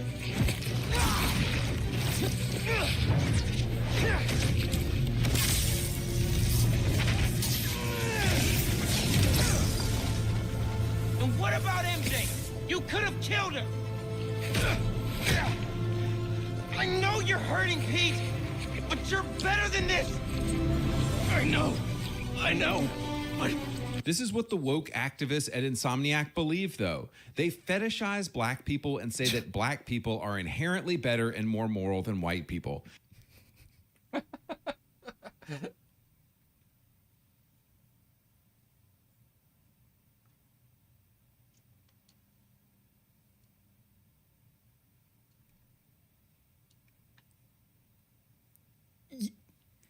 Yep. Yep. I just had to check. white people. It's the most Middle one, insane maybe one. anti-white propaganda you'll ever see in a game. Insomniac Studios hates white people. In their second big encounter with a boss, Peter is unable to beat Venom. Miles comes in and easily beats Venom's ass. Just for fun, I asked AI, why was the symbiote able to possess Peter and not Miles? The answer was hilarious. Because Peter was mentally weak and Miles is mentally strong. Seems pretty simple. You yeah. can't make this stuff up. Throughout the game, Peter Parker... I think that the problem also is that these stories are always told through like this one-dimensional way. So like when every story creates a dichotomy like this where like one character is this way, the other character is the other way, and it's constantly the male character that's problematic or a white character that's problematic or a female or non-white character that's not, people start to see a pattern. And I think that after they see that pattern enough times, they end up not taking it seriously, and they end up the doctor's head. What the fuck is she doing? Yeah. And so that's really what happens, is that you lose the trust of the, I think that this is really what's happened with these games, is that they've fundamentally lost the trust of the audience to tell an authentic story. That's fundamentally what the issue is. And so every time that you see a character that is from a certain identity or a certain gender or race or anything like that, every time you see one of those characters, you're not looking at it in an authentic way. You're looking at it in a way of like, okay, what are they trying to hide? It's bad writing? Yeah, basically, right? Is shown as someone who needs to be saved, easily dominated by the symbiote, and driven by revenge. Also throughout the game, Miles is shown as perfect without any flaws, never motivated by revenge, and always the virtuous and moral good one. I get that a character with no flaws is boring, but why did Peter have all the flaws in his own game while Miles had none? But guys, this is what happens when you let satanic, homo, LGBTQ propagandists like the entire staff of Insomniac make a game. You get... Bro, this guy is on the warpath. Oh my God. I told you this video was going to be good, right? I said, yeah. Anti-white, anti-male propaganda like Spider-Man 2. Oh, and if you think the Wolverine game isn't going to be ultra woke, you are coping hard, my friend. So let's look at Spidey 1 now. While it would be a stretch to call Spider-Man 2018 based, I think it's true that Spidey 1 is a pro-male game, while Spidey 2 is very much an anti-white and anti-male game. In the 2018 game, I can't really speak a lot to Spider-Man. I didn't really play it, so that's why I was asking you guys. I don't really know a lot about this one. Is more attractive. Peter actually saves MJ several times in the first game, you know, the way God intended it. Men saving women because this is what we are made to do, and we have bigger arms. The thing is that it's like it's bad to say this, but he's completely right. Obviously, this is true. Yep, he's right. MJ still plays a role in Spidey 1, but she's just a reporter. And it's also part of the male power fantasy. Like a lot of guys fantasize about, you know, saving people or, you know, like saving some damsel in distress. That's why movies like that are so popular, is that it plays into the male power fantasy. Oh, shit. She's working in her own way and said, oh, no. Oh, no. That is... terrible, Nader. I feel so bad for the PP man who deserves everything that's coming to him. You know what? Send it to Ophelia too. Although I don't even know if it would even like phase her at all. Because the thing that bothers me about it with Ophelia is that PPG says things like they still like talk. I know that they like, you know, decided to just, or that Ophelia decided to forgive him and just kind of just move forward from there, which is fine. I get that. But PPG has said in like very recent streams that he like DMs her, you know, they talk back and forth or whatever, which in my mind, I'm like, I mean, why? Why does Ophelia do that? The thing is, like, I mean, whatever. Honestly, I think if you even sent it to Ophelia, I don't even think she would be shocked at all. I think she'd just be like, oh, that's a Tuesday in PPG land, basically. You could ask Ophelia to join.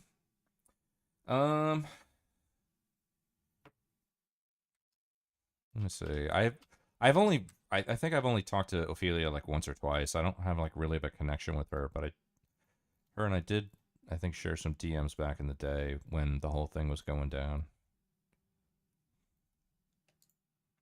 I'll send her something right now.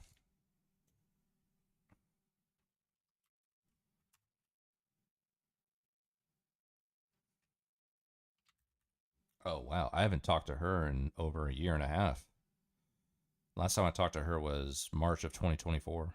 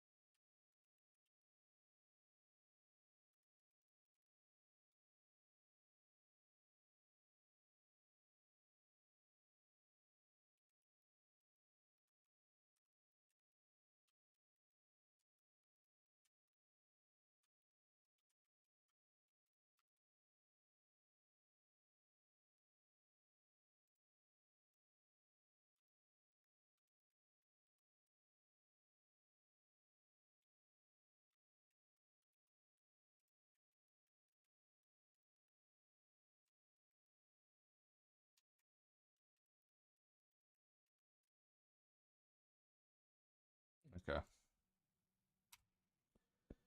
Okay, I sent her a DM. We'll see.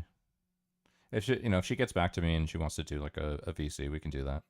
But I just basically said, hey, it's been a while. Hope everything's all right. But I just wanted to know, and my chat wanted to know if you've heard anything about what's going on with PPG lately.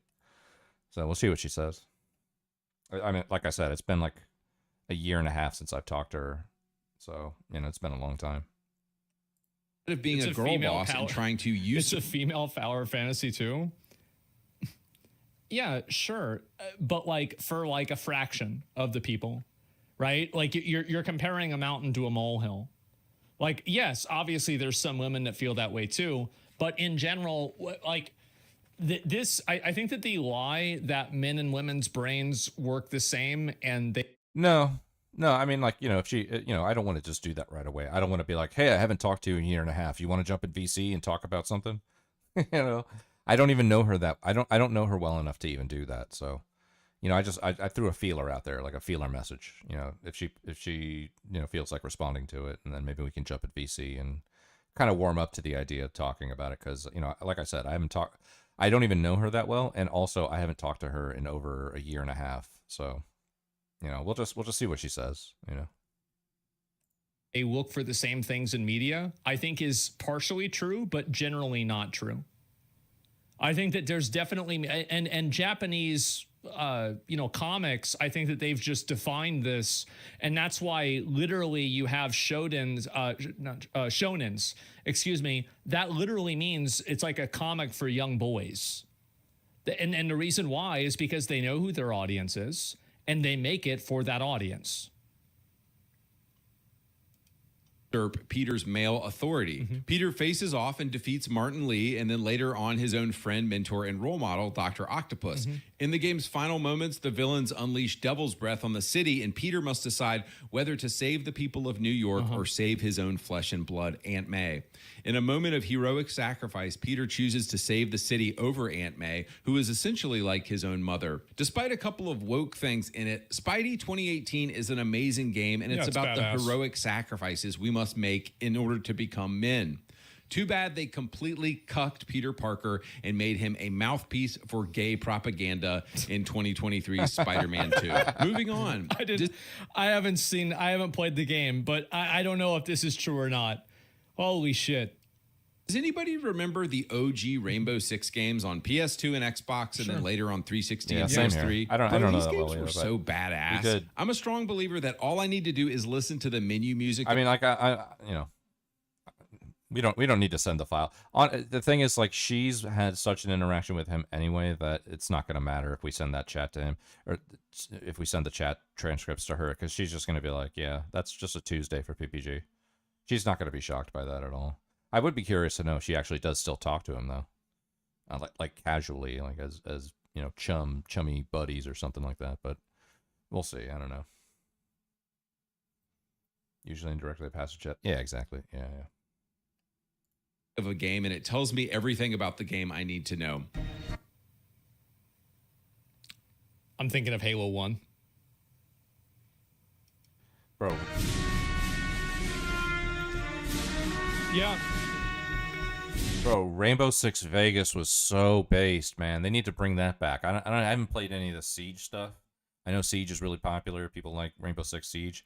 But man, if you bring back Rainbow Six Vegas, I'm going to be all over that shit, bro. Bring that back. That was such a good game, man. So, either one or two, remake, remaster. Man, they would make a people would be flocking to Rainbow Six Vegas if they fucking remade that, man. That was my jam back. I played the fuck out of that game, man. Maybe it's true. Also, look at these covers, dude. Squad-based counter-terror, my dude. Yeah. This was the plot for Rainbow Six Lockdown. In 2009, Rainbow, led by John Clark, deploys the Alpha Team, commanded by Ding Chavez, to rescue the South African president from a rebel army surrounding Pretoria. Got him. Elsewhere in the city, the Global Liberation Front, an anti-Western left-wing terrorist organization led by Bastian Vanderwall, steals lead. So, bro, like, that's actually so... Oh my God. And nowadays, it'd be the opposite. Love that game? Yeah, it's fucking great. A nanite aerosol bioweapon that causes massive hemorrhaging and has a 100% fatality rate. Game is dope. Like, Yeah, dude, seen that it. sounds like a game I want Dark to Souls play. 3 And music, pretty much yeah. all of the Rainbow Six games had plots kind of like this. Rainbow Six Vegas 1 and 2 are the ones most people are familiar with. Yeah, they were so Terrorist good. Hunt was very fun, as Oh, was the such a good multiplayer. game. These games weren't like Call of Duty at all. If you just rushed in and started firing, you and your whole team would You're die done. immediately. Yeah. You had to carefully breach doors. Strategic. You were able to set your guys up on multiple doors at once so you could attack targets from multiple angles at once, which would lead to much There fewer were a lot of games like that were like squad-based tactical games, but I feel like people just got retarded and they can't play those anymore. fatalities. So what happened to Rainbow Six? Yeah, they well, just can't do it. gay-ass Six Siege happened. Rainbow Six Siege came out in 2015, and it's a gay game where you could blow off some steam with the girls at the end of a long day. So like 50% of the operators...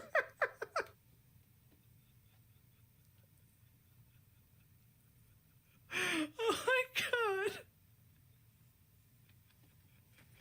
This is going crazy. I think this guy, give me a minute. I gotta use the bathroom. I'll be right back. He just says it. What can I say? Who'd wear pink in a military shooter game? Yeah, I think that a lot of the like the outfits and everything, like I think this kind of stuff should stay in Fortnite. It just breaks the immersion and it makes the game feel weird.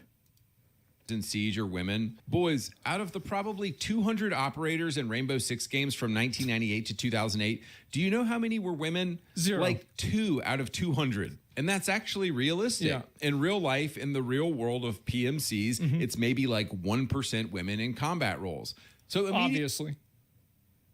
Obviously, and everybody knows this. I'll tell you, anytime that I see a military game and there's like an emphasis on like women being soldiers, I again just think it's going to be garbage. Sorry, I do. I think it's instantly going to be garbage. What we saw with Six Siege and the fact Angela Bassett was their commander now is a pussification and a gayification and a homoification of the entire Rainbow Six series. But nobody cares. And you have brain-rotted Zoomers just eating this game up and still playing it because nobody gives a flip about realism or masculinity or authenticity Well, anymore. I think people do. They do care. It's just that people care about the gameplay too. Like, I mean, Fortnite is popular. That's not realistic at all. I mean, if the game has good gameplay, people will overlook woke elements of a game. Like woke content can't make a good game bad, and it can't make a bad game good. But it can make a good game better, or it could make a bad game worse. That's the difference. But it gets worse. So the original Six Siege had you fighting the White Masks. All of the gameplay and multiplayer stuff you were doing was just to train for new terrorists. Final Fantasy 16 had a pretty prominent gay character. It was pretty good, despite that. Concord, was very bad, and it was woke. You had Dragon Age: The Veilguard. If Dragon Age Veilguard had no woke content, it would have still been garbage. Most of the games with woke content, if you took that out, they would still be garbage. It's not like it's not like that's what's making the game bad. Like Cyberpunk, yeah, exactly. Cyberpunk has all kinds of I would say kind of woke stuff, right? But it's nothing bad. Expedition 33, not really. Baldur's Gate 3, yeah. I mean, Tales of the Shire, look at that game. If they took out all the woke stuff of Tales of the Shire, well, you just have a loading screen. But I guess so you wouldn't be able to play the game. But theoretically, the entire game is bad, right? It's not like one thing about it is bad. The entire thing is bad. Threats. The White Mass were one of the threats. And fighting the White Mass was a pretty fun PvE game mode that they later removed from the game. Okay, fine, pretty standard stuff. But in 2020 was when Six Siege really jumped the shark. According to the official lore of Six Siege, in 2020, Angela Bassett retires and puts this cringe millennial hipster dude named Harry, and he's brought in as the new leader of Rainbow Six. That's right, this dude who looks like a barista and has a podcast about his cats is now the leader of Rainbow Six. Is this true?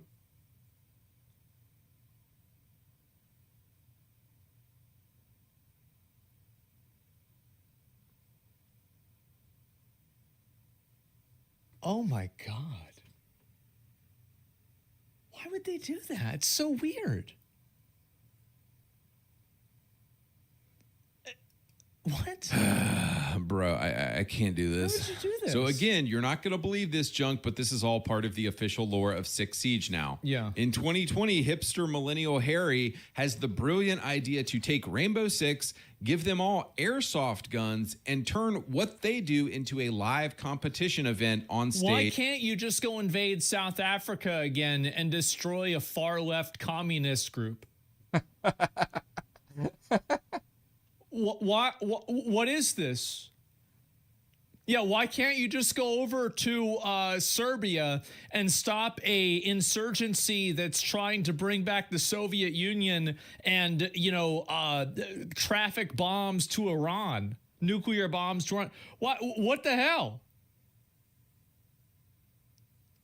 What's this cartoon shit? It's weird. With a bunch of cheering fans. So I'm sure huge Siege fans are like, duh, Andy, this happened a while ago. But look, I don't really follow this game or the story anymore, and so just recently found this out.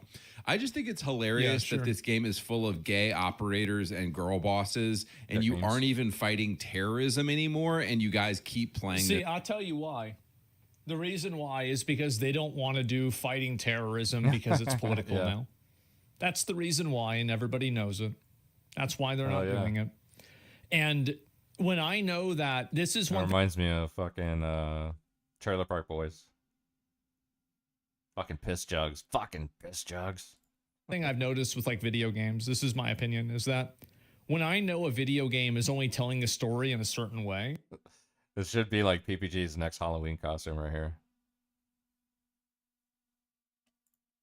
Because it's worried about having that thing go ahead and for example, try to, it's going to change things, or it's going to make people react in a negative way. That's whenever I know for sure that it's probably just going to be garbage. The integrity of the story at that point is now kind of gone. A slop. Can Rainbow Six get any worse? Of course it can. Osa was added in 2021 as the game's first man to put on a dress. In 2023, Tubaro was added as the first woman in the game to pretend to be a man. Guys, if you're still playing Rainbow Six Siege, it's time to call your dad on the phone and tell him that his son is gay now. I'm sorry. Sorry. Rainbow Six is full of girl bosses. I don't think, in my opinion, I don't think it's really a big deal, right? I don't care about this kind of stuff a whole lot. But I do think it's true that the majority of the implementation of it isn't necessarily for the average person that's playing the game.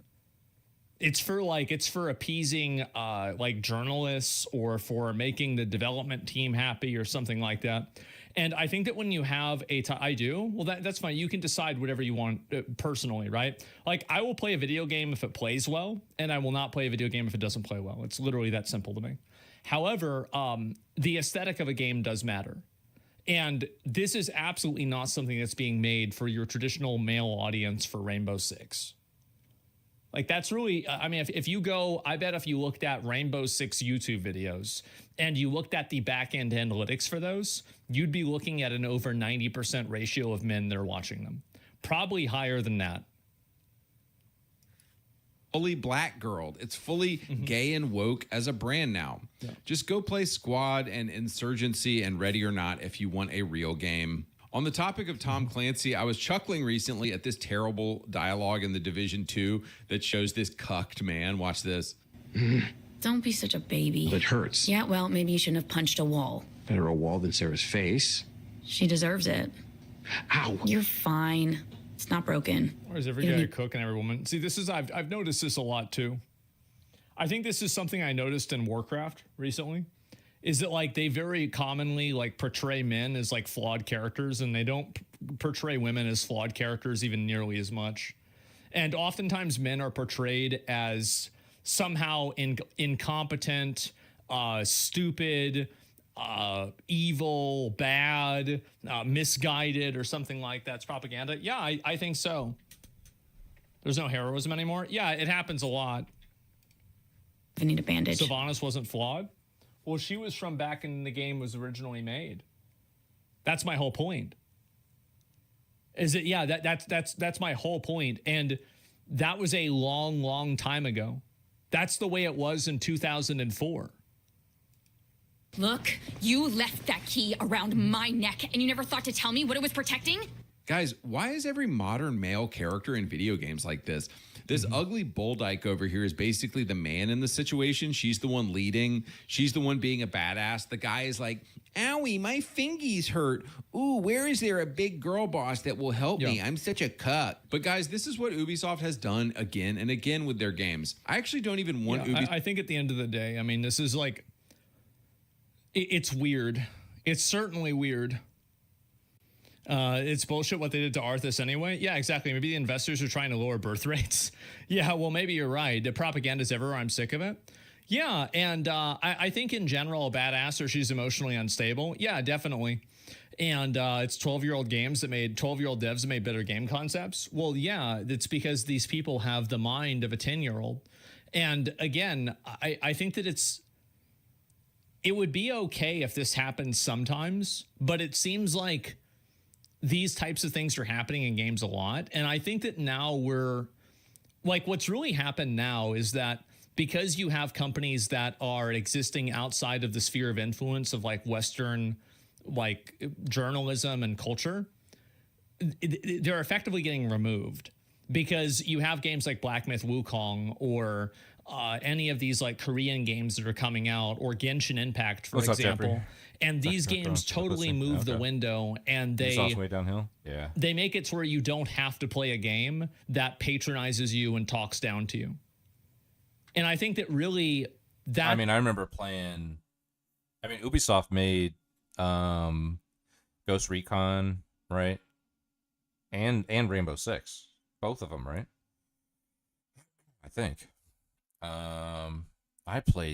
First of all, I played the shit out of Rainbow Six Vegas, man. I was playing that all day. Especially the first one, the original Rainbow Six Vegas online. Man, I was playing that like it was nobody's business. But then the first Ghost Recon I played was Ghost Recon 2. And I fucking loved that game so much, man. Yeah, Vegas. I played so much online Vegas, it was ridiculous, man. I just never stopped playing that. But I also remember playing a shit ton of Ghost Recon 2. Man, Ghost Recon 2 was fucking ridiculous, dude. I was playing that as well. And I don't play any Ubisoft games anymore. I don't think I play any Ubisoft games at all. That's the main reason why. Wildlands. I have Wildlands. I haven't played it yet, so I'll have to check it out. I was gonna play it with a buddy of mine, somebody who used to stream. This guy, Blaze. He's actually like ultra leftist. Like he's like a hard left communist. Like he's all about like Mao and fucking. But he was like a really cool, nice, funny guy. You know, and like we always got along. You know, we would talk politics like very, very kind of sparingly and mostly just talk about video games. But we got along, and we both loved New Vegas. You know, like he's a big Bethesda freak. He loves Skyrim and Fallout and all that. So we kind of hit it off. Like so much so that like we even exchanged like actual phone numbers and we were texting each other like that.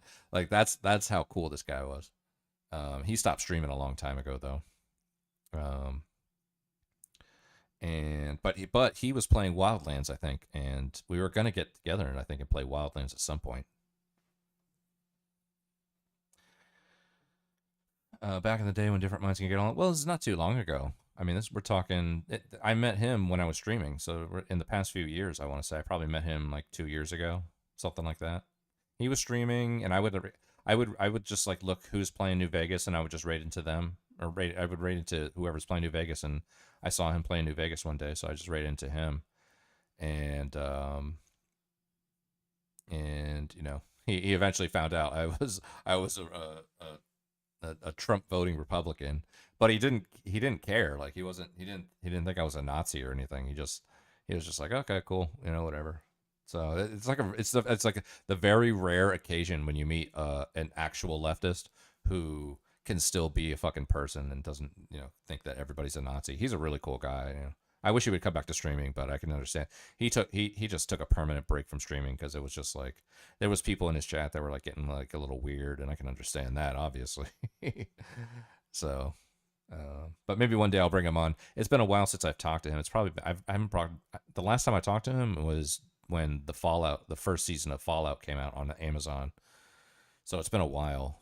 But maybe I'll bring him. Actually, I'll see if I can contact him, bring him on stream, and have you guys meet him. He's a really cool guy. You can get to know some of his politics. He's he's not a fan of BB. He loves I don't know if he's like a Maoist though. I don't know if he's like a Skade type Maoist. I just know he's just like anti-capitalist, anti-Israel kind of guy. But he's just really funny and interesting. Not a lot of people can do that. Not on the left, anyways. Yeah. Well. Yeah, I mean, I'm always down to make friends with people regardless of where they're at politically, but it's you know, I've definitely made a few friends on the left, I would say. Like NOK being one of them. Potato. NOK and Potato. Any other actual leftists that wouldn't mind talking to me? I don't know. Potato and NOK would definitely, like, you know, have a conversation with me and hang out and just be buds. So that's cool, but I don't know that there's any other leftists that I met that would actually, you know, be in that category of somebody that could just like hang out and not, you know, automatically just think you're a Nazi or a horrible person.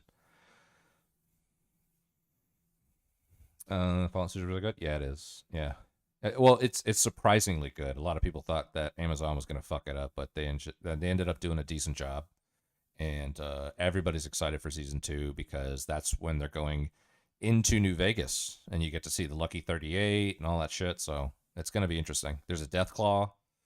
So they're really bringing in a lot of the game into the show. And I don't blame them for starting with like the New Vegas side of it because everybody loves New Vegas. And, you know, people have different opinions about 3 and 4 and 76, obviously, but everybody loves New Vegas.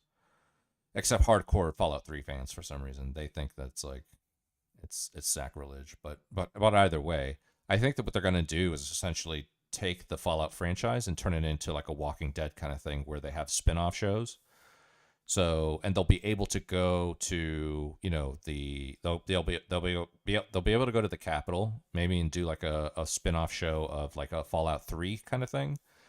They can do a spin-off show of the Commonwealth for 4. They can do a spin-off show of Appalachia for 76. So I think they're going to turn it into like a little mini empire, which I like. I think that's awesome, you know.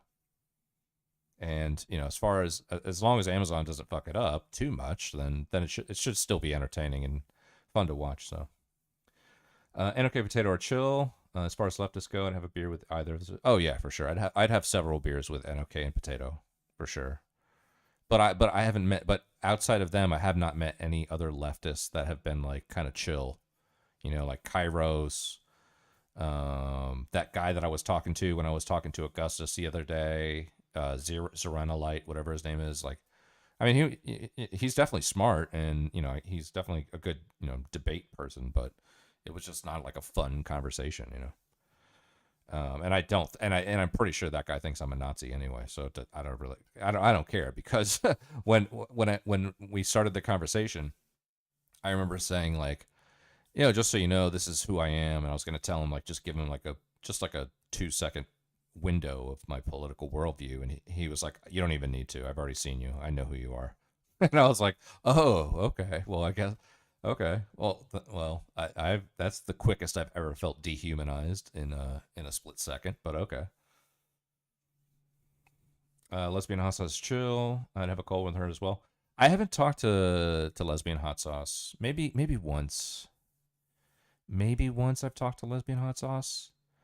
I think that Lesbian Hot Sauce would be fun to talk to, but I do think that she would think that I'm abhorrent for being just a Republican in general, and probably my views on sex work too.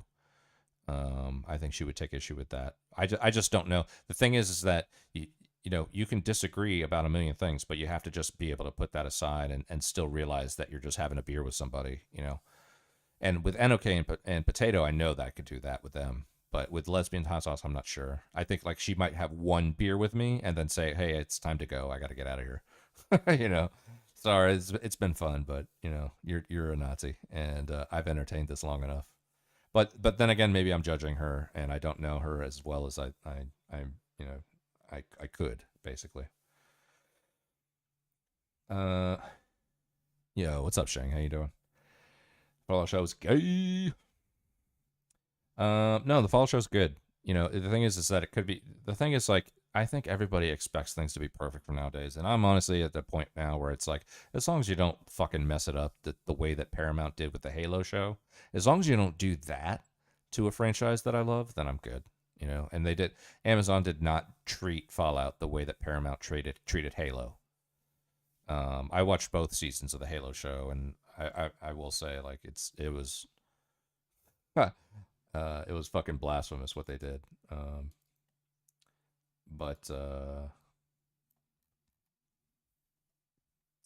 She'll disagree, but definitely can separate the two things. Okay. Well, yeah, I mean, like I said, I just don't know her that well. I've only seen her in a couple different chats. I think like PPG's chat, Kairos's chat, Potato's chat, maybe back in the day when Potato was streaming. So yeah, but I think I've only talked to her maybe once, and it wasn't even like directly to her. It was like we were in a VC with a bunch of other people. Rapid disagreement, and then wind up joking and laughing. Okay, cool. Hey, even better. Even better. Sounds good. Being colonized doesn't matter to me either. Although I am writing them on a list who gets the gas chamber once Trump builds. Yeah, well, I mean, I don't know. Whatever. Everybody's a nut. We live in a world now where Bernie Sanders is right wing, and I know this is where Shang's gonna come in and say, "Oh, Strimmer for the 900 millionth time is bamboozled by the idea that these people are fucking right wingers now, or compared to European standards or whatever." I know, Shang, you can fucking crucify me for this, all right? I get it. But it still boggles my fucking mind that Bernie Sanders and AOC are right wing, apparently, It does boggle my mind. It will never not boggle my mind how these people can be like fucking right wing, essentially.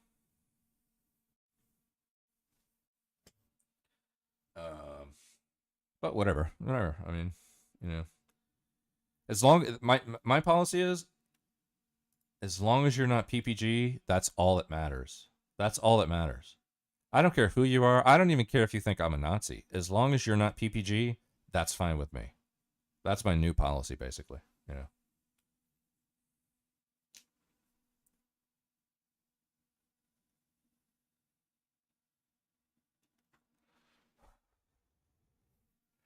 representing your positions by calling yourself just a Trump Republican. No, I mean like that to me, that's I'm speaking from the perspective of someone who's looking at me or talking to me. I'm not speaking like from myself. I mean I do see myself basically as a Republican, you know, but just it's a Republican probably that has probably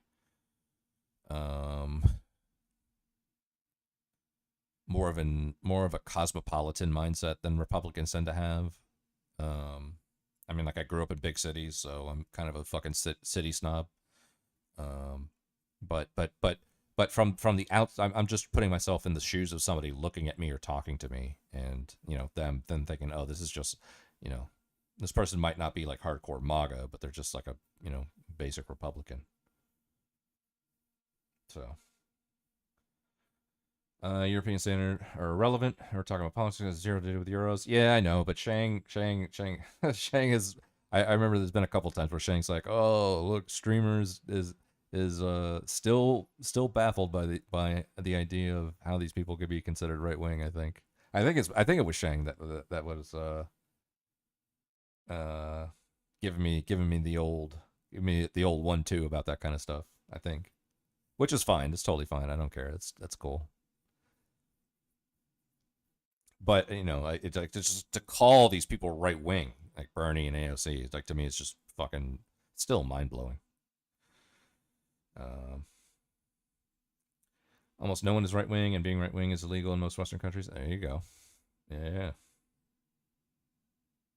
Yeah, but I mean, like between you, Conrad, maybe Shang as well. Not maybe Shang, definitely Shang. You and Shang, probably anybody that's in my chat that is left of center would consider you guys right wing, hands down.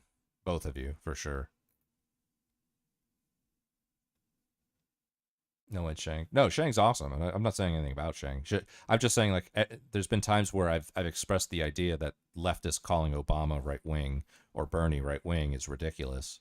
And I think I remember, like, the last time I did that, Shang was like, "Oh, he's still baffled by why leftists think this way," or something like that.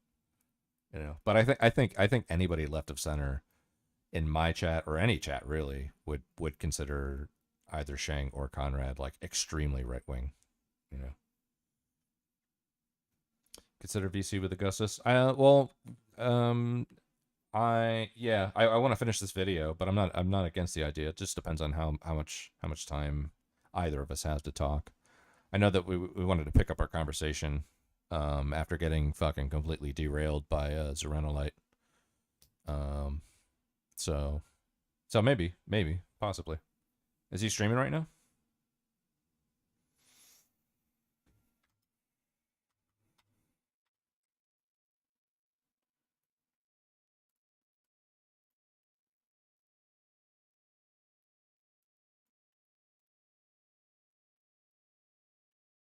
Where's Casey at? Bring Casey back to Streamland. No more of this fucking Casey taking a break stuff. We need to bring Casey back. Make Casey great again.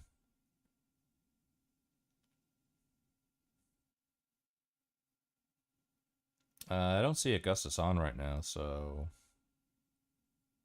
not sure if he's around. I mean, I could DM him, but let's see.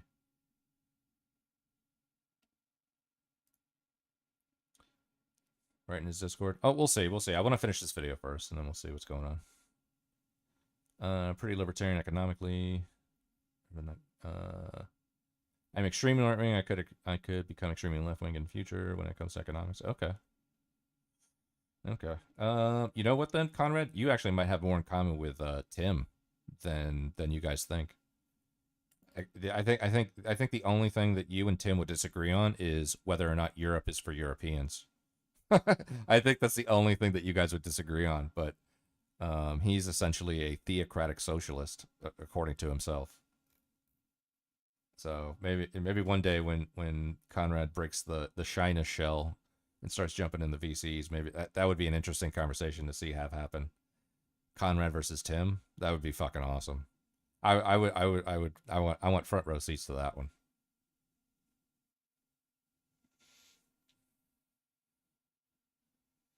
You think if I become literal communist in terms of economics, I don't would consider far left? He might. Other people might not. Maybe. I don't know. Maybe NOK would. Tim is some Muslim, Moroccan, or no, he's Dutch, I think. I think he's Dutch. Well, I don't know. I don't know exactly what I know he lives in Europe. He is Muslim, but I don't know what his actual ethnic background or makeup is. But he is a Dutch Muslim, yeah. So we'll see. I don't know if he's a revert or if he hails from the motherland slash Mecca. You know, I don't Mecca type territories. I don't know. I don't know exactly what. I know that he describes himself as a theocratic socialist, and I know that he's a Muslim, but I don't know of his.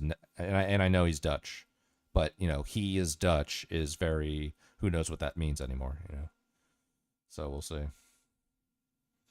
Can't believe he said revert. I know. Hey, look, I would not dare to be critical of Islam without knowing how to talk about it. You know, I would just go around being like, Muslims are brown and dirty and they're going to hell and they're trying to destroy everything. Like, that's not. I think that's a horrible way to be critical of Islam. So, you know, I think you need to know. I think you need to know the way in which people think and talk and describe themselves in order to have any kind of authority or qualifications of being critical of them. So, and I know reversion is a concept in Islam where everybody's born Muslim, and they only come back to Allah once they become a Muslim again, basically. So. Tim is Zen. Yes, that's true. Tim is Zen, Dutch Muslim convert from secular Turkish family. I don't know if they are first or second generation Turkish Dutch. He's very openly psychopathic. That he is. All right, I gotta go to the bathroom real quick. I'll be right back in like a couple minutes.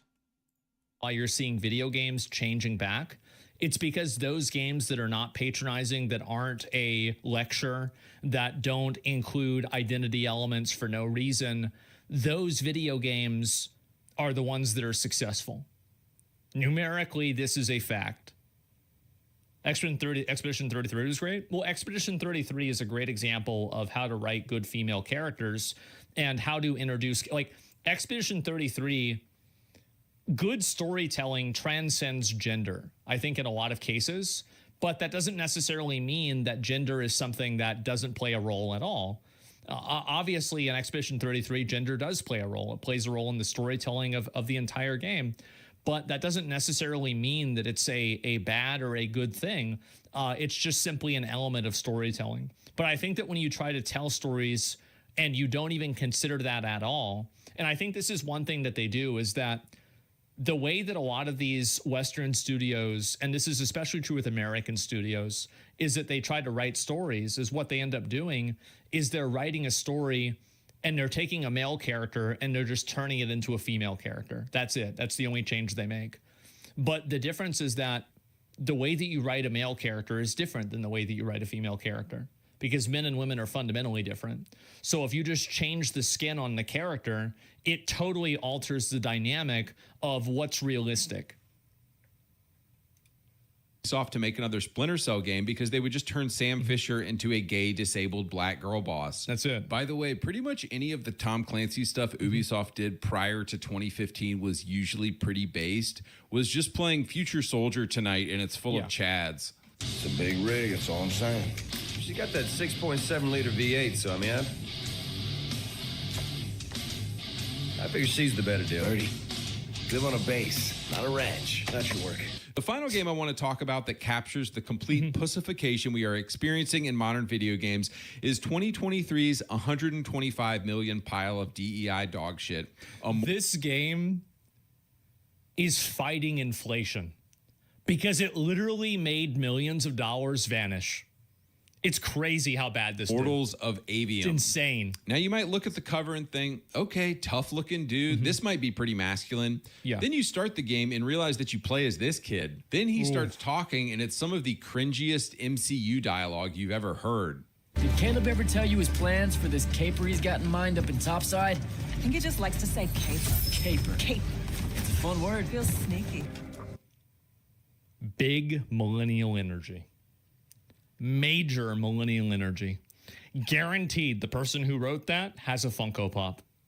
And now they're probably collecting Labubu's. Yep, written by Reddit. Target practice? Why not? Bro, I can't take 8 hours of dialogue that got rejected from Ant-Man and the Wasp Part 5. No offense, but what we do is kind of like pew, pew, pew. Magnus is like pow, bang, brrrah. I mean, just imagine the 42-year-old millennial chuckling to themselves. Yep. Everybody fucking knows exactly who makes stories like this. Absolutely. I hate this. I know it's so cringe. As they wrote this. The kids are going to love this one. Feels like a Marvel But it gets movie. worse. Your name is Jack, and the person you're following, your mentor, is this chick, Luna, who is, of course, a lesbian black girl boss who you're probably secretly in love with, and she rejects you. Within the first hour of the game, she dies, and the bad guys kill her. And guys, this is not a joke. She is replaced by another lesbian black girl boss who is now giving you orders.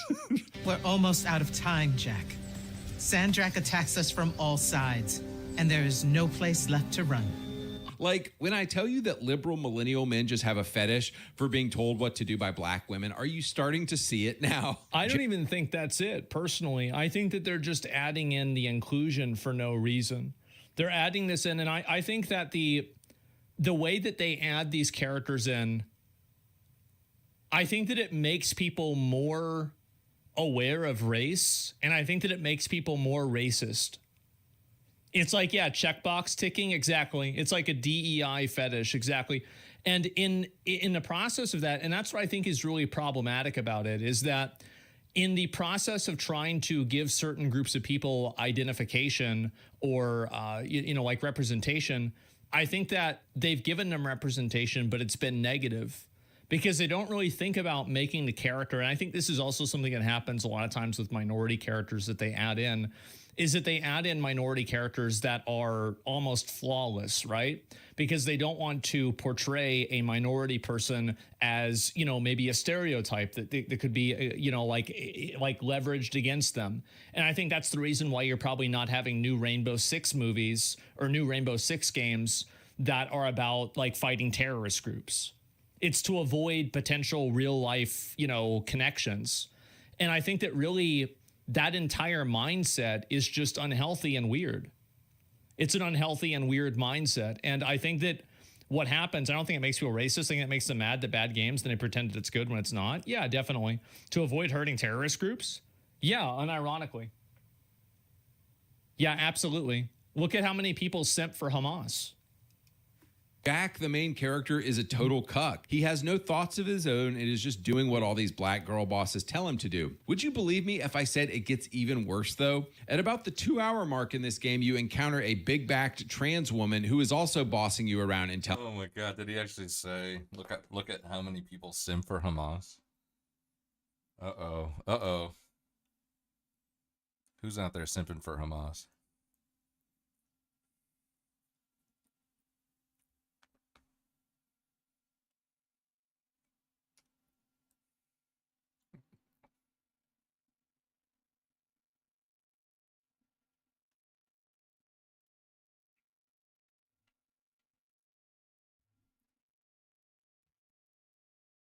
I gotta hear that again.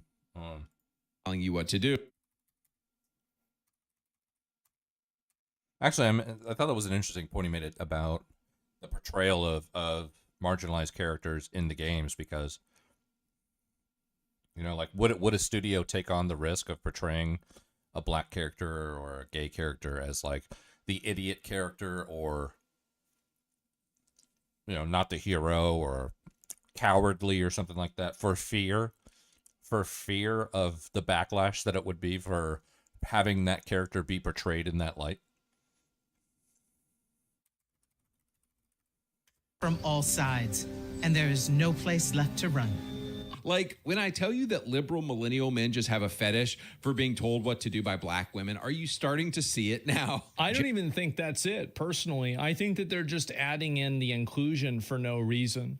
They're adding the... No, what's up, Tony? Shout out Kairos.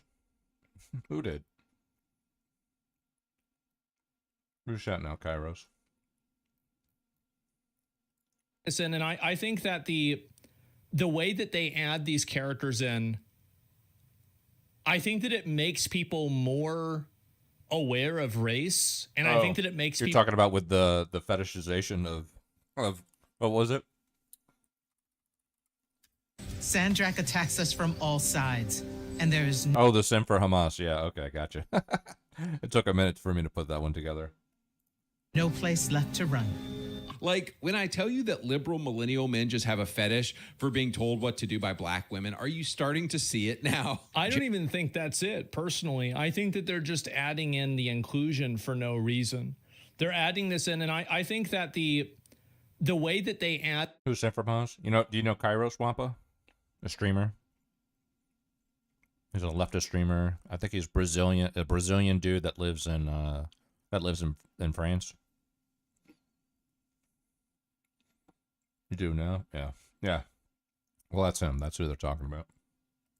These characters in, I think that it makes people more aware of race, and I think that it makes people more racist. It's like, yeah, checkbox ticking, exactly. It's like a DEI fetish, exactly. And in the process of that, and that's what I think is really problematic about it, is that in the process of trying to give certain groups of people... Well, I'm so glad I did not automatically just put this on the stream right off the bat, because I have no clue what it is, this link that fucking...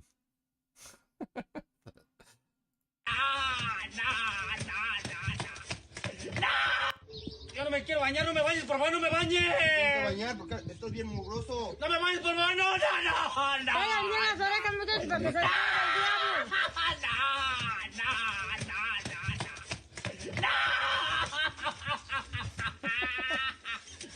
Okay, I was worried about it. I was worried about what that was.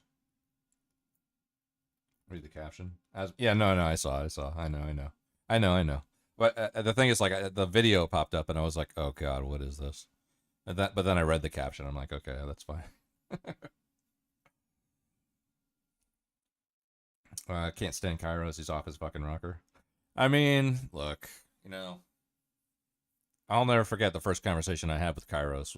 That was the whole, would you rather live in North Korea or the United States? And he had to think about it. That once I asked that question and I got the kind of answer that I got from him, I knew everything I needed to know about him. I no longer had questions for Kairos after I asked him that, basically. Yeah. Doesn't mean I wouldn't talk to him, but I was just like, wow. I don't even think I knew how far left you can actually be until I met people who didn't know how to answer that question.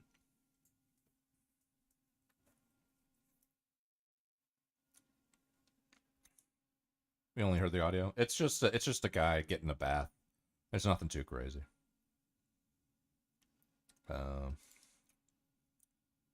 caption is Asmongold torture chamber, and it's a guy getting a bath. Yo no me quiero bañar, no me bañes, por favor, no me bañes. Tienes que bañar porque esto es bien mugroso. No me bañes, por favor, no, no, no, no. Oigan, bien las orejas, muchachos, para que se vayan al diablo.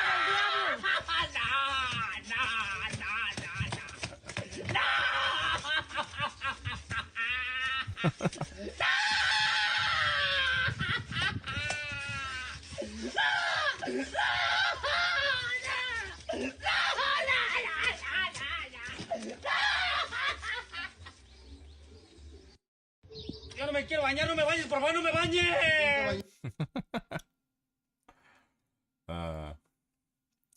Like I said, off his rocker. Yeah.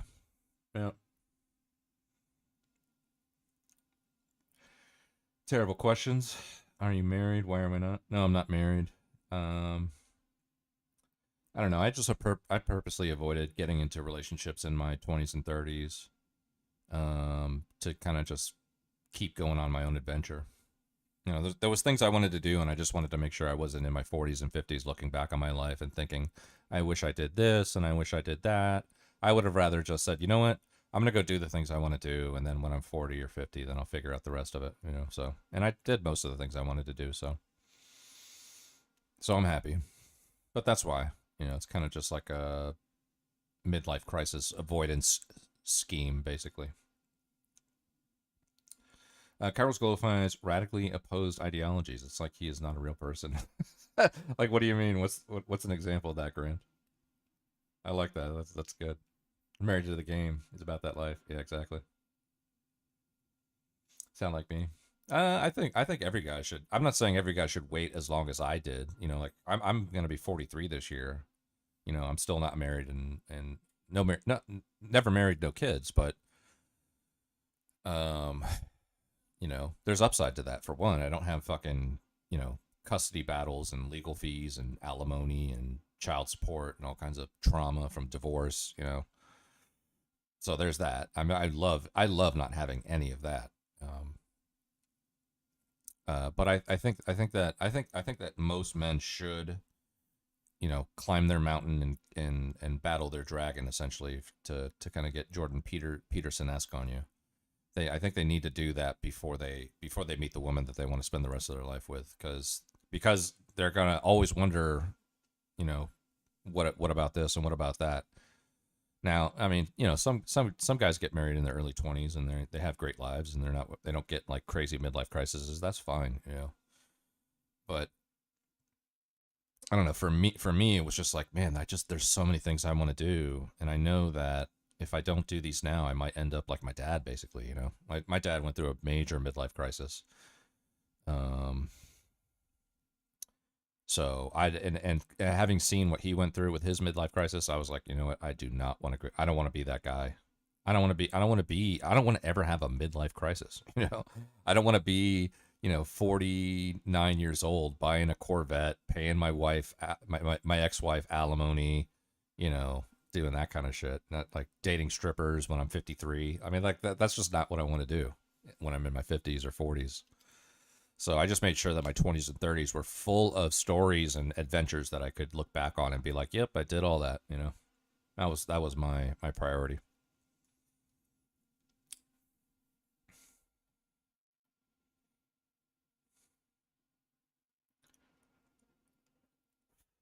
My girlfriend and I do not believe in getting the government involved in a relationship. Yeah, exactly. Yeah, I wouldn't do it. I wouldn't do that either now. I wouldn't do that. There's no way. No, I love my Corvette. Nader, you're a special case. You get the pass, all right? You're a retired service member, all right? You get to do whatever you want. If you haven't served your nation in the manner like someone like Nader has, then you don't get to have a Corvette, you know. Although the kids nowadays in the military are all getting, what are they getting? Hellcats, basically. They're getting Hellcats with like 28% interest rates.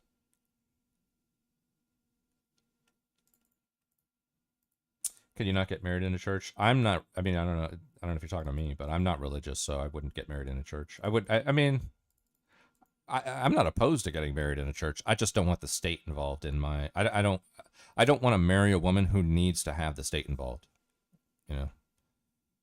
I need to trust my woman. She needs to trust me, and that's it. You know, we can do our own thing without the state.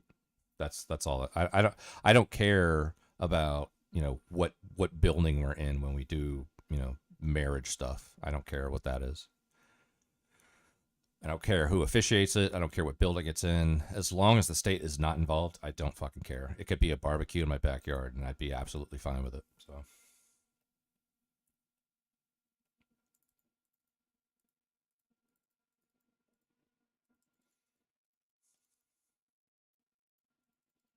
Don't have to get a marriage certificate. Yeah, I mean, I'm sure people were getting married for hundreds of years, you know, with no certifications or state validation, right? And then all of a sudden, I don't know when we started doing that here in the West, but all of a sudden now we have to get like a fucking we have to go down to the marriage office and put in our paperwork and wait 30 days, and like people never used to do that until what, like 80 years ago. It's fucking ridiculous.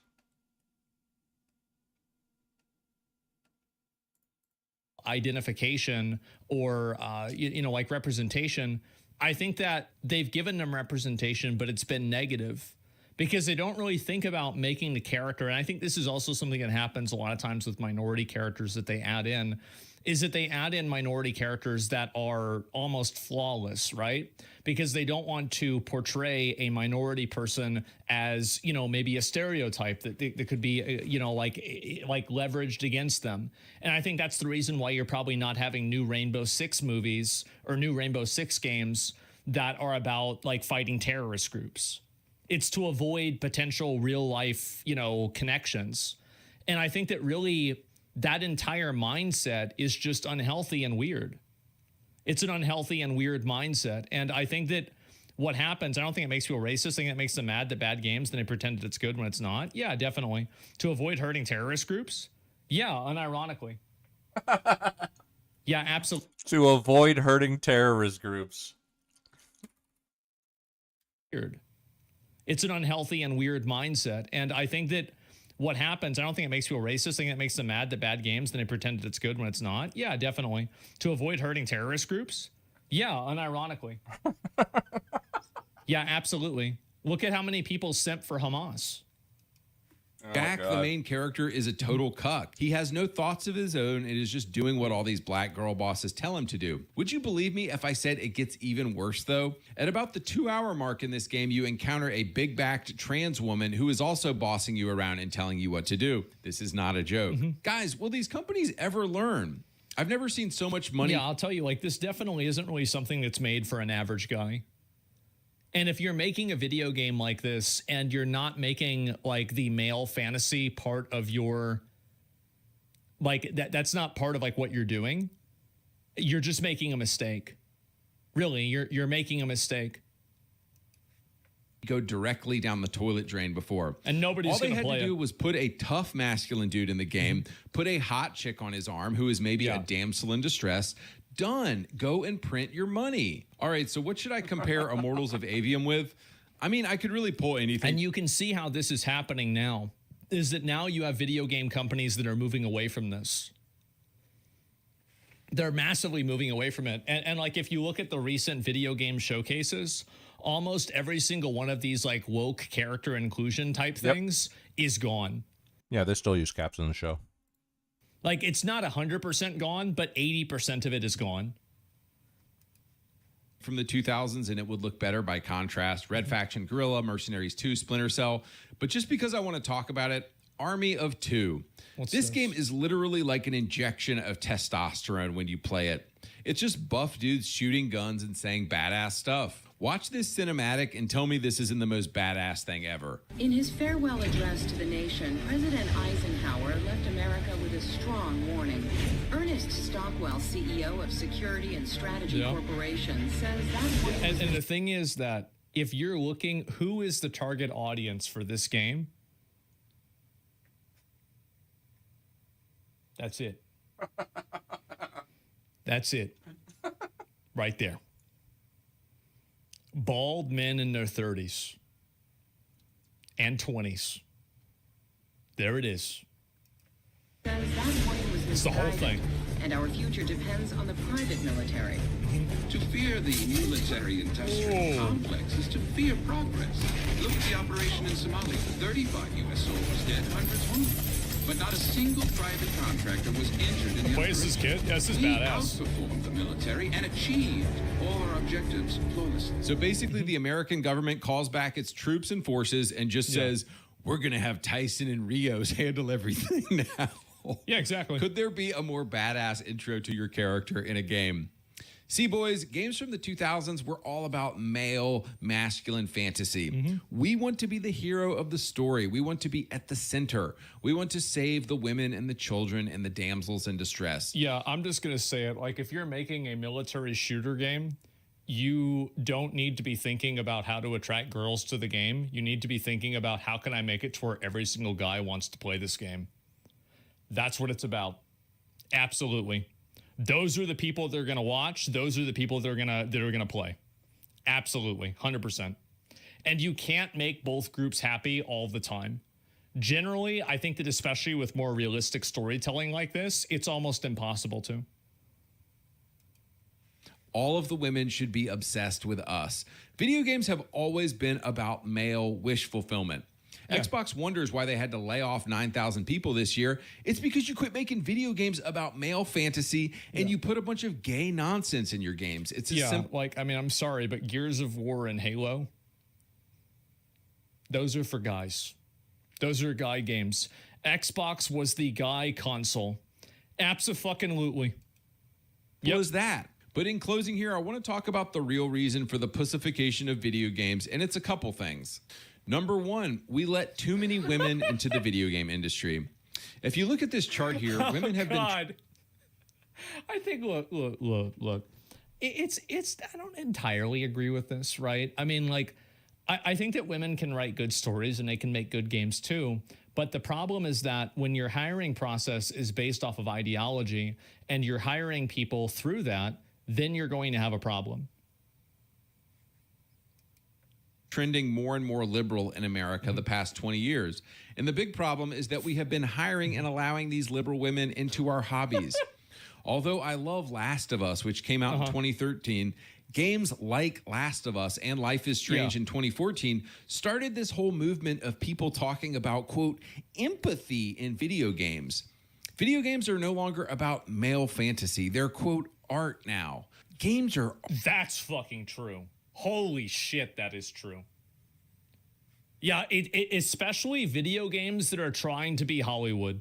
The only person who gets a pass on that is Kojima. Nobody else gets it. That's it. Art and are about learning to empathize with others. Yeah, I have. People beginning to talk about video games like this 10 years ago is exactly why we're in our current predicament. Video games are not about empathy. They're not about being some trans goblin. They're not about learning from people different than us. Video games that men will go out and pay $70 for have always been about one thing: male wish fulfillment. We want to be the hero. We want to be at the center. We want to blow shit up. This is our hobby, and it is our right to do that. If games will simply get back to this simple stuff... I think this is true, and this will always be true. That's definitely... No, he's right about that. The fact is that... And you look at the video games that are massively successful, and they all follow this paradigm. They all do. I mean, you can't have that many, points on a line, on a graph and not say there's a line. They will be successful again. Yeah. But as long as Sony and Xbox keep chasing this non-existent, gender-confused female trans audience, they're going to continue to fail. All right, boys, I'm out. Yeah, I think that a lot of that's true. I don't agree with everything in this video, but in a general sense, I do agree, is that whenever you're making video games, you have to make a game for a target audience. And I think that especially with military shooters, you already have a very, very, very defined male audience there. There's the video right there. Sounds like entitlement. Games are a hobby for everyone. It is entitlement. It absolutely is. Yeah, people want to have the game be about and made for them. It's not, is that crazy, really, for you to imagine that people want to see a video game made for them? Obviously, it's true. I mean, it has to be true. It just makes sense that it's true. Every character should have flaws. I think that characters can have flaws. It's not really, I don't think characters are good or bad because they do or don't have flaws. Right? Like, that's my personal opinion, is I don't really see it that way at all. But it goes both ways. They're a hobby for everyone, but not everyone buys games. So you make people you make it for the people who do first. Exactly. Yeah. And what's this here? I want to see recent reviews, call over Discord. No, I don't want to. What is this here? Absolutely not. And no, it's just weird. Anyway, imagine the woman reaction if Rambo was in Vampire Twilight. Yeah, just write good characters, LMAO. I don't think that you can just write good characters. Like, I think that, yeah, there's a degree of that, and it's important to do that. But to act like men and women are looking for the same thing out of stories and out of characters, and especially like protagonists to play as, I think that you're being delusional. I do. I think it's delusional. And also, like, writing a good male character is not the same as writing a good female character. And modern media's obsession with trying to make it seem like they're interchangeable, I think the only thing that they've done is that they've totally confused everybody. They've confused themselves even. Call it entitlement, call it whatever you want. I want my money. You want my money, make the product I want. You're not an artist if your art is for sale. Yeah, exactly, right? And you can complain or like make fun of people for whatever reason. That's a good point. But at the end of the day, I think that the video games that fulfill the video games that fulfill stuff like this, I think will be very successful. And I think that also you have games that transcend any sort of like gendered storytelling. And I think that like Expedition 33 is a great example of that. So it's not like you have to do this every single time, but in a general sense, I think that it's very important, right? This video of if you're from Reddit, you might want to change your tampon. Yeah, there you go, right? And quite a few women that like guy things, but they also don't try to change what they already like. Well, and this is the problem. Like I've said this before, like this was the thing that I criticized Blizzard for, is that in like Wrath, like they started making content and making the games, making WoW for people who don't like MMORPGs.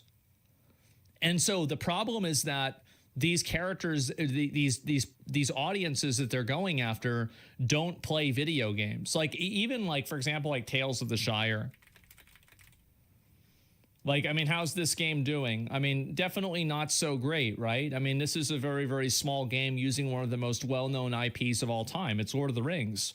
And so why is that? It's because really that type of gameplay and that type of content just isn't that popular.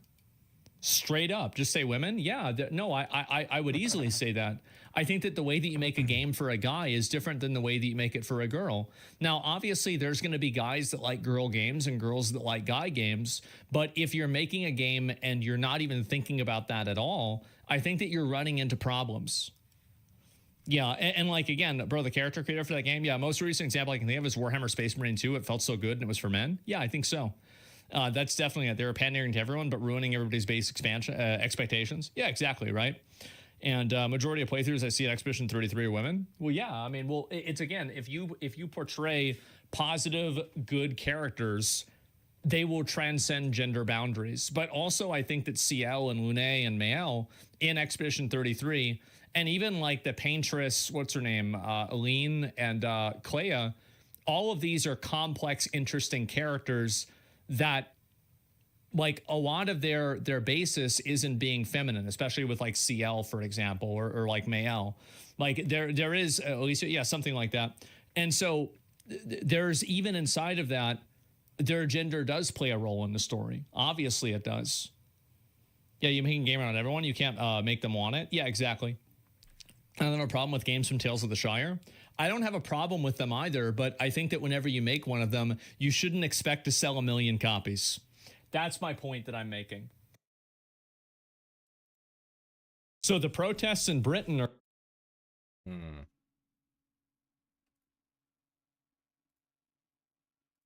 Yeah, this one is going to be fucking based. The video type...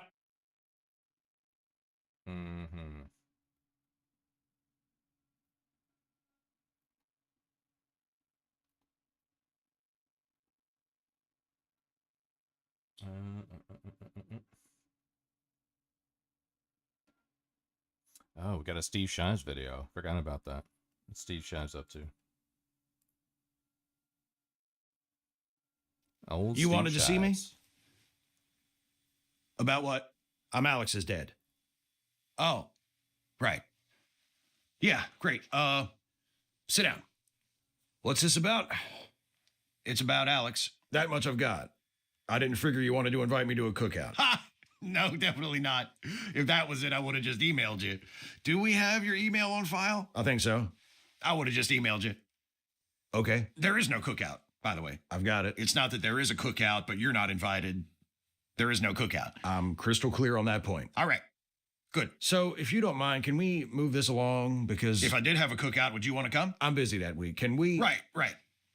So, Alex. I'm familiar with Alex. Of course you are. That's why I asked you here to speak with you. Because of the familiarity Look, can we stop dancing around, whatever this is? Just tell me what you need to tell me. Is there a problem with Alex? Has she done something? Not yet. What does that mean? Has Alex ever, to the best of your knowledge, of course, has Alex ever talked about coming into school and killing everybody? What? No, of course not. Has she been saying that here? Has she said anything to make you think she'd do something like that? Not exactly. Then why the hell would you even ask me that question? I thought it wise in light of recent events. What recent events? Recent events in Minnesota. Ah. And why are you specifically concerned about Alex in light of those recent events in Minnesota? Are you speaking with the parents of every student here? No. Well, I just wanted to seek reassurance that Alex won't be a problem given certain things she has in common with the perpetrator in Minnesota. Oh, certain things like what? Like she keeps a journal. The suspect in Minnesota also kept a journal. Oh, that's nothing to worry about. No? No. She only keeps a journal because she has to, for her English course. Her teacher checks it regularly as part of her classwork. I'm sure if she was using it to write about carrying out some kind of violent attack on the school, both of us would have heard about it by now. Good. That's reassuring. Was that it? Just the journal thing? No. There was also... Oh, Jesus. Alex's file says you have previously been called in for a meeting with one of her teachers where you expressed your concern that the meeting was about Alex having a gun. Right. But Alex doesn't have a gun. Then why did you say that to Alex's teacher? Because I didn't know why I had been called in for that meeting. Deja vu. All right, Jeffrey, peace out.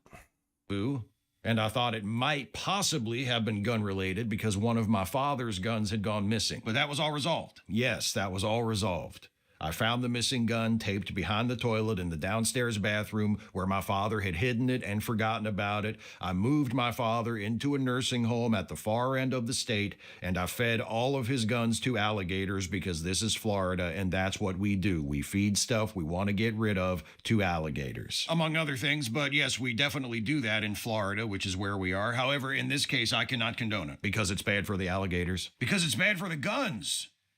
Having their lives cut short like that, poor innocent little darlings, breaks my heart. I told Alex to tell all this to her teacher. I figured at least the gist of it would be in that file. Actually, it is. I didn't really read it the first time, just skimmed it till I saw the word gun. So, are we good here? Have you been reassured? Can I go? No, not yet. There's another thing I need to discuss. Oh? It is, I confess, the true reason I called you in for this meeting. Really? I've been avoiding it all this time. I couldn't even tell. I'm aware that Alex is... ambidextrous? I was not aware of that, actually. That's not in here. No, I'm aware that Alex is... a Rays fan? No. Trans? That's what I was... Gay? The one before that. Is she gay? Yes. Can you be both? Apparently so. So that means she likes... girls. Both kinds? You mean... cisgender and transgender? Yeah. I don't think it makes a difference to her. I was just curious. Were you? Let me jump to the end here, since I'm not sure how much more of this I'm going to be able to take. Me either. Jesus. From the news reports I assume you have read, it looks like the suspect in the Minnesota school shooting was trans. Because of that, and because out of all the dozens of school shootings that happen in this country annually, maybe one other one in the last few years was also done by a trans person, you're worried that my trans daughter might be a threat. You don't seem worried about any of the students here who aren't trans coming in with a gun and shooting the place up, even though almost all school shooters and mass shooters in general are not trans. And the fact is, if you go by the statistics, trans people being victims of violent crime is way more common than trans people being perpetrators of it. But if, in the face of facts and logic and just basic common decency, you're still concerned about my daughter doing something terrible like what just happened in Minnesota, I'll tell you what you should do to make sure that doesn't happen. What should I do? The same thing we do with Alex at home. Keep her from using the wrong bathroom? We don't have gendered bathrooms at our house. Do you want to know what we do or not? Yes. What do you do? We do everything we can to let Alex know that she is accepted and loved for who she is, and that she is safe with us. That wouldn't work here. Why not? It's not practical. If we did everything we could to make Alex feel accepted and loved and safe at school, we'd have to do it for every other student as well. Okay, I'm going to go. I'd wish you good luck, but it sounds like you're not the one around here who needs it. Let's hope not. Take care now. Didn't want to invite him to a cookout anyway. Having bathrooms that anybody can use in your house? Fucking woke, weird. Forgot my hat! There it was the whole time. Have a nice day. Yep, and also with you. How many more years am I going to have to vote Republican before everything stops scaring me? I mean, say what you want about Steve Shives, but I also he is a good actor. He does a good job at like successive line reading. So we're always asking, why do they want immigration? Why? Why are they so obsessed? And it genuinely is about systems, structures, and population projections going into the future. They really are. And I know people like, no, there must be some ulterior motive. There must be something more. And I'm sure for certain named individuals, that is the case. But for the shitlibs as a class, it is genuinely that they think the world will come to an end if the population goes down a bit. Now, I don't think the world's going to come to an end. And we have some evidence to suggest that it won't. We have some evidence to suggest that actually it will be okay. We'll get by. We will figure it out. And remember, they've had these sort of problems with population projections for centuries. You can go back to Thomas Malthus saying, look, the population is going straight up. We're going to have mass starvation everywhere because we just don't produce enough food. And if all things remain the same, all of the variables remain constant, then yes, his calculation is not wrong. However, variables change. Things change. Circumstances change. People adapt. Things get invented. People give things up. Things are different from era to era, and therefore, unsurprisingly, people actually respond to their environment and the stimulus and incentives in their environment. But if you don't take that into account and you just assume that everything will carry on like it always has forever, well then yes, you would look at Europe's population crisis visualized and go, my God, look at all that red. That means, ka-ching, we need to import 1 billion Bomalians, because otherwise, I mean, even then, there are still plenty of places that have the minus 75% projections by 2100. You see that, Northwestern Europe isn't one of those places because people will actually want to move here because they think that we have functional societies. And that's only because we used to have functional societies. Less so now, obviously. But look at it's the fear-mongering of it. Like, evil, angry red. Ooh, happy, peaceful, placid blue. Like green, blue. Like, sorry, I don't care. I don't care if it goes evil and scary and red. I don't want to be flooded with immigrants. This is just the end of the line. We've got to that point where it's like, no, the answer is just no. And the thing is, the British public is with me. 46% of people in this country just want no more immigration and for millions of them to go home. I'm only playing Starfield right now because I got a new motherboard the other day, and all my games are on a hard drive that's not seated correctly on the motherboard, so I have to take apart my fucking computer and see if I can reseat it and put it back together. And I just didn't feel like doing that today, so I'm only playing I'm playing the only game I have on my fucking C drive, which is Starfield. So that's why I'm playing it right now. But I would buy Star Citizen, although I wish, from what I hear, there's not much of a role play aspect to Star Citizen. It's more exploration and sci-fi than it is role play. So I'm not sure, but it looks amazing, and I'm not against it. Especially if it had controller support, I definitely would consider it then. I'm not really good at the whole mouse keyboard gaming situation. So, but I would buy it, yeah. They're not worried about the pensions or anything like that. They're worried about losing their country entirely. And this is just, again, something that has been, it is a genuine concern. It is an issue that if we fall into a kind of population death spiral, then the country can't recover, but it doesn't.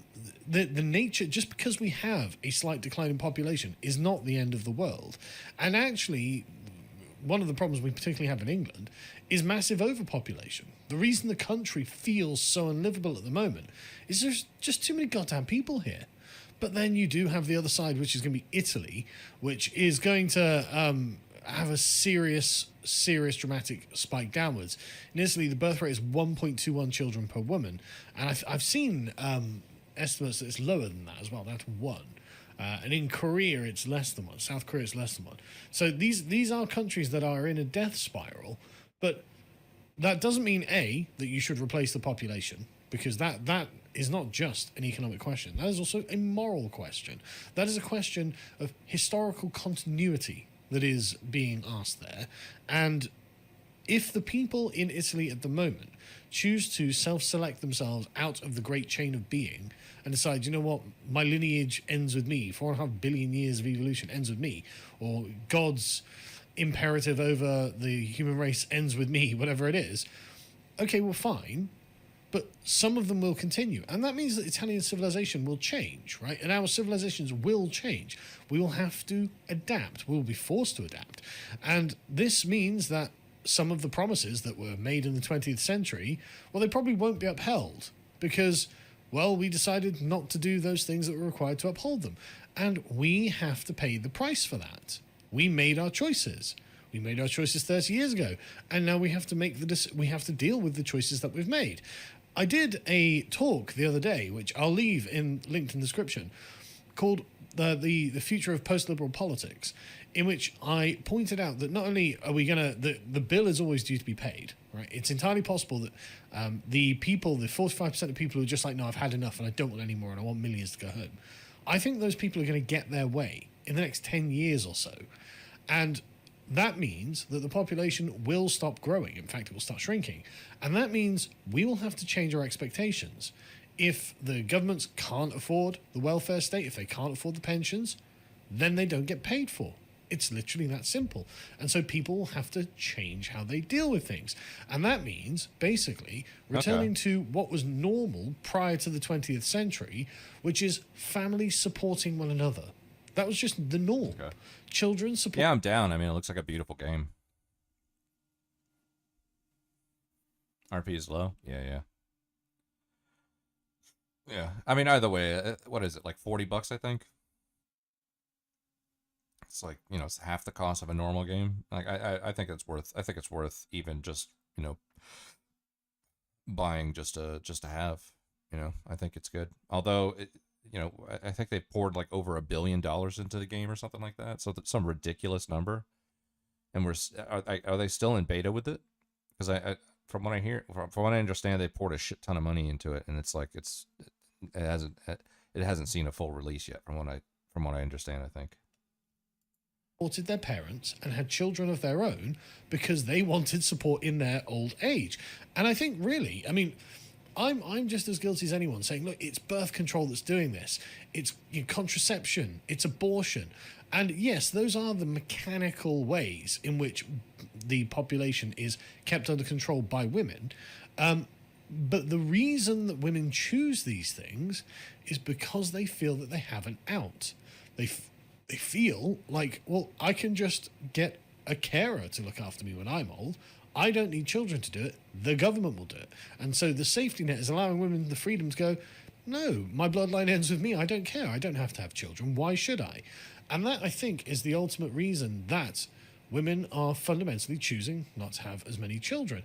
But when you need those children, because you know you're going to be old and you know you need someone to look after you, at least if you've had children, you'll have a bunch of people who love you, who want to do it because they care about you. God willing, my children will want to look after me when I'm very old, right?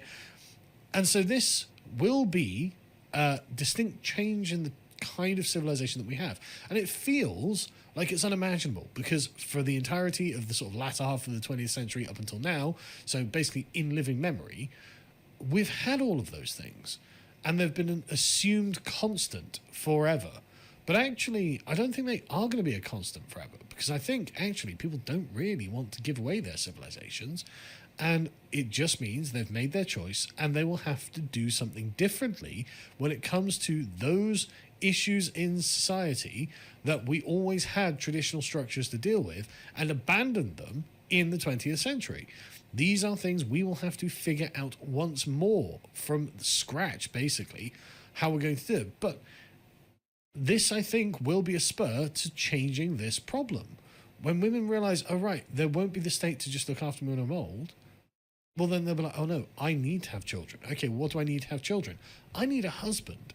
Suddenly, the collapsed marriage rate will fix itself. Suddenly, the childlessness will fix itself. Suddenly, the incel problem will fix itself. All of these things can be fixed if the government is stopped from interceding in what is actually the natural course of human existence. And we've got models of this all over the world. They're all over the world. There are countries that don't have an infinite welfare state, that don't have a pension system, that don't have a healthcare system. Countries in which people have to look after themselves. Because, and this is what I said in the talk, and again, I'll link in the description, because it really comes to that Western fantasy of liberating ourselves from the responsibilities we have to the people around us, to the people in our own families, to the people that we love. That's not feasible. That's a thing that is not going to happen forever, and we have basically burned up the social credit that the West had built up until the point of the 20th century, and I think that's just going to be the way that is. I personally am not expecting to get a pension. I don't think if you're my age or younger, you probably should plan to not get a pension. Because, I mean, don't get me wrong, we might be lucky enough that the system limps along for long enough for us to have a pension, but it's entirely possible that it won't. And so you need to make your contingency plans now. You are not a boomer. You did not live in the golden era of Western civilization. You have to make your plans now, because you will need this later on. And don't expect the governments to have any solution other than replacement migration. Like, it's just all that they think about. All of the politicians, they have nothing. Because what they would have to talk about are questions of character.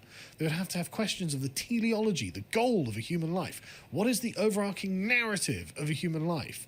And for them, it's liberation from being the human being that you are, from having obligations to your parents, from becoming a parent yourself, and your children then having obligations to you, and them having obligations to their country and their local communities, and so on and so forth.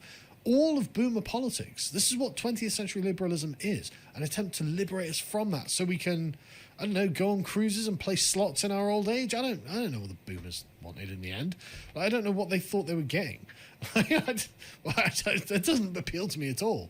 But this is what they thought they were going to do, right? And that has been done for the generation up till now, but that's not going to be the future. So plan accordingly. Because this, I mean, they're just like, look, we don't want a one-size-fits-all immigration system. Can we just have the immigrants in Scotland so we can have people, bodies, just living humans who will do things for us? It's like, well, A, I mean, how are you going to keep them in Scotland? You know, what's the guarantee they stay there?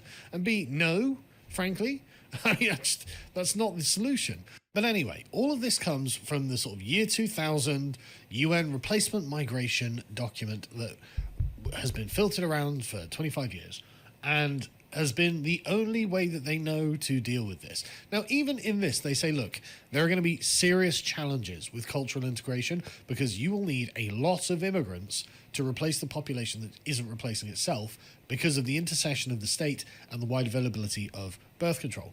And, okay, that's true. And even there are parts in it where they're even like, look, we're not even sure we recommend this because this will cause problems.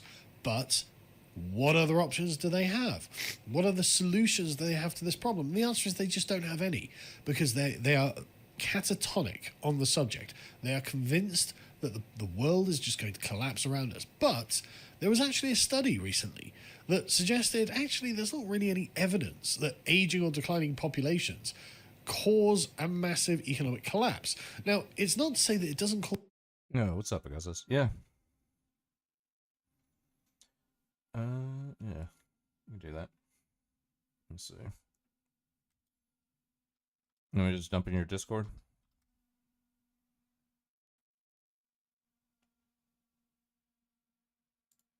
Oh, Ophelia got back to me.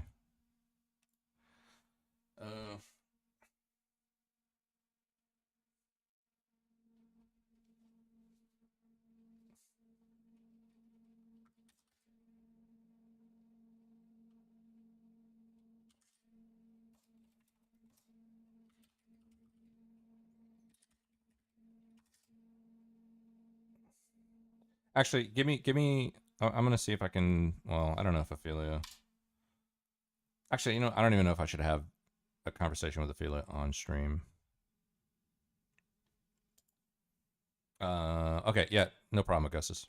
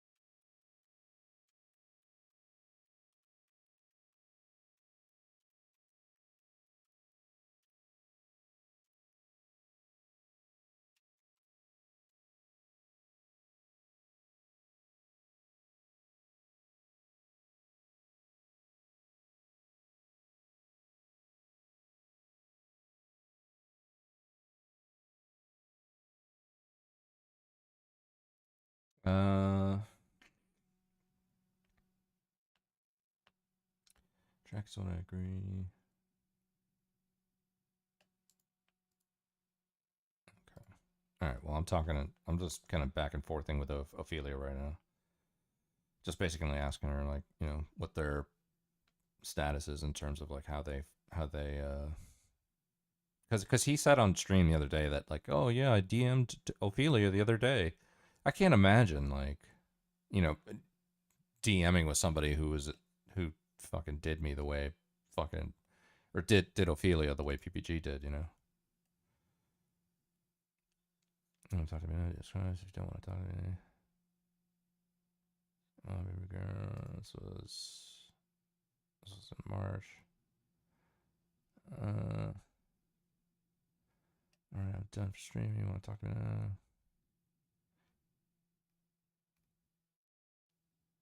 Sorry for all the bullshit. Can you come to this Euro dumbass dude?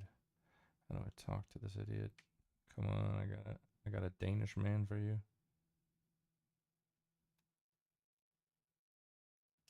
Oh wow.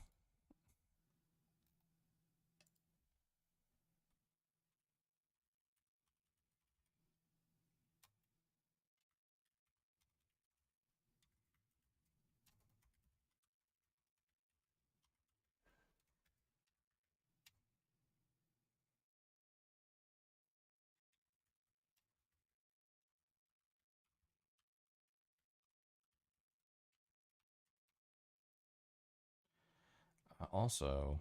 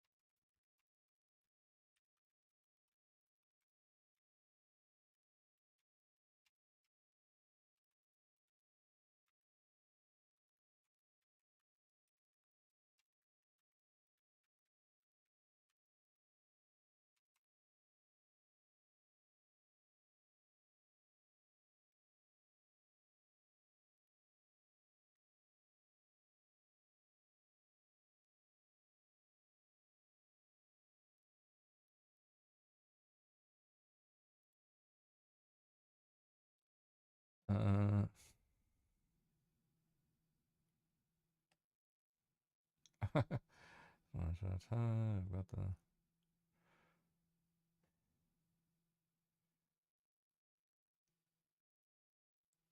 Oh wow, this is still going.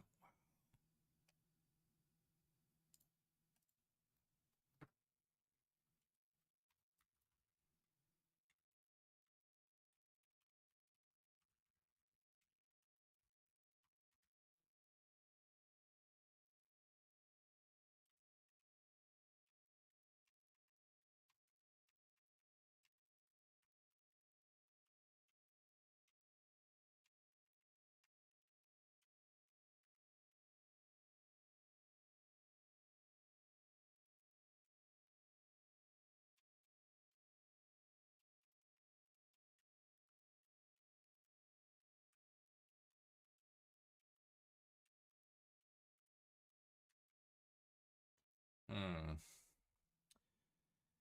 Whose message are I'm talking with Ophelia. I'm just DMing with her back and forth. She's giving me like a little bit of a lowdown of some stuff that's interesting here. That it's not surprising at all, but the context is that in one of PPG's last streams, he made it seem like, oh, I DM'd Ophelia the other day about this thing. Like they have some kind of like, you know, friendly back and forth going on, but talking with Ophelia here, that is definitely not the case. And it's more like he's not taking a hint. You know, she doesn't want to talk to him, and I can see, you know, she's showing me some examples of him pursuing conversations with her in DMs, and she's just like, dude, just stop. I don't want to talk to you. And he's like, no, let me just call you. Let me talk to you. I want to talk to you. And she's like, no, I don't want to talk to you. And he keeps going.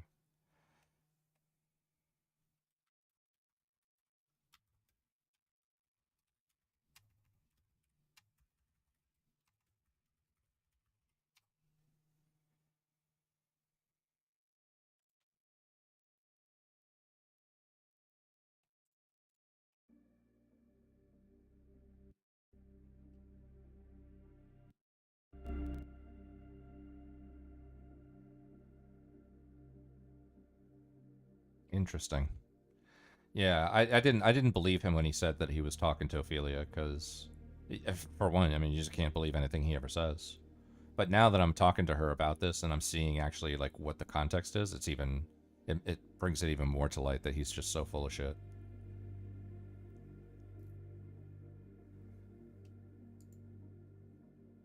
Yeah.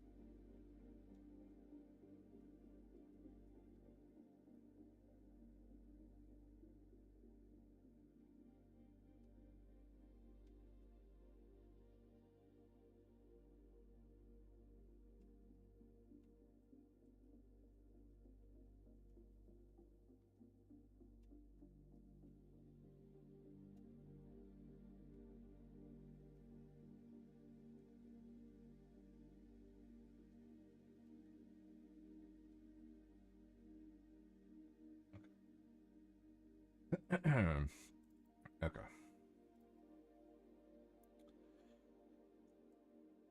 Oh yeah, no, I'll jump into your Discord now. No, I was hyping with Ophelia, just kind of getting some of the details out there. Where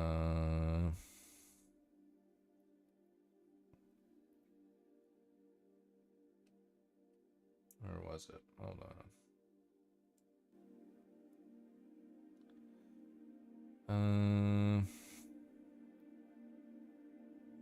Forgot which one is yours.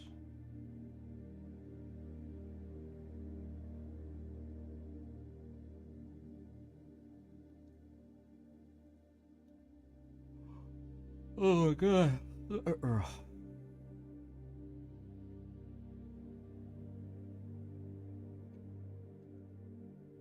Tiger Girl.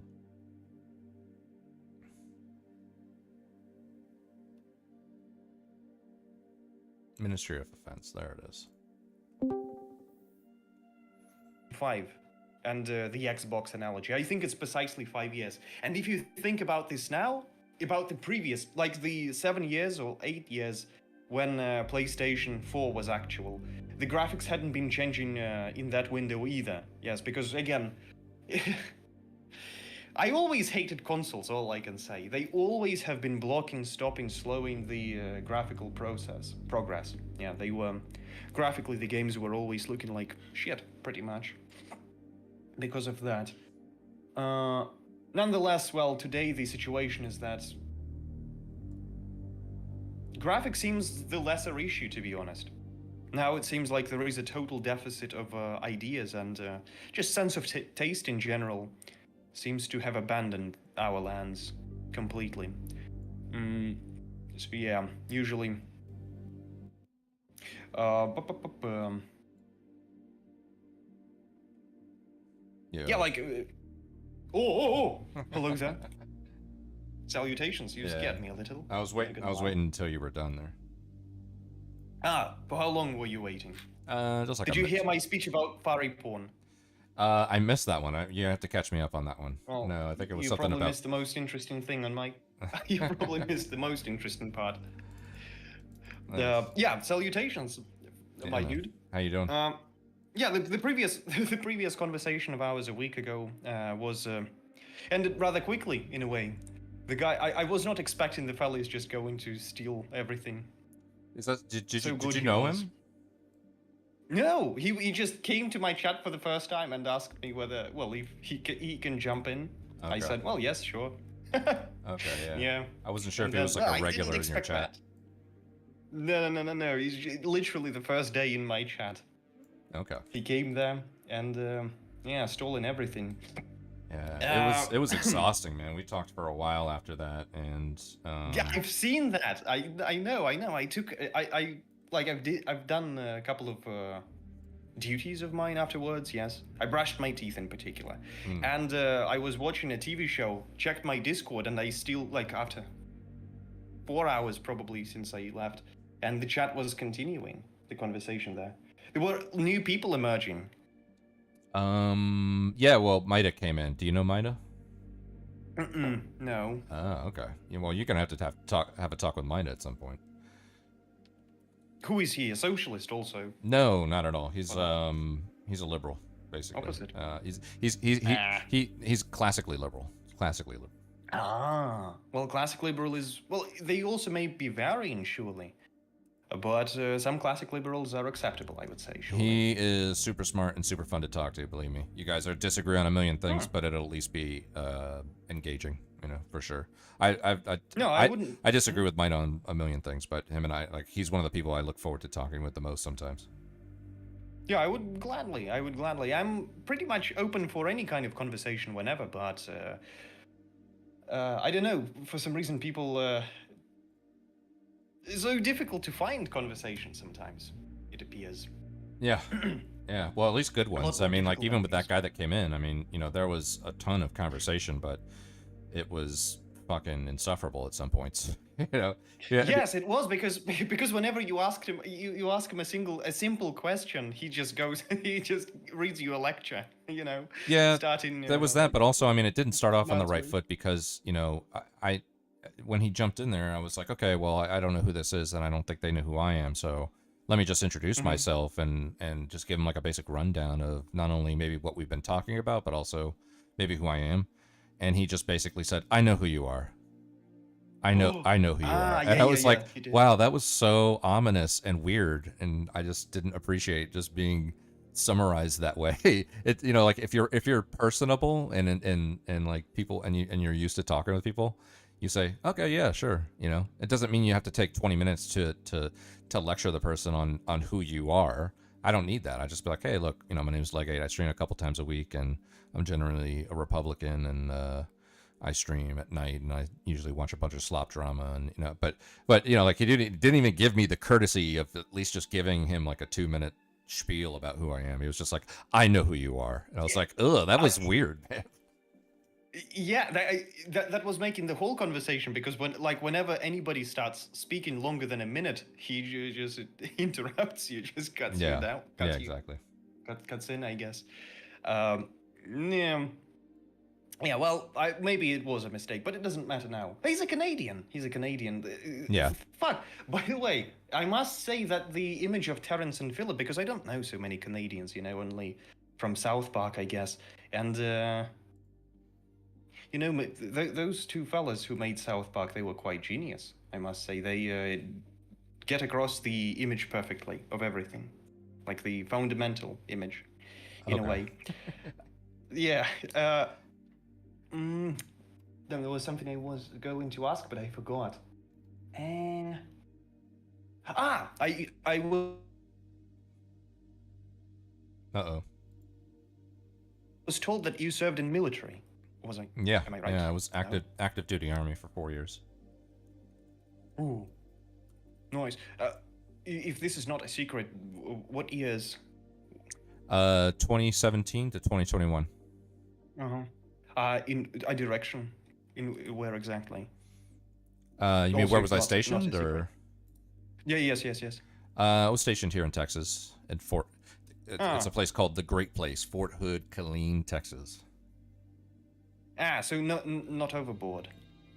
Not abroad. Yeah, exactly. Not Abroad. Sorry. Yeah. Not there was Nothing spicy. Nothing like Afghanistan or. well, Iraq. the thing is, like, everybody after they go through their training gets stationed somewhere, but you know, once you get there, that's called being at your unit, and then once you get to your unit, you know, the unit can be deployed to, you know, certain places. And right when I got to my unit, we were actually supposed to deploy to Syria, and we knew that because, for one, by the time I got there, everybody who was in my unit had already gotten all of their gear and supplies that you get when you're supposed to deploy.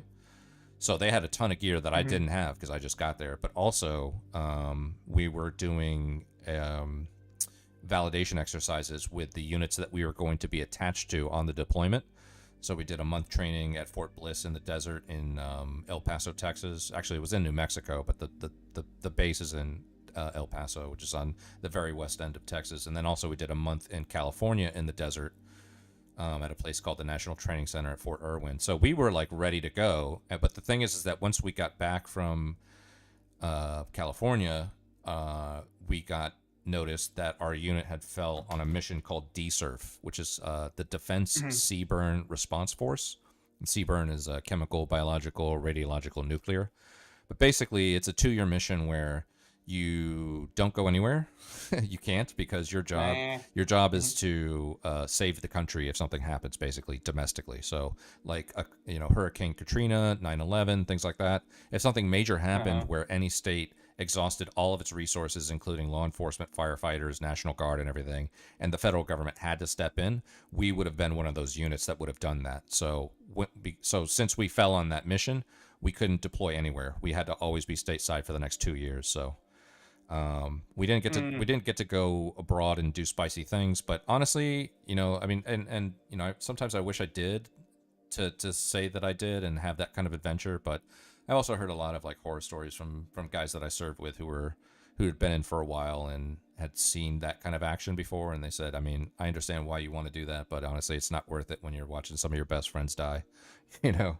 So, you know, sometimes I'm thankful that I never had to, and sometimes I wish I had, but for the most part, I'm thankful that I'm here, I'm alive, and I get to hang out on Discord and talk politics with angry people. Yeah, well, I also have some military acquaintances. Jesus, what's wrong with my English today? Apparently there are just special people, you know, as it seems, who are in a way designed for war.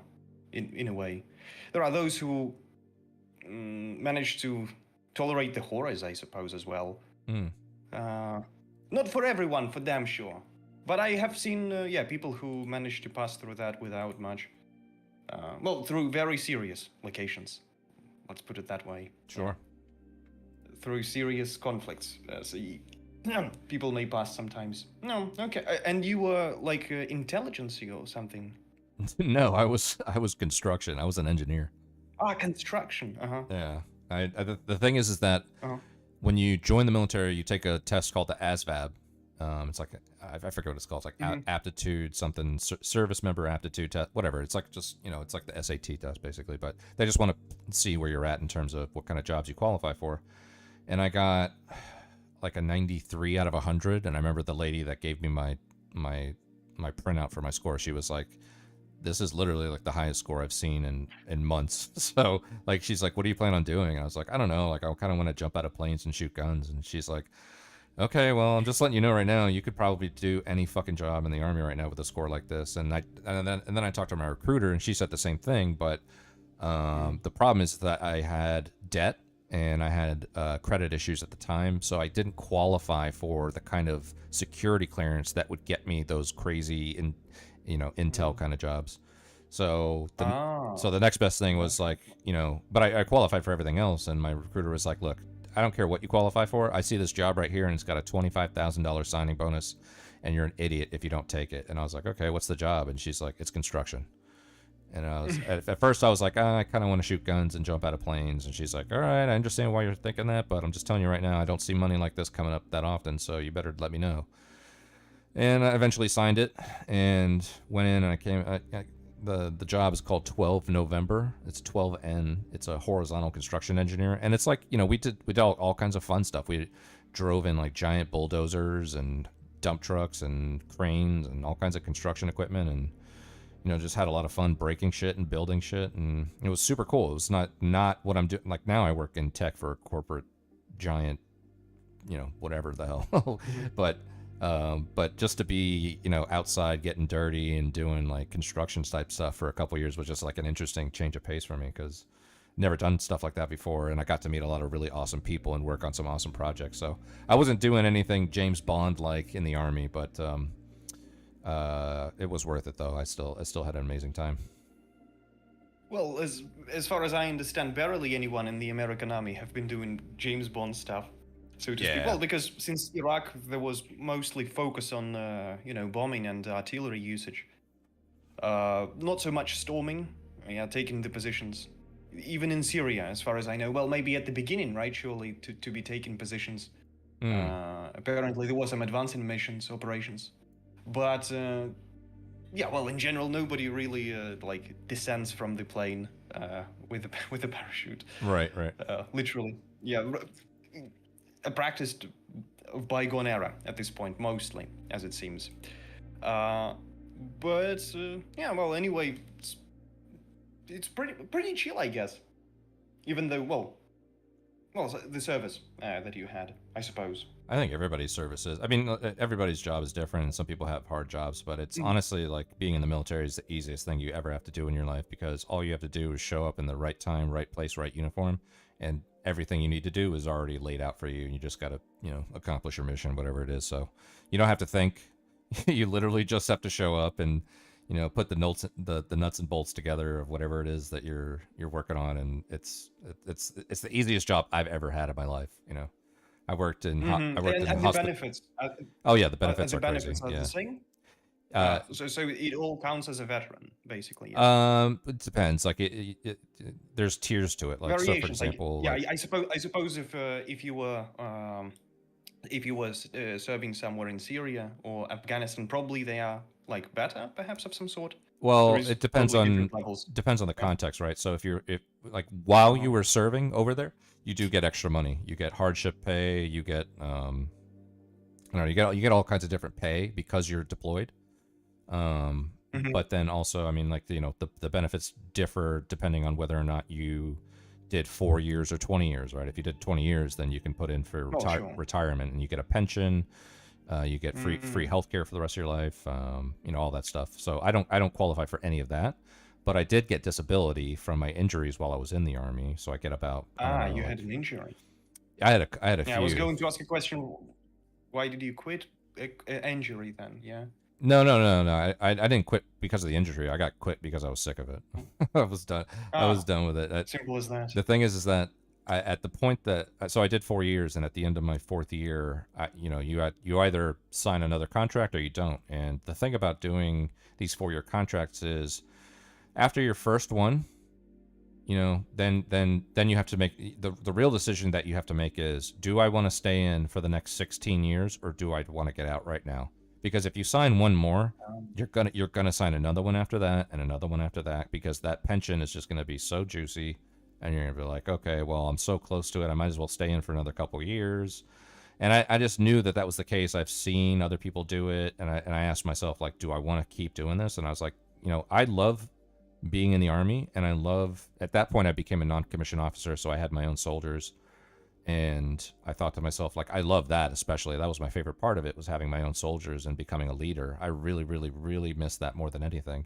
But the other stuff that goes into the military life, I just fucking hate it. the monotonous, repetitive bullshit that, like, you know, there's times when, you know, we have like these storage containers that are full of gear that we have to itemize and take inventory of, and this is just one example, but I mean, like, sometimes we'll take everything out of it and lay everything out perfectly so that the person that needs to do the inventory comes around and does it at the right time. Then they never show up, so it's like, okay, we've got to put it all back in, and then we got to come back after lunch and do it all again. And that happens all the time, stuff like that. Then there was other times too where, even when you get out of work and you go home, you know, you're still getting constant text messages and phone calls about, like, what's going to happen tomorrow. And it's like, that doesn't happen in any other job.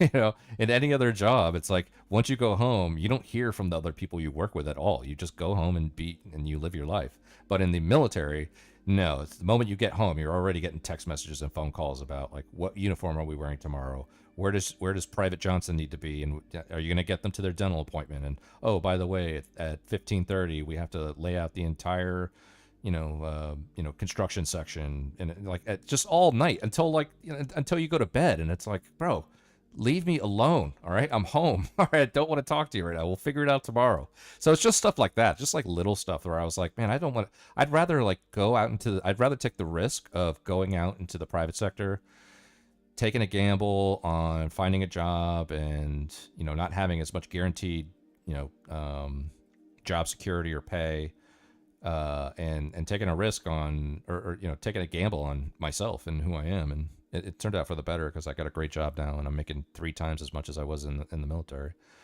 So a more profitable job then. Yeah, exactly. So it was just time.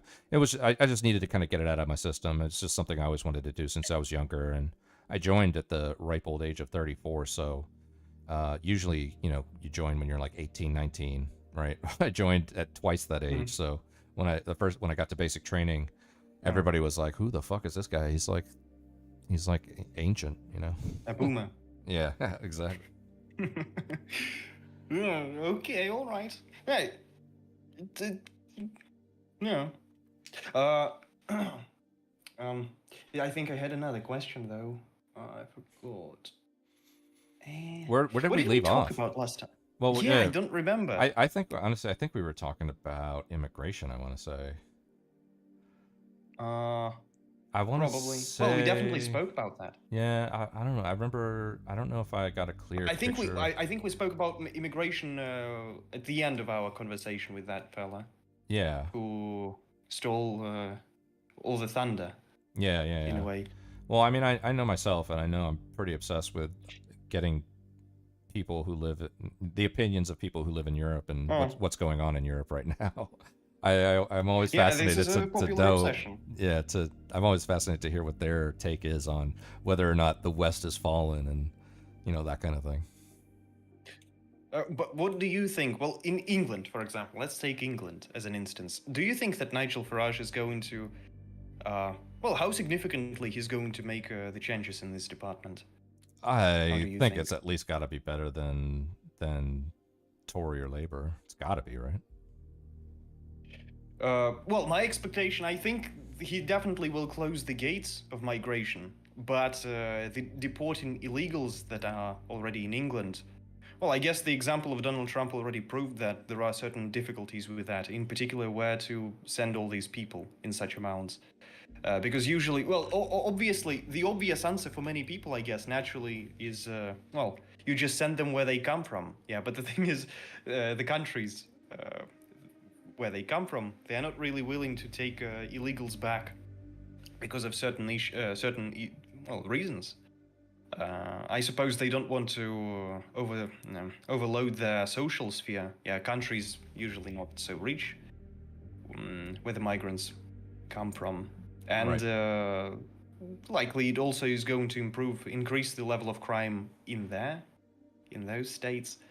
So therefore, as a result, you don't really have too much places where to send them all. So therefore, I suppose, for Nigel Farage or any other European leaders, there are like tens of millions of them all across, and this rhetoric is becoming popular all across Europe at this point. In France, the popularization of the right opposition in Germany as well. I think the chances in France, by the way, and Germany, especially in Germany, for AfD or National Rally to come to power is a lot smaller than in England. Seems like Nigel Farage is truly having severe chances. But I also believe, well, considering what kind of a country England is, I dare to assume that Nigel Farage is very much... he is the guy of establishment in a way. I suppose he's just an acceptable kind of a persona. Yeah. So that's why there is not so much fight against against him personally. Not the kind of fight that you see in Germany and even France these days. Yeah, because there they really seem like anti-systematic. Yeah, opposition. In England, he seems like a part of the system. Yeah, I get the Nigel Farage criticism, but I don't know what other option the UK has. I mean, they don't. I mean, I think Rupert Lowe started his own party. I think he was with Reform and got kicked out, and now he's starting some kind of Reform adjacent party that's supposed to be more hardcore than Reform. Andrew Tate started a party and has very lofty dreams of becoming the next prime minister, but or not the next, but I mean, I would like to look at that. Have you seen it? Have you heard of his party? No, I hear about this for the first time, but I would love to see him. Oh, it's a real thing. It's as the prime minister. It's called the Brov Party, BROV. Yeah. All right. Well, and it stands for the something. chances- It stands for something. It's like Britain reforming over. I don't know. I don't know. It actually stands for something. But he started his own political party. Him and his brother.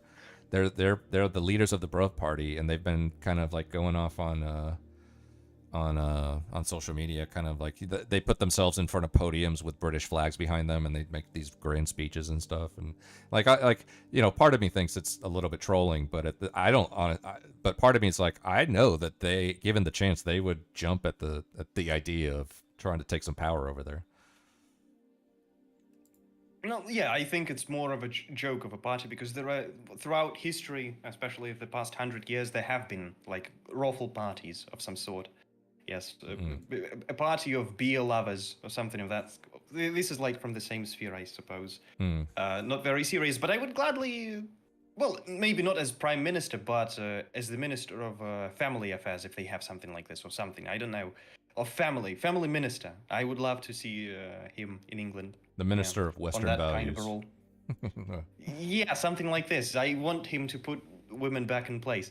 But well, of course, I actually don't know much about him. I only heard about of his views, but never watched much content of theirs. You know, the Tate brothers. But I mean, you not know, my piece of cake, as I understand. Mhm. yeah, I mean, you know, whatever they're doing and whatever, however far they get with that, I'm not sure. But you know, I get why people criticize Nigel Farage, because it just seems like he might just be a part of the same machine that caused the problem in the first place, possibly. But you know, they don't have any other option at this point, and I think you just need to at least start somewhere. You know, even if it's not, you know, it's like, you know, how many places are you going to get where you're going to get the perfect candidate? Oh, this person is exactly. They're so removed from the system, and I agree with them on everything. It's like you're never going to get that, so you got to start somewhere. I think it's fine. I think the reputation that he built for himself while he was in the EU Parliament is enough to stand on, where reform can do enough damage, and I'm interested to see what's going to happen over there. Yeah, well, sure thing. I agree on most part. Yeah,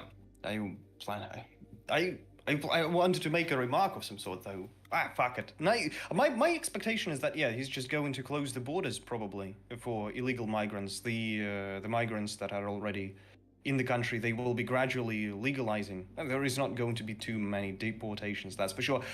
Of course, surely this is good for, well, from the point of view of, stretching the overtone window, yes. Well, today it might be Nigel Farage. The next election, it may be, hypothetically, somebody a little more radical. But the thing is, I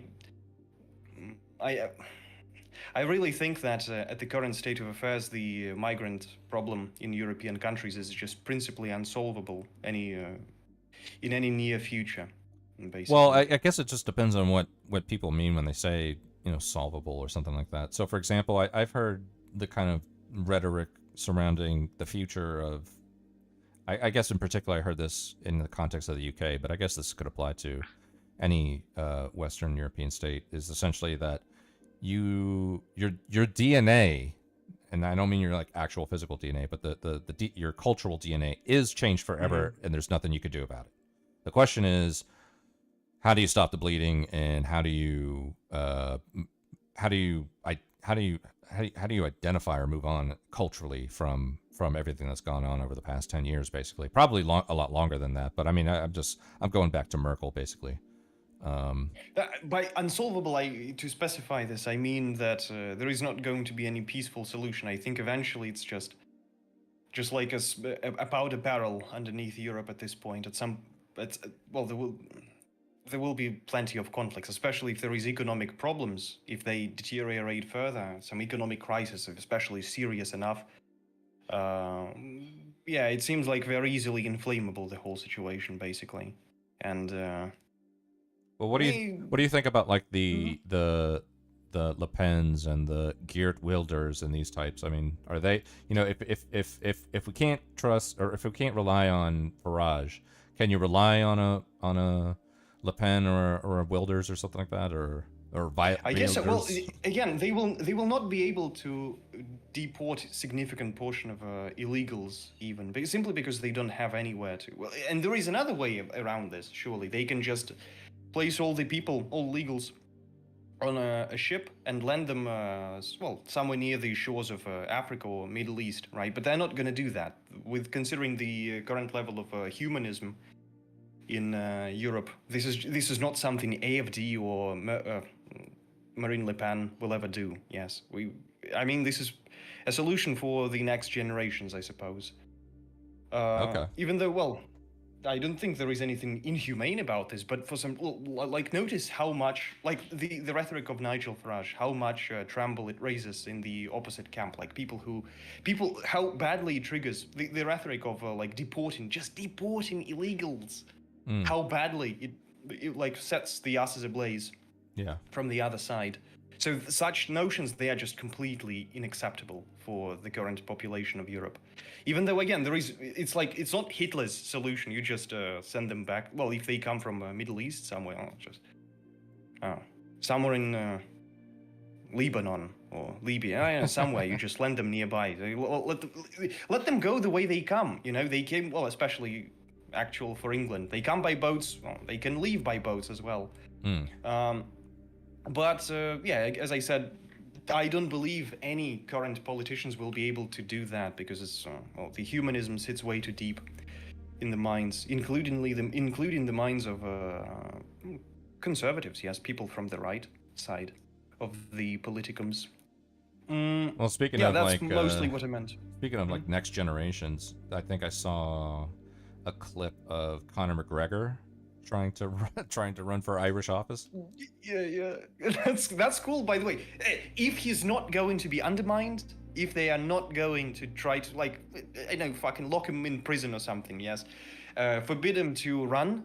If they don't do any of that, I'm definitely going to win. Even without the migrant rhetoric, this is how democracy of modern kind works. When everybody can vote, it's just going to be a very popular persona with charisma, yes. Well, surely now there is a very, very popular rhetoric against migration, so I think Conor McGregor has like 90% chances to win because it's the most popular. Oh yeah, most popular Irishman. So yeah, I think the chances are very high, but I doubt they will let him run. Yeah. Yeah. Well, I don't know why they. How could they stop him? Very easily, like there are many ways. I don't know specifics of the English court system in particular, and the Constitutional or Supreme Court. Yes, I don't know what practices they have there, the specifics. Yes, but in France they just found embezzlements. Right, with Le Pen. Marine Le Pen, yes, embezzlement. Funny thing about around 100 other politicians in EU Parliament, members of Parliament, European Parliament, also have been charged with the same allegation, but they are still there. Yes, they're not being prohibited from participating in politics and taking their posts. Marine Le Pen, for some reason, was banned from running. I guess, so far, it's possible they will eventually let her, but I doubt it, really. I doubt it. I heard that there was a ban, but I don't remember if it was permanent or not. It's not decided yet entirely. There is no final resolution, as I understand. She's just... I didn't look into this, though. The way... I just read a couple of pieces, I guess, on that. As soon as it emerged, maybe the situation changed. But there is, the case, yes, and while the case is going, she needs to prove she's innocent at this point. Of some sort, to oversimplify it. So not permanent, yes. At she may prove her innocence in that. We'll see, though. We'll see. Surely Marine Le Pen is also capable of cooperating with the deep state of EU. In a way, pretty much. Maybe not as much as Farage, judging by the actions against her. But the party that definitely doesn't have any chances is AFD, I must say. Really? AFD, there is just no chance. They will they'll just ban the party. Well, first of all, they had 7 or 8 people die in the last week or 2 or something. Or have you been following? Yeah, regular thing is normal thing, absolutely. Yeah. I remember, by the way, them saying that Vladimir Putin, he's so terrible, he's killing his political opponents. Yeah. Apparently happens elsewhere too sometimes. Well, yeah, but here's the difference, though. Here's the difference. If someone who is perceived as right wing or fascist kills their political opponents, nobody's surprised by that, right? But we're talking about this is happening politically in the opposite direction. This is like the equivalent of the Clintons, disappearing people essentially, but in Germany, And a lot of people don't think that the liberal parties of the world don't do these kinds of things, but maybe they do it more than any other parties do. I don't know. Nah, I suppose there will be just more of that. You see, there is the tension of some sort, maybe not the right word, but the decisions eventually they're becoming more and more radical. Even if AFD hypothetically manages to reach 66% of votes, yes, I suppose that's what's necessary to.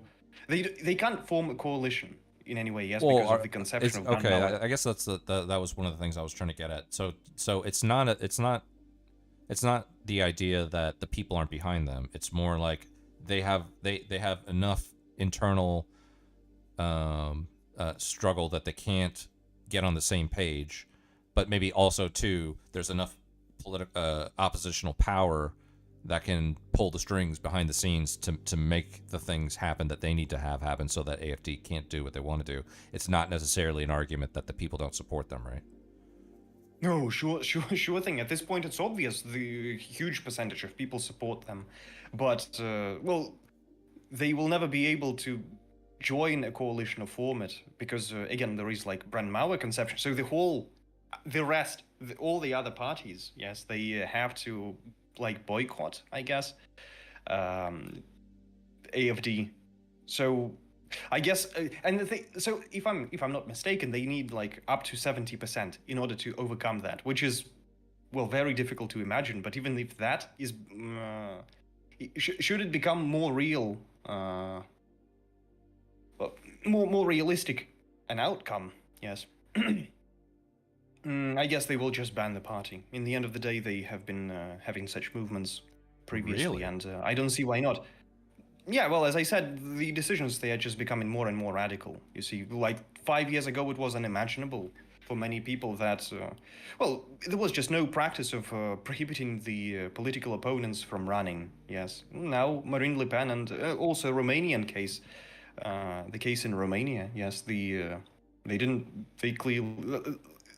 I don't think, as I understand, it wasn't really constitutional. They just cancelled the first tour of the election. So the anti-systematic candidate won the first tour. There was going to be the second, but they just cancelled the first. So they had to redo it, do it over. And I don't remember whether he was allowed at all to participate further. But eventually, such manipulations, they never were a thing in Europe before. Well, for a long time, for sure. Yes. Until what? Until the formation of the EU or something, or? Yeah, I don't know when last in Europe such things were happening, but basically, yeah, the past like 50, 70 years, there wasn't much of that. Usually, like pursuing, well, just banning people from elections. Yes, arranging. Again, what happened in Romania, by the way, is very similar as it seems to the Ukrainian case back in 2008, I think, or 2004. There were two candidates. One of them was perceived as pro-Russian, and he was winning. He won the second tour of the election, so he must have become the president. But there was protest and the pressure from the European Union, and eventually they came to the solution of the third tour of the election, which was not considered by it's not constitutional, really. Like in Constitution says there must be only two tours maximum. Third one was not really in a book, I guess. So yeah, back in the day, again, like 20, 30 years ago, in European Union, it was difficult to imagine anything like this. Now it happens. Well, at some point, now they start killing political opponents. Well, they disappear. Yeah. Look, at some point it will become more like Ukraine and Russia. I'll tell you that much. From the point of view of democracy, that is. The level of democracy will be, well, it's definitely drifting that direction, you know. What about, I mean, you mentioned something to the effect of banning the AFD. I mean, doesn't that typically cause some kind of right-wing backlash for somebody else to start their own AFD, and it becomes wildly even more popular than the AFD was, and and then all their efforts to squash any kind of conservative uprising becomes even more of a nightmare for them because of the actions they took against the AFD, or... Yeah, it does, but there are chances of just containing that. Well, gradually. At first, surely there is going to be a huge backlash, but with time, you know, it will be things. Again, like unacceptable things previously, they're just becoming. They have tendencies of becoming normal with time. Digressing from European Union, just as an example, you know, the Watergate scandal. When I couldn't believe when I've watched a couple of videos, yeah. Well, I heard the name, of course, like back in the day, long ago. After I finished watching this, I couldn't believe that the whole scandal, such a big scandal, was revolving around a president and his administration following his opponents. Because, well, I might be mistaken, but it seems like, does anyone does anyone have doubts that nowadays is more or less a regular practice, following your political opponents? Surely they may be not wiring the rooms, yes, but with the means of technologies nowadays, I have a feeling that some things are being, maybe I have a feeling some talks are being listened by the federal organizations, structures, Sure. Yeah, and so this is, if that's, this is just an example of unacceptable. Something what used to be unacceptable previously just became a norm today, seemingly. So I suppose. Therefore, by the time when they, if hypothetically this situation happens, by the time they ban AFD, it's going to be a little more acceptable.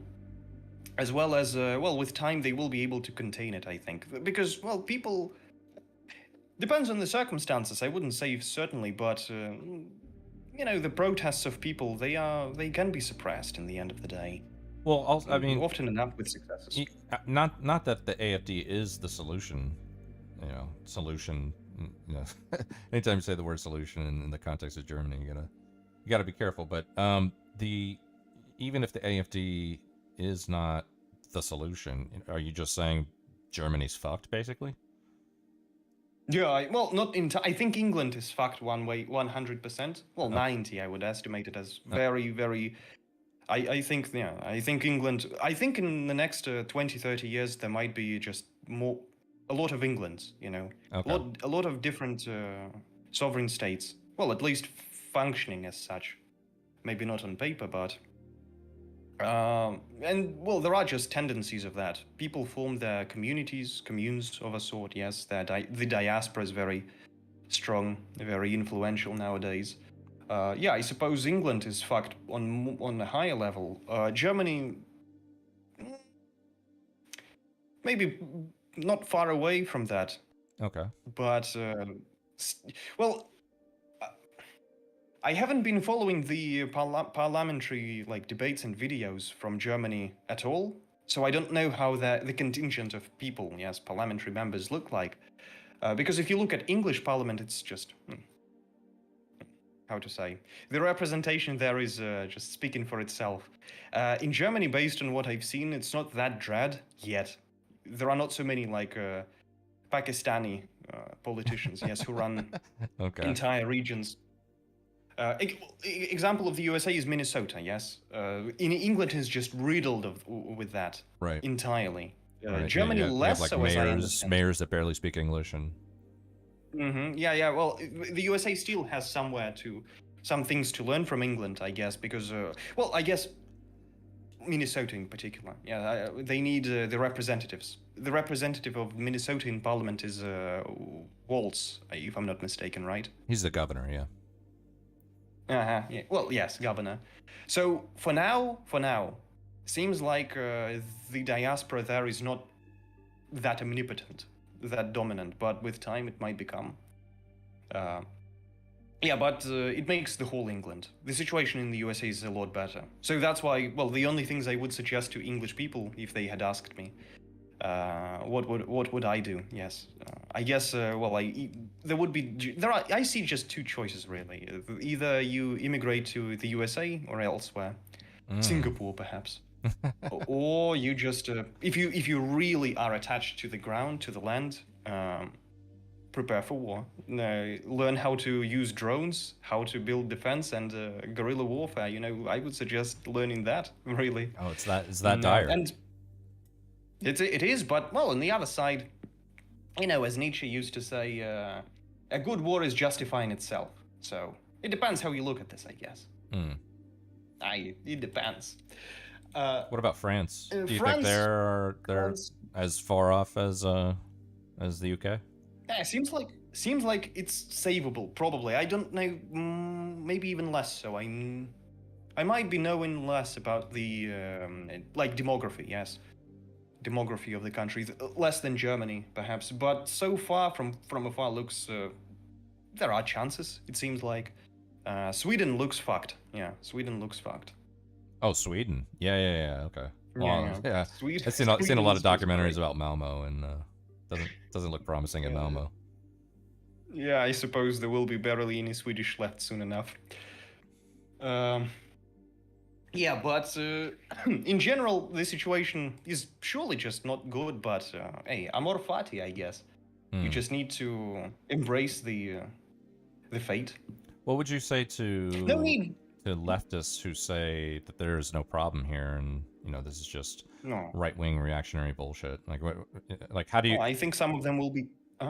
Yeah, how do you typically respond to? Do you? Well, I guess first of all, like, do you talk to leftists in general, or? Well, in general, I don't talk too much to people with left views. A couple of times, I guess. Yes. Well, the previous stream we had a conversation with one. Right. Even though he's rather special in a way, yes, he's got certain differences with the mainstream left, like woke or neoliberal agenda. He's pro guns and all that. There was another guy with socialist views. I think if somebody's feeling like jumping off the cliff, it's pointless to help, really. Just giving it a subtle push, perhaps, is a lot more helpful. About people, their views, yes.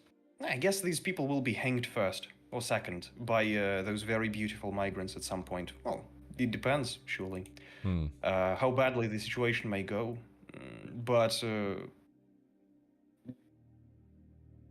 I understand why they don't see any problem in this at all.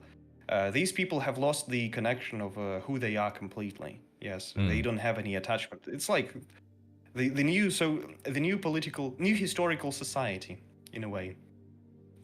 Because in Soviet Union, they were trying to do exactly the same. These ideas, these conceptions, they're not new practices as well. In Soviet Union, they were trying to, at some periods of Soviet Union, they were trying to intermix everyone around, just so nobody has a distinct connection to their past, to the history, to the people. Yes, precisely. So It's like cultish indoctrination almost. In a way, yes. But basically, well, the whole conception, I guess, ascends to, well, it derives from, well, you got the idea, from the French socialists, social utopists, like Charles Fourier or Maupassant, I guess. I don't know who those people are, but I'll take your word on it. Yeah, well, they had a conception back then that you need less contradictions between people just so you don't have wars and conflicts. And some of the contradictions surely are religion, financial, yes, class system, and ethnicities as well. So thus, one of the way to negate this ethnic component, you just need to intermix everyone, yes, just so everybody has this beautiful tan, this beautiful exotic tan, you know. And thus, eventually people may just simply don't know who they are, eventually. So these... and you're saying leftists are kind of like bask in that? They kind of marinate in it and look forward to it? Or? Yeah, sure. Yeah, without a doubt, yes. They have been seeking for this for a long time. They might not be speaking openly about this these days, because I don't hear these conception being like explicitly, they don't get across it too often. Again, like explicitly like this, as far as I can tell. I don't watch so much lately though, but this is definitely what they want. They want people to intermix, to just mix all together, just so everybody's like almost the same. Just so there is no nationalities or ethnicities, It's classic international idea, basically. Upon such it's built. So surely they see no problem in this. They view it as just a good thing. Yeah. I only may disagree with them. I would be curious to see a conversation between you and Casey about that topic specifically, this mixing thing, because I think he wouldn't disagree with you on that, but I think he also calls that race realism. Conrad might have to help me out on that one, because I know Conrad probably knows more about it in the context of Casey's opinion on it than I do, but I know that Casey has this kind of everybody's gonna be brown in 70 years kind of theory, I guess. Or No, not brown, race but realism. they're gonna be like mocha or something, you know. No, race realism is when, well, basically you say that Africa for some reason is looking like Africa, and Europe for some reason looks like Europe. That's basically, to put it very politely, I guess, as much as I can, and briefly, I suppose. Well, as a his theory is that everybody used to be brown. Yes. I think he just thinks it's inevitable, like we can't avoid it. It's Will be. yeah. Not in past, but will be. Yeah. What? Okay. That's it. Well, because Which is you why I can- you would can think it'd make be actions- interesting to hear you talk to him about it.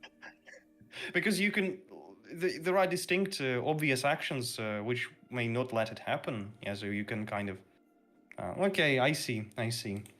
Oh, by the way, speaking about brownness, I think it comes. Maybe it comes from an inner racist within people. By the way, an inner, deeply hidden racist, because they suppose that if a white man marries a black woman, or the other way around, their child is going to be a lot darker than the white man. Yes, but the thing is, if one happens to be 1/8 or 1/12, or more like 1/16, yeah, black, he's barely going to have black color or skin tone. Yeah, because if the rest are.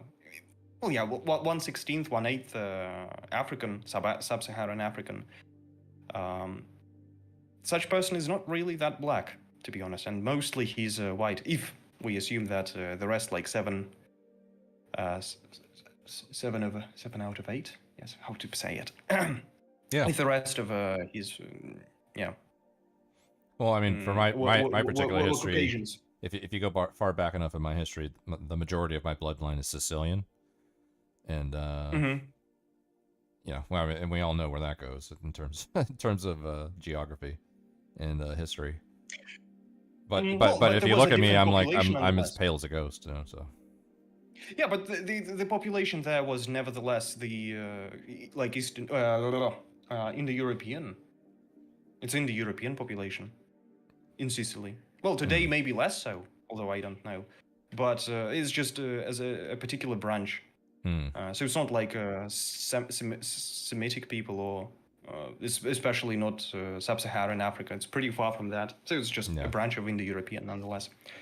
But yeah, it's just. So therefore, I don't quite understand why everybody would be brown. Because if the white people reproduce quicker, for let's say hypothetically, yes, than black people, and they intermix, eventually they will. The major component is actually going to be white. Oh, with okay. time. So Interesting. Yeah, I don't. Okay. I think the idea that everybody will be black. It derives sounds from like the it inner sounds like racism, because what is this, like reverse race realism or something? Or I think it really comes from the inner racism, because it comes. I feel like it comes from the conception that a single drop of ink can ruin the color completely. Right, yes. right. It's very racist deep inside, I would say.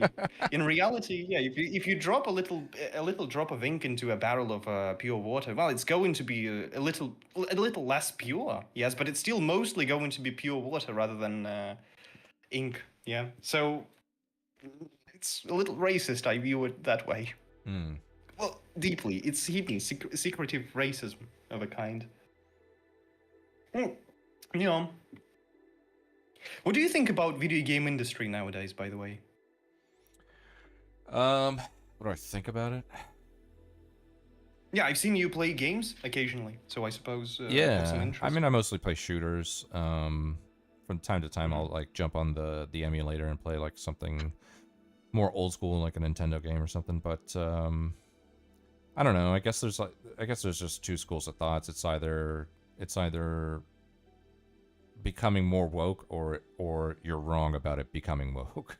You know, I guess that's like in terms of design and the makeup of the staff that a lot of these studios have.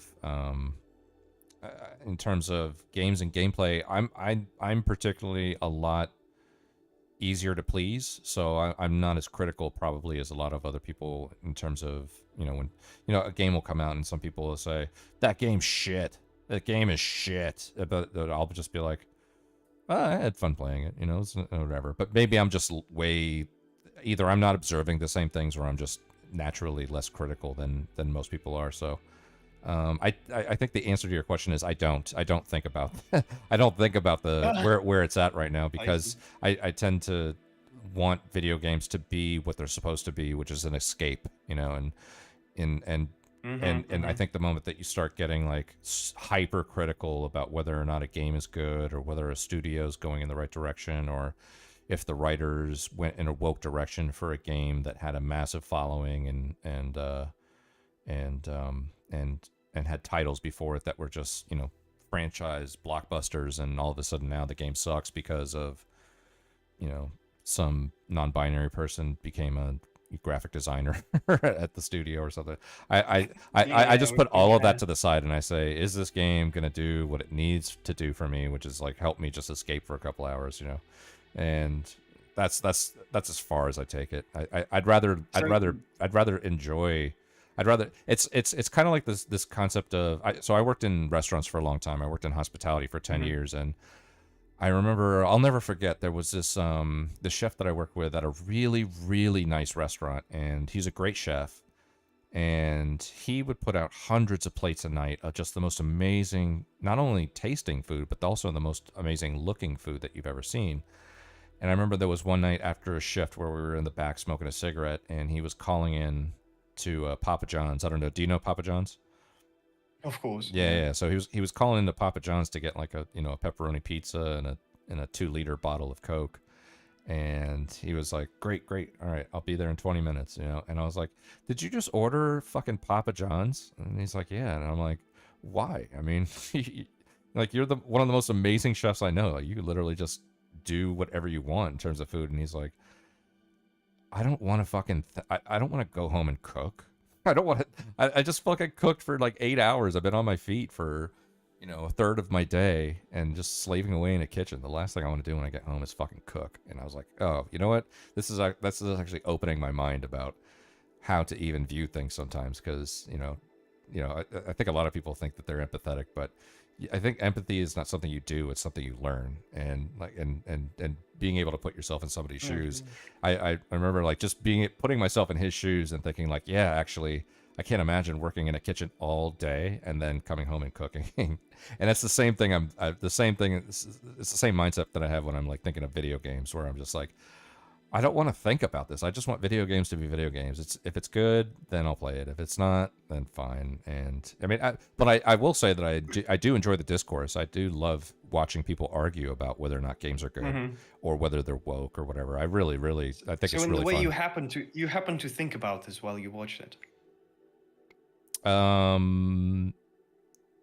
No. You mean I'm sorry, what do you mean? Look, when you watch such videos, yeah, people arguing about this, whether one is woke or bad or good. Yes, you in the end of the day happen to form your opinion. So. Oh yeah. I mean, like I probably in the way you think. I'll likely, you know, if it's, it just depends. I mean, like so for example, have you ever heard of Andy Pants? Okay, well this is a very specific YouTube content creator that makes videos about the exact topic that we're talking about right now. But he comes from a very conservative Christian American perspective where everything is woke and gay people are trying to destroy the fabric of America, and game studios are just doing nothing but hiring trans people and black girl bosses because it's 2025 and you know, that's the state of the video game industry at this point. And what I'll do is I'll watch like a 20-minute video of him just going off on the industry or a specific game, and just be like, okay, I definitely agreed with about, you know, 3 or 4 of those points. And then the rest of it, I'm just like, you know, you know, I'm not worried about the rest of that stuff, you know, because I'm not religious, I'm not conservative.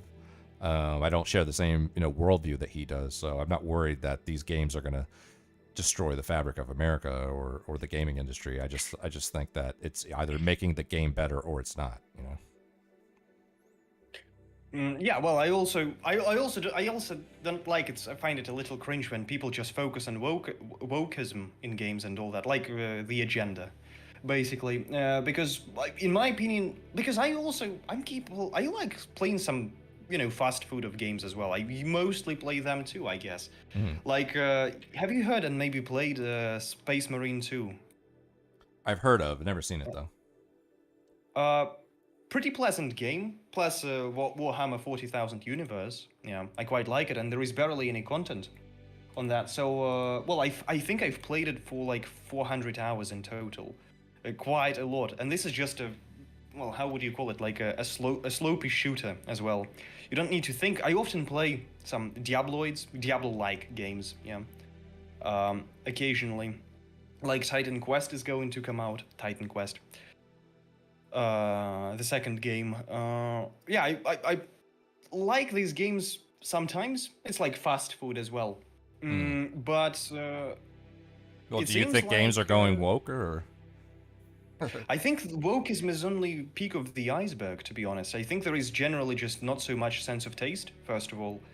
Because even if you look at Baldur's Gate, or maybe many other games as well, whether it's such a good example. Well, let it be Baldur's Gate. Yeah, pretty good game, made by people who clearly like game industry. And if we turn a blind eye on everything that may be like sexualization, yes, there's maybe a little cringe for some people that you can fuck a bear. By the way, that was the only companion I could have sex with when I was playing through. Yeah, I failed with everyone else, but only another man. But the game allows you to turns do into that? Fuck with, yeah, you haven't heard that? No, you can fuck a bear in Yeah, the there is a man who turns into a bear. He's like a werewolf, but, well, he's a druid, actually. Yeah, and you can have sex with him while he's in his shape of a bear. It was like a big thing, actually. And you have this scene of that. Well, not in details, right, but kind of. Oh my god. So yeah, you're being fucked by a bear. But in general, the rest of the Wait, game didn't Baldur's is, Gate win Game of the Year or something? Yes, it did. That is mind-blowing. But the thing is, it's not a bad game by itself. Like, the gameplay is quite pleasing, more or less. My only problem, nevertheless, my biggest problem, I think, would be that it's Dungeons and Dragons, and I don't like Dungeons and Dragons. Mostly because of the aesthetical element, I guess. It's a fantasy game in which you have Lovecraft, you have space creatures, you have like everything there all together. Like, it's sci-fi mixed with fantasy, along with some horror shit. It's like everything. It's quite distasteful to my, if you ask me. Yeah. And like pick a theme and stick to it. Yeah, more or less. Plus, I don't really like the designs of characters as well. Not all of them. Not very attractive, basically. Look, when you play Souls games, Dark Souls 1, Dark Souls 2, there is like it's just aesthetical game, yes. The music, the visuals, the design of locations of characters as well. It's just aesthetically pleasing. In my opinion, aesthetics is actually just a very...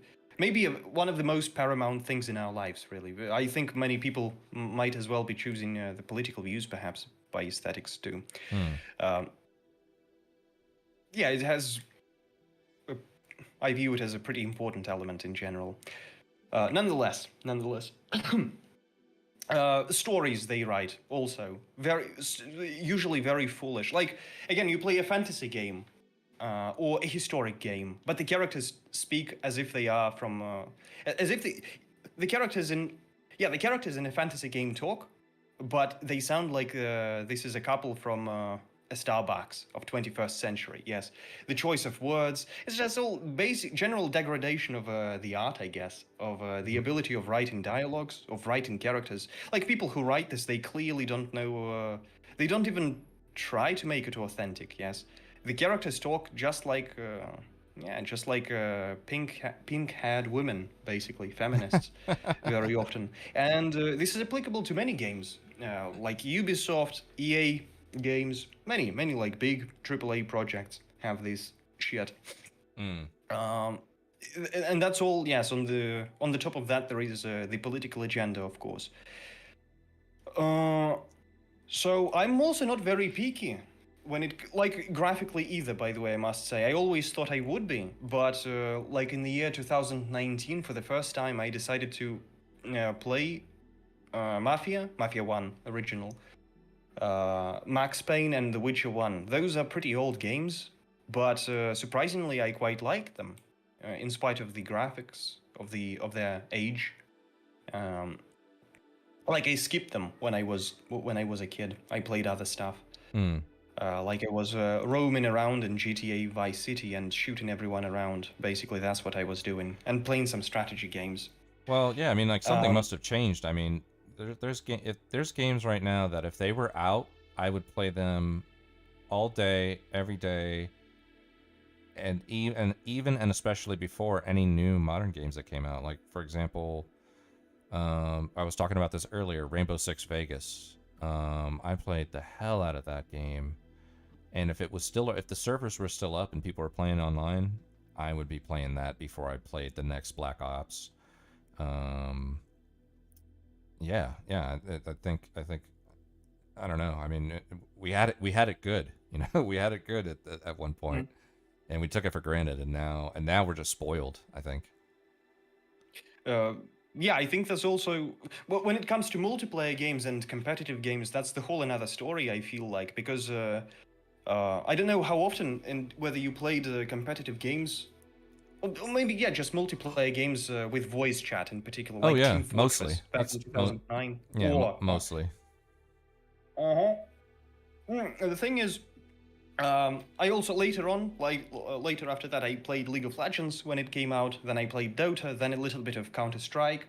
And throughout all those years, I have been noticing how gradually people, communicate less. Yes, people try hard. They just focus on try hard. Whereas, Team Fortress, when I played that, it was all about fun. Yeah, people were just having fun. Everybody spoke, basically. A lot of people were chatting in the voice chat. Now, if you go there, I don't know, I didn't try Team Fortress in particular. Maybe there is some active audience there. But in Counter-Strike in particular, where they have voice chat, again, like in trajectory of the past decade, since it came out, basically, people talk less and less, and I have been just observing this. So people definitely take video games differently, like multiplayer games. Yes, it's all about try hard. It's all about no one speaks in Team Fortress 2, Conrad says. Well, yeah. Now, so now, if so, then my theory is proved 100%. People just don't search for fun anymore. People don't search for communication at all. Like in Counter-Strike, I occasionally try to talk the fuckers up. Yes, a little bit. I try to make them have a little chat. Just so, for some, I don't know, try to have interesting dialogues, funny dialogues with them. But it's just impossible. Even though, like 7 years ago, 8 years ago, I remember it was not a rare occasion. Like, it's a competitive game, yes, you need to focus, and many people take it too seriously. But even back then, still, there were people who were up just for having fun, for having a little chat. Trolling, perhaps. Trolling is dead completely, it seems like, on the internet, because of a variety of reasons. Usually people focus on the free speech restrictions on the internet. Yeah, I think there's a couple but... things going on there. I mean, for one, if you rewind, you go back to 2008 or 2009, or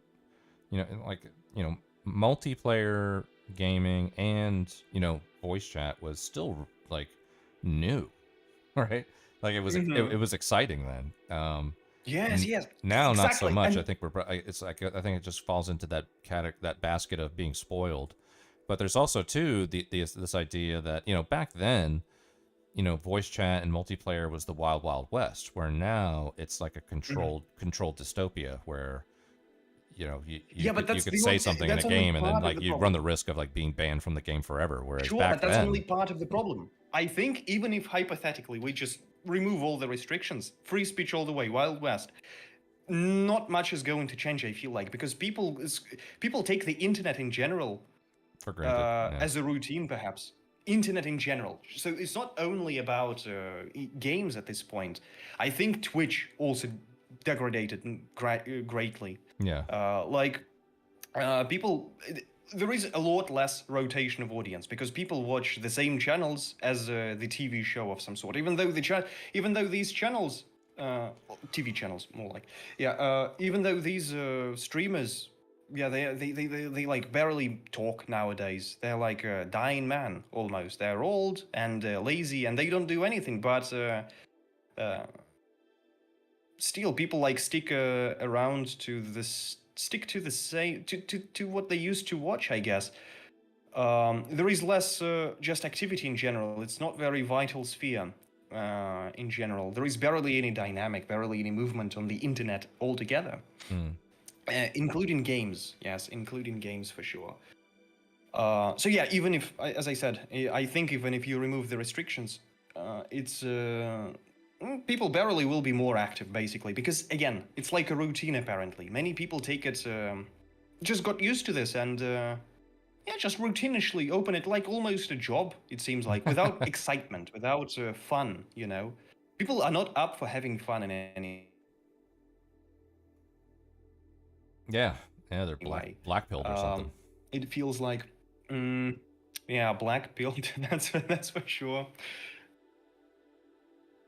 And this is sad. And the whole another question, by the way, is I don't know. Did you follow the Viewbots hysteria lately?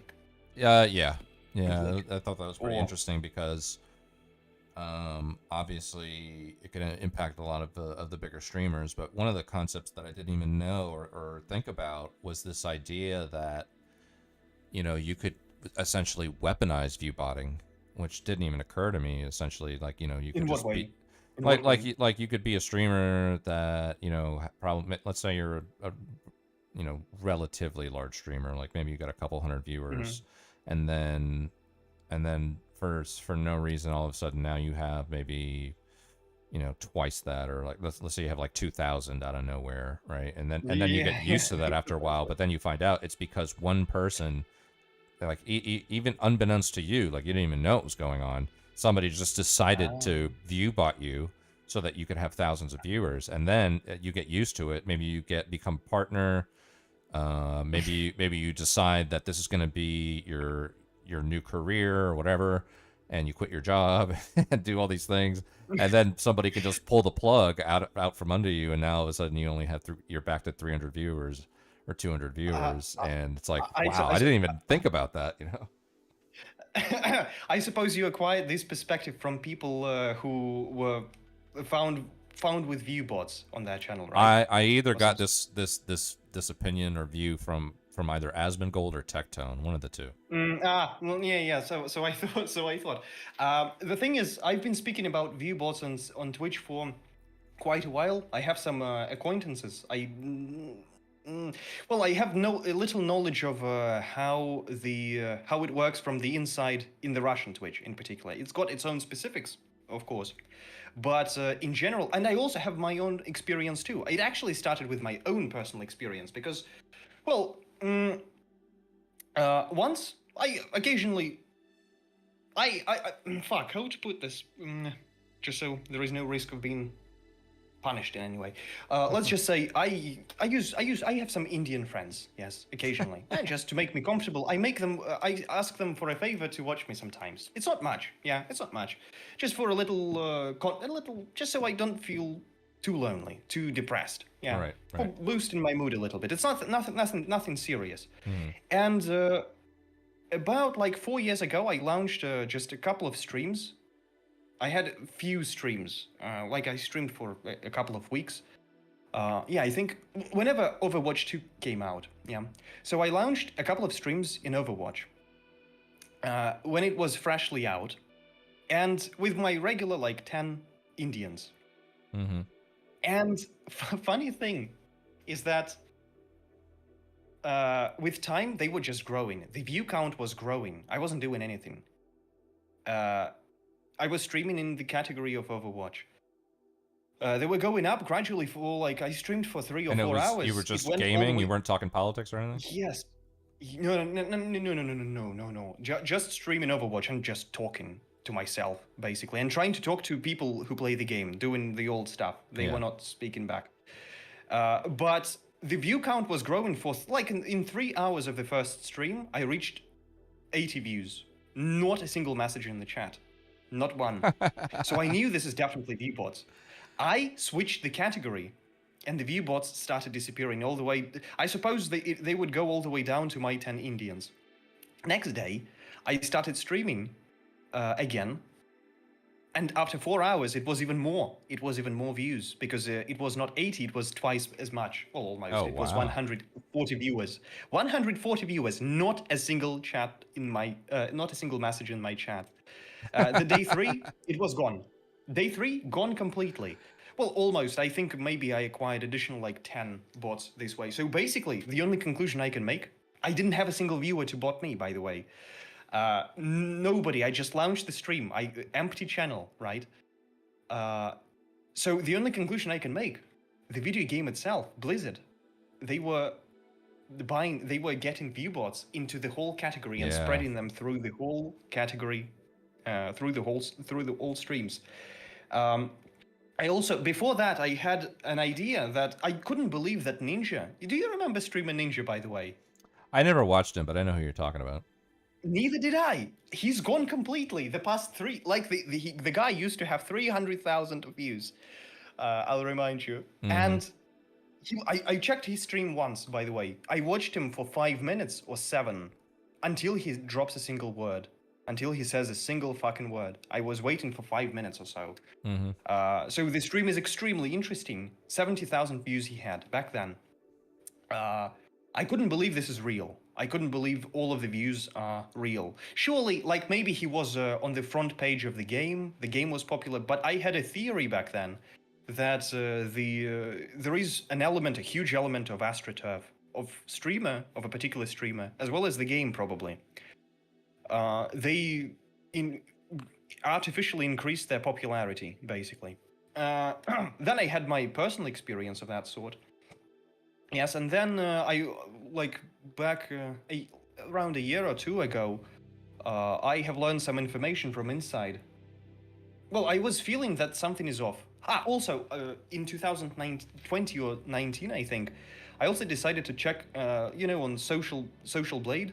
Well, basically look at the stats of from the past years and months. Big channels. Yes, I wanted to check their data, their stats. In particular, what caught my attention was followers. Like the followers, I was looking at Lyrics channel, if you know such streamer. He used to be very popular. And Core Carnage. I checked them both. Coincidentally, well, like in 2017, 18, they used to have 50 or 40, 60,000 followers a month. A pretty solid amount. But around, I don't remember, either 2019 or 20, the follow amount dropped. Now, I don't think surely, by the way, I'm absolutely certain these people are definitely not viewbotting, and I'll return to that in later. So back then, I had a conclusion. I thought that maybe it seems like the audience of Twitch stopped growing, basically. Those used to be some of the big streamers, right? And at some point, it seems like everybody who just wanted to follow them, they already have. It plummeted. Yes, their follow, monthly follow, it plummeted around 20 or 19, all the way down to 10,000 and less followers. Again, from 50, 60,000. Yeah. A significant drop. So I think eventually.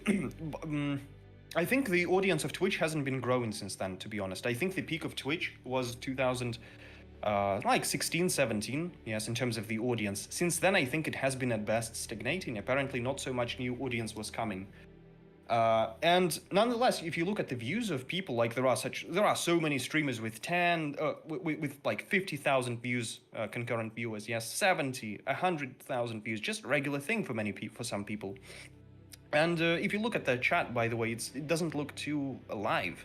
Often enough, well, the other day I was visiting on stream the stream of Soda Poppin, who at the moment had 35,000 views. 35,000. He was playing WoW. Fucking World of Warcraft in 2025. 35,000 people. And guess what? The chat was absolutely dead. Nobody was chatting. That was the chat of in 2011, I guess it would be, 11, 13, 14, it would be the chat of like 500 people. Really, it was. Yeah. Well, surely nowadays people watch streams more like podcast. I understand. This is a factor, so maybe less people on average chat. That's understandable, but that was not at all a chat for a stream with 35,000 people. There were many other cases as well. So with case of Soda Poppin, I don't know what was that exactly. I think Soda Poppin probably gets viewbotted by people he affiliated with, and to that we will come a little later. But he definitely was viewbotted by Blizzard again, because, well, I encountered such practice. I know they do this. And, well, 95% I'm certain, because nobody else could have viewbotted me then. Yeah, but this is crazy. I mean, like, to even think that Blizzard would do something like this. I mean, this is like bad business practices, right? I mean, it's not like it's not illegal, but it's like it wouldn't look good if Blizzard was exposed for viewbotting streamers to do this. I think it goes a lot further, to be honest. I think, well, now we're coming to affiliates, yes, and the perspective you said. I think Asmongold has like 30,000 real audience, around that. The rest, I think, might be bots. Again, it doesn't seem the audience of Twitch was growing, and he had his view count plummeting. I think he was viewbotted significantly. Well, that much, yes. Oh yeah. But I also the stories that they don't know, like the haters. Well, can you imagine somebody who hates a person and just viewbotting him just so he gets banned? Because there is no practice of banning anyone. Nobody gets banned. You would be throwing money into nothing, just boosting his view count. So I think these are all just these are the stories I find very difficult to believe in, to be honest. I think again I have a little knowledge of the Russian Twitch making, and I must say that Twitch and the internet in general is working a lot more like TV nowadays. And there are like producer centers very much. There are people. Well, even Asmongold shares sometimes talks about he's got a whole bunch of channels, yes, and he says they're being administrated by somebody, not him, right? There are people who just whether it's managers or like more like a manager of some sort. He's got people who bring him advertisement, yes, and well. This manager, usually manager works with this, yes. He searches for advertisement and all. I don't know how it works in English sphere in particular. Probably, I dare to assume it's not far away. There is probably just no monopoly, I may assume. There is like several big organizations, maybe they are affiliated. Some of them, but it doesn't matter. Basically, people, these managers or organizations sometimes, they very much are interested of viewbotting the streamers they work with. And again, from the experience of the Russian Twitch, I can assure you, and I don't think English differs. I see that it doesn't differ at all, because I see the same symptoms. I see the streams with dead chat and like tens of thousands of views. It's impossible. I have been watching streams for a long time. I know a chat, like in 2014, a stream with 1,000 views is already becoming difficult to read. 1,000 viewers. Yeah, I mean, like, have you ever seen like Hassan's chat? It goes at light speed. I think it's supposed. This is the speed. He's got chat opened for everybody, right? This is the way how the chat used to be for like a stream with 30,000. So I think he's just like Asmongold has around like 30, maybe 35,000 of views. More or less. This is like a realistic number. This is so it's a lot difficult to prove, or just a lot more difficult even to assume whether such a big streamer has viewbots and how many. Because, well, if you have 20,000 views, let's say, but your view count shows 60,000, it's thrice as much. But 20,000 real viewers is a significant number, right? So they will be creating the huge activity. As far as I remember, like a stream with 10,000, 20,000 of views, it used to look like this, like Hassan, like Asmongold, especially if you don't erase the paywall, sub only. Usually they don't do that nowadays, by the way, notice. Because they want the activity. Yeah, I suppose so. I suppose they want that. I don't know how many subscribers they have, if I can check that out myself, if I can see how many subs they've got. Though, I think they might be not even reading it too much, although I've seen Hassan doing that. He sometimes replies to the chat. But I don't know, maybe he's got like paywall. Probably not. Probably free for all. More or less. Yeah, so my perspective is that big video game producing companies like Blizzard, EA Games, they're all interested of boosting the popularity of their games. This is one of the ways to do that, making the game visible as popular. Yeah. Viewed as very popular on Twitch. I know for sure that those producers, managers of streamers, such organizations, they are very much interested of boosting their streamers because this way they can sell pretty much dead souls. They say dead souls, yes. They sell fake views to the to people who come with advertisement, basically. Yeah. Would you and those, would you see this as like maybe like an unethical business practice on their end though? I mean, for one, like for a company like Blizzard to do this, like it like if there was hardcore proof and it was on the front page of the New York Times, like it would look bad. It would look really bad on them. It's not going to mean that people aren't going to buy Blizzard games anymore, but whatever opinions people had about Blizzard are now they're less or worse than they were prior to something like that happening if it was like on the front page of the New York Times. But then also too, like, isn't Twitch complicit in this kind of stuff? Because how do they not know that this is going on? You know, like they're the ones looking at it happening. You know. Well, this one is not very solid. I'm not entirely certain of this. I think, well, Twitch definitely, the administration of Twitch, they definitely benefit from having the view bots at this point because they can show to their bosses that, well, look, the platform has been growing while we are administrating this. Yes, things are going all right. Look, the view counts are growing. Yes, the popularity is improving and all. And if it goes down, if they truly start fighting the view bots, because also some people remark that why would they notify? They notified of their intentions of resuming their fight against viewbots like 2 weeks prior. 2 weeks, like, before those days, those 2-3 days when the bots were not working. Why would they do that? It's not like it's against your TOS. It's like you wouldn't be... why would you announce that you are planning to fight something that is not really considered to be legit by you? Yeah, pretty weird by itself. Yeah, I think Twitch might be very much covering this. And answering your first part of the question, though, it's, well, the scandal, yeah, that it can raise for Twitch or for Blizzard or for anyone else. Do you mind if Casey comes in? Yeah, sure. It's pretty much the same as proving the, a particular individual in botting, yes. You can't do that. If somebody bots, you can't just prove that in any way. It's just impossible technically, yes. How are you going to find solid evidences that one is viewbotting? It's extremely difficult, yes. I guess you need to contact the... you need to have such leaks from sites that sell viewbots, I guess. This is the only way you can solidly prove that, and I'm not sure whether it's going to be that solid. So therefore, yeah, I guess the risks of such scandals, they're really not so big in general. But yeah, I think Twitch is probably covering this and maybe assisting sometimes as well.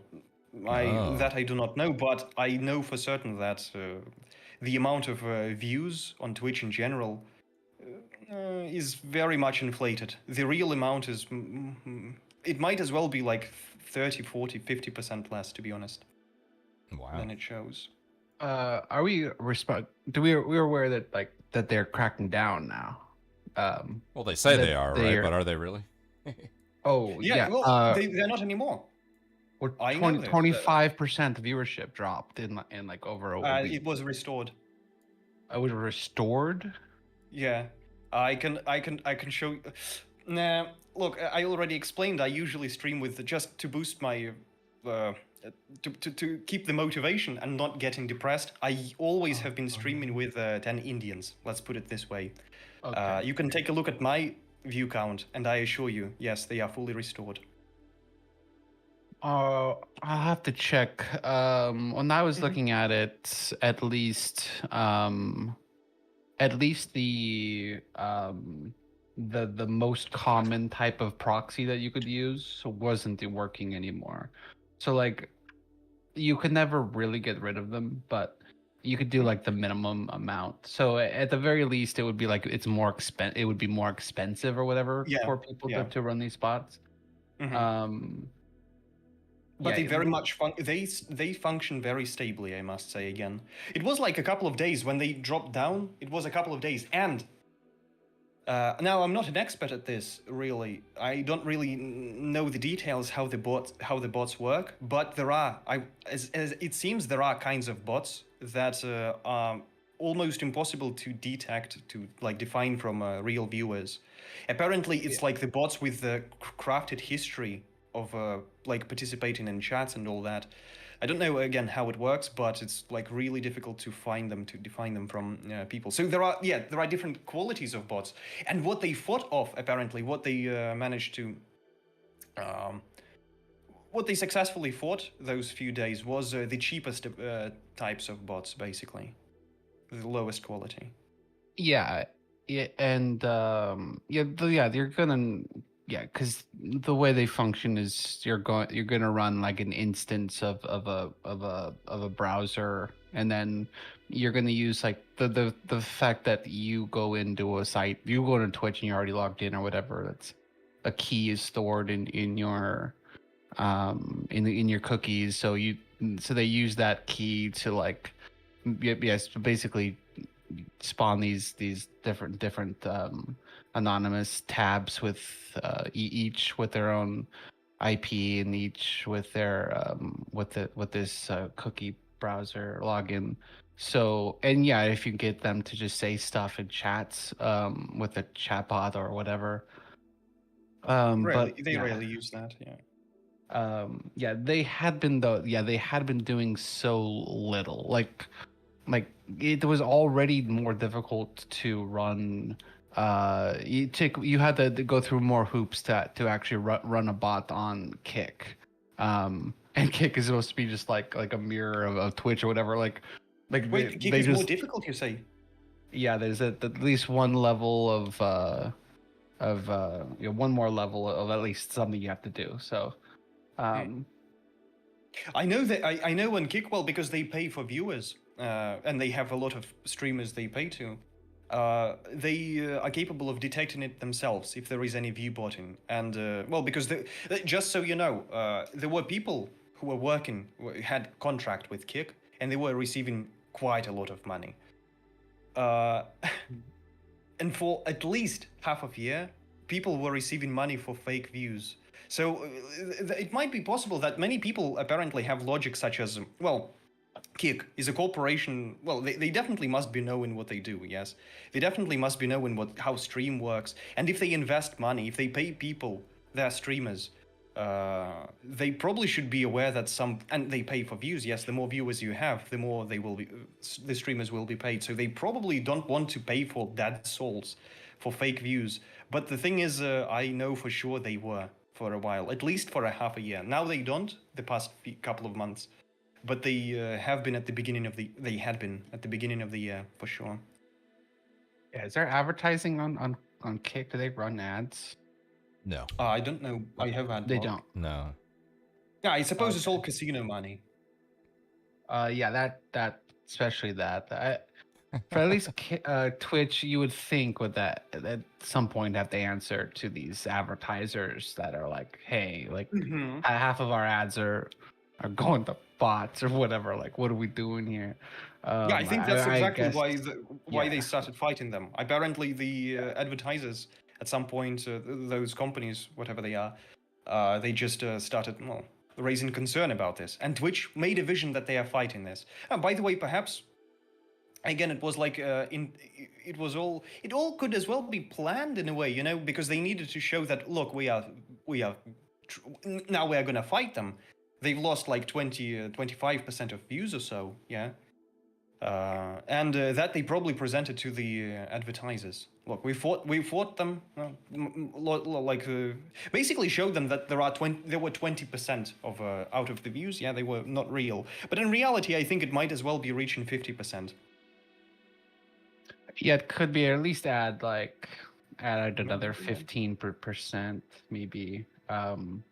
This upper, if I get if I paid for like an IP address that I could just use myself or something, that would be like so much, but amount a month or something. Like if it was through like a normal VPN or something. But if I just get, when I log into a VPN and I'll just get some random IP or whatever, and maybe other people may or may not be using it or whatever. It's just like this lower grade of IP address to be VPN through. It just that those are the ones that I know they've cracked down on. But anyone who is using like a higher grade of an IP address, those wouldn't have been quote unquote cracked down on. Those would have just kept on going. So basically. Yeah, so unfortunately, how did we come to this? I guess that's a part of my theory of a dead internet, basically. Oh, were we touching on that, or I don't remember how that came up? The dead internet thing. Were we just talking about like people not talking anymore? Yeah, exactly. Exactly. Yes, this is one of the elements. It doesn't mean that. I think there is a theory of dead internet, according to which I guess, like there are 70,000 people on the internet or something. Some schizophrenic stuff. No, my view is that the internet is mostly dead because, well, there are truly lots of fake numbers. That's first. Secondly, there is very few activity at this point. Like, people are not very keen of having fun anymore. Yeah, they come to the internet as a routine. In games, there is barely any conversations. Yes, there is barely any fun. People barely talk in comparison to even like 7-8 years ago. Not to mention before that. Even like Twitch and YouTube, such social medias, at least well, the current year, the present moment, doesn't seem to be very vital by all means. Yeah, there is barely any movement dynamic. People barely rotate the audience. Yes, it's just very dead in the way that it's just not vital, in a way. Yeah, Well, I feel bad for the younger generations that had to grow up in a dead internet. I mean, I remember a time before. I don't know how old you guys are, but I'm in my 40s. I remember when the internet didn't even exist, and to see it go from where it started, just like, you know, dialing it up on AOL and going into chat rooms and all that stuff, like, and playing like StarCraft, the original StarCraft on a dial-up modem. I mean, there was so much wonderment and excitement, and now it's just like, I literally just pay my bills online. Or, I mean, I stream obviously and things like that, but I just don't even care anymore. Yeah, streaming used to be a lot more interesting too. Like, I have been on the internet since 2007, I think, maybe 2008, something of that sort. But I mostly played like MMORPG. I barely used internet, like social medias and all. And Twitch, I have been watching Twitch streams. I have been watching since the beginning. There used to be Twitch. There was Justin TV and Own 3D. So I watched it on the latter, the other platform. At first, well, the modern generation, they have Roblox, man, and they have mobile games, and this is their choice, by the way. This is the choice they make, the younger generations. My solution is simple. I think we need to cut the internet off globally. Just remove that for a couple of years, and then maybe people will, start missing this. And afterwards, when the internet is resumed, people will be taking it with a bit more, I don't know, a bit more passionately, perhaps. Appreciation. With a bit passion. Appreciation, yeah, is a good word. At this point, there seems like zero. Why do you say that? Why isn't there appreciation? Well, because the way how people take the internet, as I was saying earlier, how they just practice, yes, the modus operandi in a way, on the internet, whether it's games where people really clearly are not up for having fun, competitive games, yes, multiplayer games, a lot less so than it used to be. Again, people like don't talk, for example. Yes, you try to talk to them, you try talking to this, to anyone, and the best you can, the only things you receive in return is like a guy with a dying voice, like, oh guys, go push B. Like the information on the game, basically. If this is CSGO, for instance. Apparently in other games it's pretty much the same. I mean, there's there's like VR chat or like Roblox. They're pretty socially centralized. Yeah, you know, they're yeah, pretty social. but I never played those. You know, there was Garry's Mode. I never played Garry's Mode because that was the like precursor of all of that, apparently. So I can't speak for that. I know what you are saying, but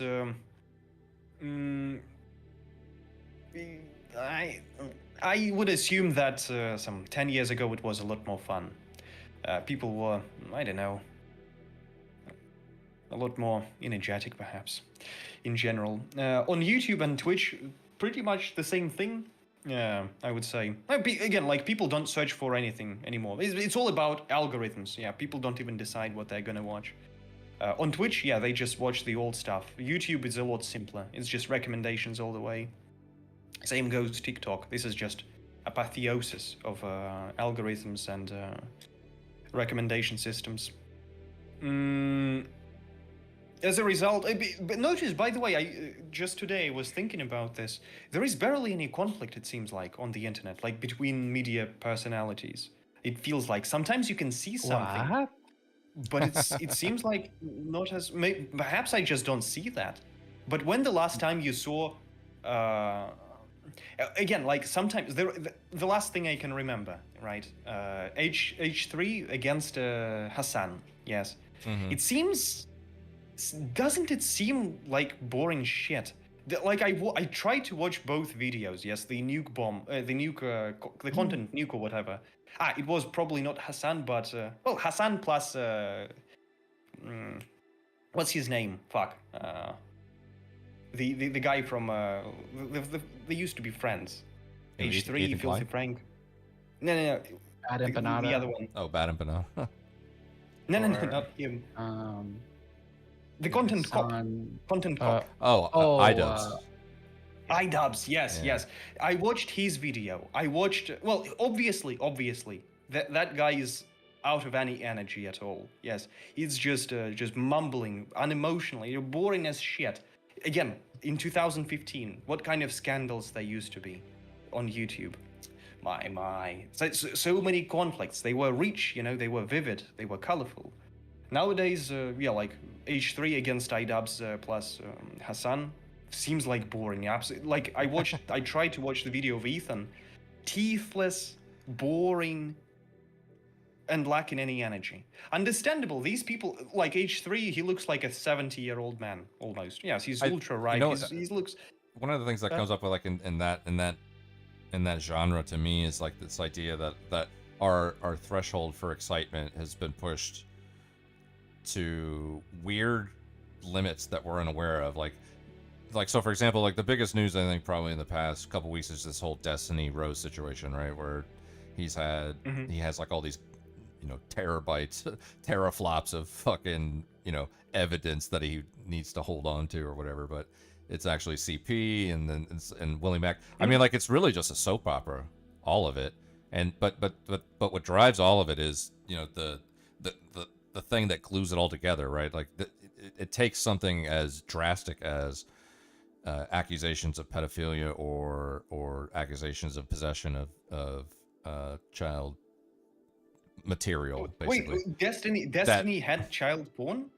Or some sort of abuse or something, or what against a woman or something. It seems like what Yeah. always is. You mean the messages? The messages, yes. The videos that were leaked a while ago, but that it came out that the girl for whom he also had stuff on, like she was not 18 when she was sending him those videos, so he would also have that. And he basically told the guy that he had. The guy's like, this guy Willie Mack is like, do you still have those videos? And he's like, depends why you're asking. Yeah, well, no, he had like a legal backing for it. He was like, I mean, it's my duty to hold on to this or something like that because I might need it or whatever it was, whatever he said. But it was like, just to clear it up, like it wasn't pictures of like 4-year-olds. It was somebody who was technically legally a child because in the eyes of right. It was somebody who was 17, right? They weren't like 5 or 6, basically. Not something you would want on any normal person would know that not to have that and not to tell people you had it. Dr. Disrespect was cancelled for less, it seems like. There were just I think there were just messages to like 17-year-old, probably. Yeah, with arguably plans to do something. But he also had he has a wife and kids too. That made it worse, too. Yeah, but well, it seems he didn't have any videos of of illegal content. I think he took a video of himself in a public bathroom or something, didn't he? I think so. I didn't remember that. Oh, I think that's old drama. Okay. He was filming something in a public bathroom, right? It was edgy or something. I forget. But as far as the girl is concerned, allegedly he was planning to meet up with her at like a TwitchCon or something. Allegedly.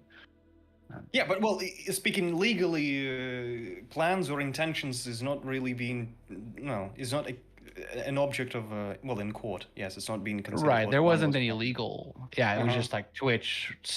Somehow was looking at these DMs or these whispers. But possession of child pornography on the other side. Something that can be classified as such. Also could be, clearly. Okay. Damn, poor Dr. Disrespect. It seems like it's a little unfair, seriously. He hasn't, in comparison to many, he hasn't done that much. Some just managed to... How the fuck Destiny manages to escape all this? He's got some kind of cover, somebody in FBI must be covering the fella. I mean, it's just his viewer base is like doesn't care. At this point, he must not care. It's not just him though. I mean, like the thing is, like you go to his stream now, he's still got 6, 7, 8,000 people in there. Now, whether or not they're bots or not, I'm not sure. But I mean, like Vosh is the same way. You turn on a Vosh stream, he's still got 6, 7, 8,000 people, and he has just like the same, basically almost the same kinds of it. He has DMs between him and a minor. He's got the lolly stuff. He's got like all kinds of shit, and he's still. I don't know what to say about some of these viewer bases that they still want to stick around. I suppose it's some jokes. It's all just joking. I guess he was trolling this way. I guess.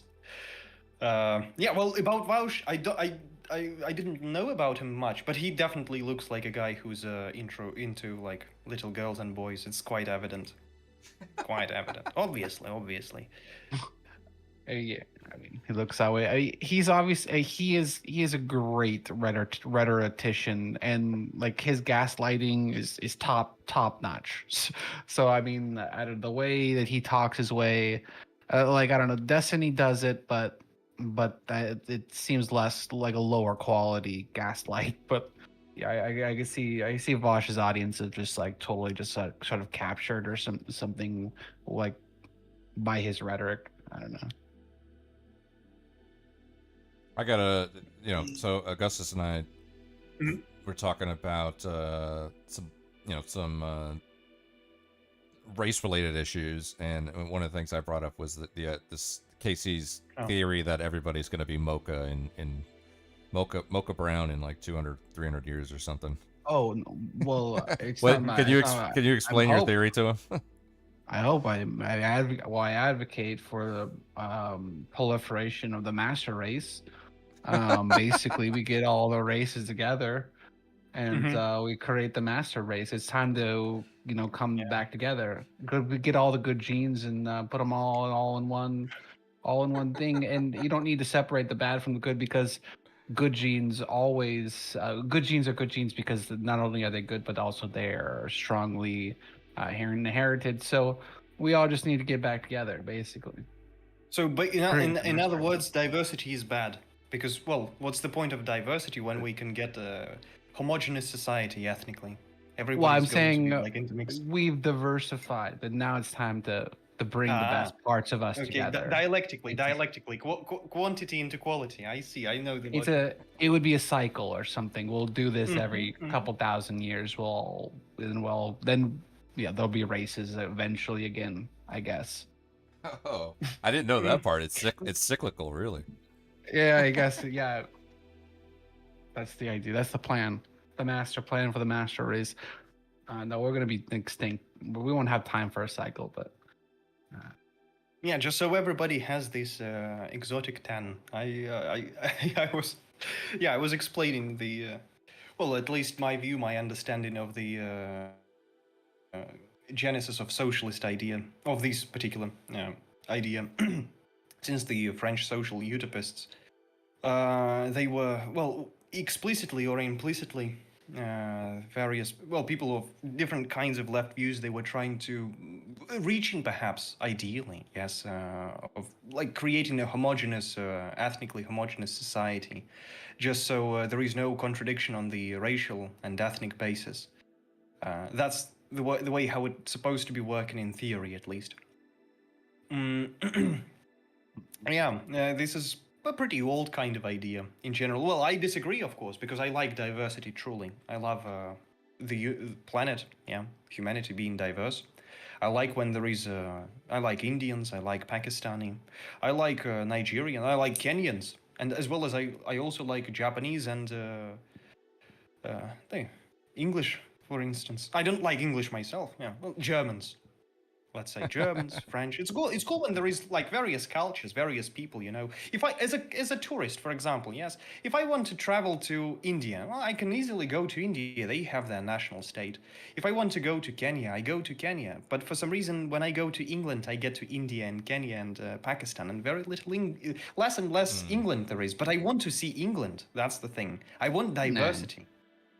Bullshit. Like you said, That's right. England. Well, they put beans on toast and. True. Okay, that was an example. It was a bad example. Let's say France. Let's stick to France, okay? France, Because England that's truly just sucks. It's just we will not have an argument on this apparently. France, yes. If I want to experience some French culture, French cuisine, it's difficult. It's becoming more and more difficult to get to France. You see, you don't have the same problem in Kenya. If you go to Kenya, you get to Kenya. Same goes to India. But with France, for some reason, it's becoming problematic. And again, I like diversity. I like a greater amount of, choices, bigger amount of choices. There must be more choices. Let's add a layer. Let's add a layer to Casey's theory. So, for Casey's master race, will they belong to a state? Will they have a flag, or will they still be like it's like the Casey Kenyans and the Casey French and the Casey? We're all the same color.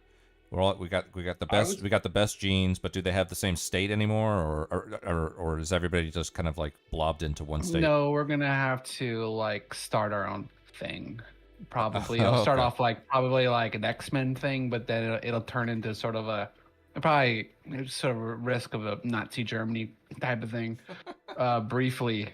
But with the idea, we need to spread this. We need to spread this master race around, So it's gonna start localized, but we're gonna do our best to spread it. Okay. Yeah, it's an interesting conception. Yes, just so very important not to stay in the state of Nazi Germany for too long. I'm just saying that's a risk. It's an obvious risk. And Yes, it is. I'm willing to accept that it's a risk. We need to be hoping for the best. I must say. Yeah, well, in general, in reality, it's not necessarily, not inherently, well, it doesn't really have much to do with the state, with the states, yes, because technically, well, I guess you can imagine many countries with all the way intermixed populations. But ideally, yes, I guess it's supposed to be some kind of international. Yes, it must be internationally.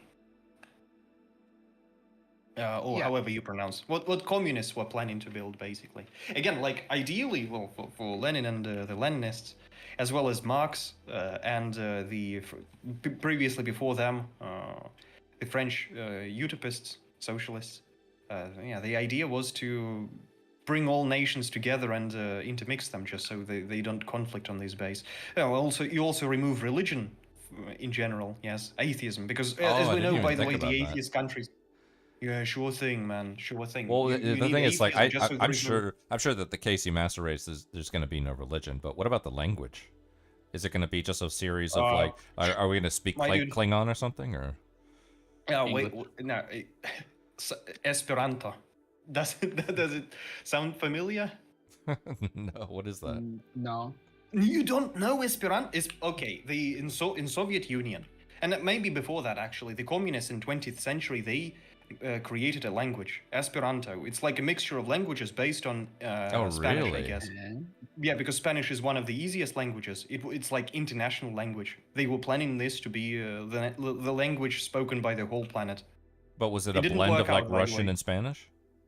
There was not so much Russian, mostly Spanish, as I know. Okay. It even sounds Esperanto. I think it was the alphabet was like Latin, the Latin alphabet as well. I don't think there was much Russian. Well, Russian is too difficult. No, the thing is, well, it's probably the nature of communists and like socialists of this kind is that they hate the nationality where they come from. So if it's German, there would be little German there. If it's Russian, apparently there would be very little Russian. Therefore, in the end, Lenin didn't like Russians, as well as well, I dare to assume the German socialists there were not big fans of. Well, communists, to be more specific. They were not big fans of German people and culture in general either. Well, what are we going to speak in Casey-stan? Is it just going to be English, or are we going to speak maybe by binary? We'll speak in code. No, wouldn't be efficient. I was thinking about like what is statistically the best language, like get the idea out with fewest words. Would that be the best language? Grammar usually is the big pain in the ass for people to master. Yeah, as I said, in terms of there is the classification of language difficulty. I forgot how it's called. There is like I guess you can look it up, like difficulty of languages or something. Spanish is one of the easiest in the world. I mean, all the Asian languages, they're right out because they got the calligraphy going on. You gotta learn this the word, is the most difficult, apparently. You gotta know how to draw it too. So true, but you can remove that. Look, the Japanese, or Koreans, by the way, they barely use. Yeah, I guess Koreans is the best example, perhaps even. They barely use the what's the word? Hieroglyphs. Hieroglyphs, yeah, they barely use them, so it's just alphabet. They have a Korean alphabet, Hangul or whatever. The Japanese, they still use it more or less, quite often, especially in literature. But they have two alphabets, and mostly, technically, you can just use them. Yes, you're going to appear as illiterate, but you can remove. Yeah, like in the children's book, like the hiragana or the like the how to pronounce the alphabet. Yeah, it's like written above the character. They written do it above the for like the kids that they don't know though. Anyway, that China never made an alphabet. Yeah, they intentionally, I suppose, don't do that. Intentionally, I mean, at this point they use like English, like sort of, but I mean, it couldn't have been intentional like 300, 400 years ago to like let's not make an alphabet. Like what? Why would we make an alphabet? If I'm not mistaken, hiragana and katakana, as well as Korean alphabet, it's pretty fresh thing. It's like the product of the past couple of 100 years, which is not long ago. It's the post-industrial era, post-industrial era, and seems like. Is it that new? Huh. Yeah, it's. I think they might be even like 100 years old. As far as I remember, I'm not sure about hiragana. Well, katakana definitely is new. Hiragana probably is new as well. I guess it may be worth checking out, but they are not old, that's for sure. They're not ancient. So it's the product of the past 100 or 200 years, and within this period of time, it seems like Chinese intentionally, I dare to assume, because Again, all of their neighbors have adopted alphabets. It would be weird They or don't- harder for the Chinese. They have so many dialects. Yes, I guess they, probably more than Japanese, but in the end of the day, the Chinese language is also like they have unified it or more universalized, perhaps. Yes, there is like it's more universalized than it used to be. It seems like there is Than it like used still to be, Mandarin. yeah. But I mean, for this language in particular, like well, the how is it called? What's the most spoken Chinese dialect? I don't know whether it's like well, basically the one we call Chinese. Yes, at least for this one, they could have. Is it made Mandarin? up. Is it Mandarin? Do you think? I think Mandarin. Or does it start with a C? There's another one that starts with a C. But I mean, as far as like Japanese dialects, it's just like the sort of like sound funny, a little like there's like from someone from Texas almost. It's just like like, oh, you pronounce that weird, but you can still you don't know what they're saying. But with Chinese, that's not necessarily really. Yeah, it's almost different language, true. But yeah, again, yeah. for the most spoken language, yes, the one they teach in schools, they could have made an alphabet. They haven't, so I suppose they just don't want to, intentionally, because they don't want to simplify it for some reason. Yeah, sometimes it happens, I guess. At this point, it's to their benefit when it comes to like like programming. Like I've noticed like like looking through someone's code and GitHub, and the comments are all some other language, but the code itself is more or less like it's English per se. As much as like coding is a language or whatever, it's it's English characters or whatever. So yeah, sure. Does at this point, I guess, go towards to the benefit of at least on the coding side, using English characters to basically Chinese communists Conrad created says the Chinese simplified. communists. Conrad says the Chinese communists created a simplified script, but it's not alphabet. You see, it seems like again they could have created an alphabet the same way hiragana appeared, or the Koreans. Yes, they completely moved away, as I understand, from a hieroglyph system. Koreans. But the Chinese don't do this. I suppose this is the course of the party. They just don't want it. They apparently they would rather simplify scripts, not scripts, but the hieroglyphs apparently. That's used today. Yeah, well, the coding I guess is because mostly, well, at first, such sphere I guess as IT, it was developing in Anglosphere, right? So that's the reason why English is just the same way the same reasons why in medicine still until this very day they use Latin language. It's the only place where, well, except maybe the church, the only place where Latin language is still being used in medicine. Well, because when they were writing many terms, they were writing them in Latin, and so since then it just historically develops. Oh, sorry, Latin. That's what you're saying. Sorry. What did I say? You said Latin. Latin. Latin. Okay. Yeah. Latin.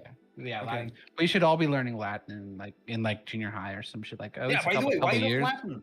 We can return back to Latin as the most as the universal language for the world. Which is so helpful, because it's a little bit of it is everywhere, or like a piece of it is where, especially in English, or some of it, or the prefixes, or just like with the help to understand.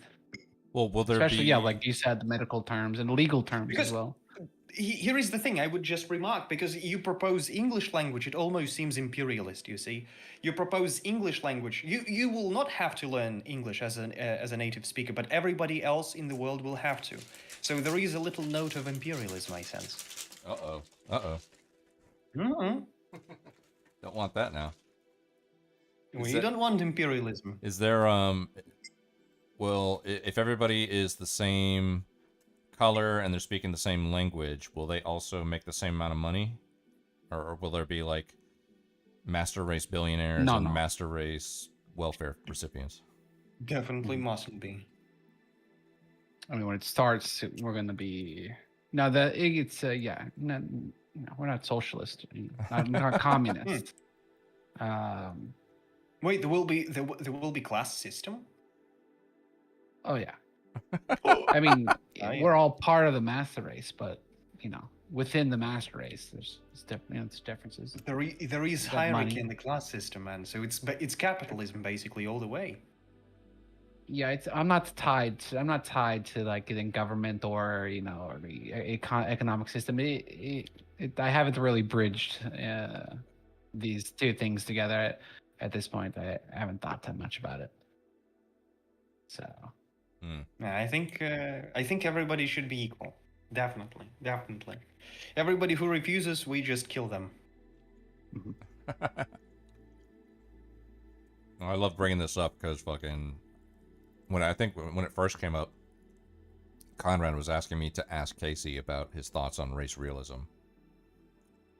But then Conrad summarized Casey's stance on race realism that black people run fast or something like that. Something like that. It's true. It's true. I must They say, do run depending on the groups of black people, because within sub-Saharan African groups of populations, there are people differ quite significantly. Yes, I guess the most famous example is I think it's South Sudan. It's like the country riddled with tribes, old school tribes, basically. Yes, ancient, in a way, very very traditional. There is barely any civilization there, and there is a place where almost two neighboring tribes are some of the shortest population, like one of the most shortest population in the whole Africa, and the other one is the tallest, and they are both neighboring. So definitely, like, yeah, populations they vary.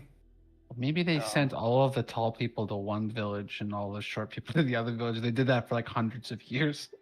but possible, by the way. I actually thought, I thought maybe at some point, surely one of that group just migrated. Likely, it's possible. It seems like, I don't know. It requires a more thorough analysis, definitely. How did it happen? How much relation do they have in general? Yeah, genetically. But yeah, sometimes like within one, what seems like a very similar group, there are like subgroups. They may be differing. Well, with the idea of the master race in mind, I think once. is the current immigration situation in Europe looking like it's actually, you know, going towards that direction that you're trying to go for? Or? I mean, I guess you could say that. I think at some point we might have to bring some genetic engineering into the whole thing. I'm not sure we're going to get there naturally, but yeah, I mean, that would be, we're on the direction of that. Yeah. Hold on, you propose eugenics? I'm saying that, no, I'm saying we could, well, I mean, we're not getting rid of any of the babies. We're just making. No, sure, but eugenics is not them better. about getting rid. Eugenics Right, often, okay. like, there is positive, negative eugenics, yes. Medicine and prisons is very much eugenic institutions, well, contributing in eugenics. Well, because if some people commit crimes because of certain specifics of their genes, we can say, yes, of their mind. Not always, of course. Some people are compelled, but some people are just natural, yes.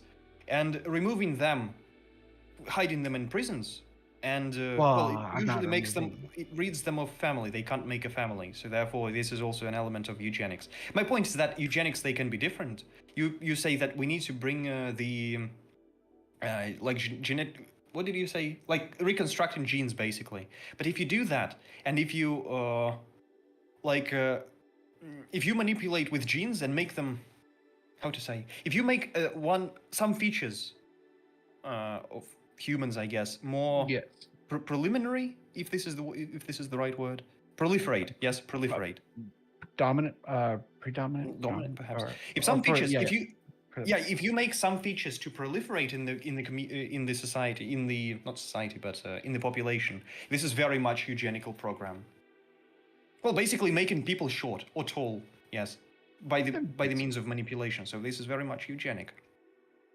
I'm saying if we got a shot, it's like, hey, your baby's gonna be 20% smarter if you take the shot.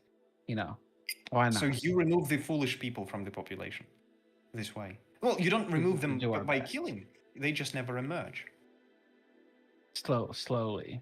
slowly. I'm just saying it'd be better for everyone. You want a smarter baby, then everyone will be a little bit smarter. Basically. Yeah, that would be all right. I agree, but this is very much eugenical program. All I'm saying, it's just people are afraid of the word eugenics. It's instant association. Got some with bad the field. context. Exactly. Yeah. Yes. Like the colors around it. I guess it's a very badly colored word. The historic methodology behind eugenics, and even today with even the Western countries, they even will they'll get rid of babies because of in the womb because of fatal problems. Yeah. I don't like that at all, actually. You don't like abortions? No, I don't like abortions. No. Well, me neither. I don't mind them, I guess. I can, in certain situations, I would say that they might be useful. Well, in order to, control the population growth somewhat, if there is a huge growth and you need to maintain it. But in the current situation, it's best not to, nevertheless. By itself, nevertheless, I view abortion as killing. I think it's just a very weird weasel when people say that it's not. People just don't want to look bad, admit that they're killing. Well, they prevent a human embryo, a human fetus, to become a human. Yes, because it's not a fetus of a dog or a squirrel, right? It's a fetus of a human. I would say they're killing something, and that something would be a human, but I don't say that they're killing a human. Yeah, it depends on how we define a human, truly, because you can define it any way you like, surely. That's for sure. But you definitely kill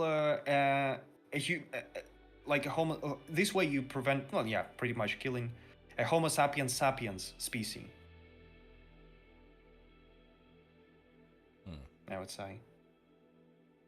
Well, one thing I was thinking about is, this is off topic, but, this did actually come up a little bit because I asked Augustus whether or not he talks to many leftists here in this which lower orbit graveyard that is Twitchpole, but I would love to see, Augustus have conversations with some of the people that Casey and I have talked to, and other everybody's, some of these like Kairos, Potato King. I want PPG. I want to talk PPG now. I would pop some popcorn and watch you talk to PPG, hands down. I think that'd be funny as hell. Regardless of how much he's the most toxic, degenerate, lying scumbag, filthy piece of shit on the internet. Wonderful. That's exactly. But it would be very funny to watch you guys talk. I mean, I'm sure he would. And the thing is, he would talk to you for sure. He definitely streams in not very comfortable time now. I guess he usually launches this. Although, no, it's actually I think he streams really almost in the morning in the US, something like. No, he streams at night in the US because he's in California until morning basically. Yes. So he's in California. He probably streams from about 11 p.m. to about 3 a.m. California time. No. Which I don't know if that's breakfast time for you, or I don't even know if that's what time is it over there? What day is it over there? What day and time is it over there? If it's like, I think with California it must be it might be 10 hours of difference. Okay. It may be 11 even, maybe 11. Technically, I guess it can be arranged. I would like to know a little bit more about his specifics of his views, because I have a conception how I would like to make a stream with him. We can sum it up. Casey and I could both sum it up. He's literally just obsessed with FDR. He thinks that everybody that didn't vote for Kamala Harris is an idiot, even though he is a big fan of. Wait, hold on. The current Kennedy. No, Kamala. Kamala. This is Kamala Harris? Yeah. He's obsessed about Kamala Harris. He loves Xi Jinping, he loves Mao, he loves all these things, but he thinks that you should support the Democratic candidate because it's the lesser of two evils and we need to do anything that we can do to fight fascism. And so he caught a lot of shit amongst everybody else because he was the only one saying, look, I'm as leftist as you are, okay? But I know that I have to vote for Kamala Harris because that's the right thing to do. And all the leftists out there, not only leftists, but even like I imagine like Casey too, because Casey's more of a third party kind of person, or at least in terms of the Democratic Party. Third way, third path. Yeah, exactly. So, but that sums it up. I mean, it's just like he's just anti-Republican. He loves FDR. He speaks. FDR. Who is FDR? Roosevelt. Yeah, Roosevelt. Yeah. Right? Ah, Jesus. Because he ushered in all kinds of social programs and you know. Oh. Yeah. Okay. He was a good president. Oh yeah, he was a good. But he was. I'd say Woodrow Wilson is more interesting in that case. Although surely, well, he's a big milestone in American politics. That's for damn sure. Roosevelt. Yeah. Well, I mean, PPG would fight you on that one. It's just Woodrow Wilson. In the way I view it, was the first one to start moving in that direction. Like as far as I understand, is to my view basically. Roosevelt was like a continuation of that tendency, at least definitely on the global level. Okay, well, yes, on the approach to the foreign policy. Well, he will talk to you, right? And he'll. The thing is, like you, after it, you're gonna wonder if it was even worth talking to him because he's very bombastic. I mean, he kind of takes over, and sometimes it's hard to get a word in. Okay. You know? Aha. All right. Does he mute people on his chat? I hope not. Like muting in the voice chat. I mean, his interlocutors. Yeah, it's happened. Yeah, he does. When they disagree, right? I suppose. What kind of discussion is that? Hold on. Sorry for interrupting, but what kind of a discussion is that? Like you muting people, muting your opponents. Yes. Yeah. While screaming yourself. This is low. This is low. This is him, man. We're used to it by now at this point, but. I hope he will not mute me. If that happens. No, because he would see you as I will try to be very friendly. I will try to be very friendly. That's exactly how he would see you. Because he wouldn't see you the same way he sees us. Because we're used to.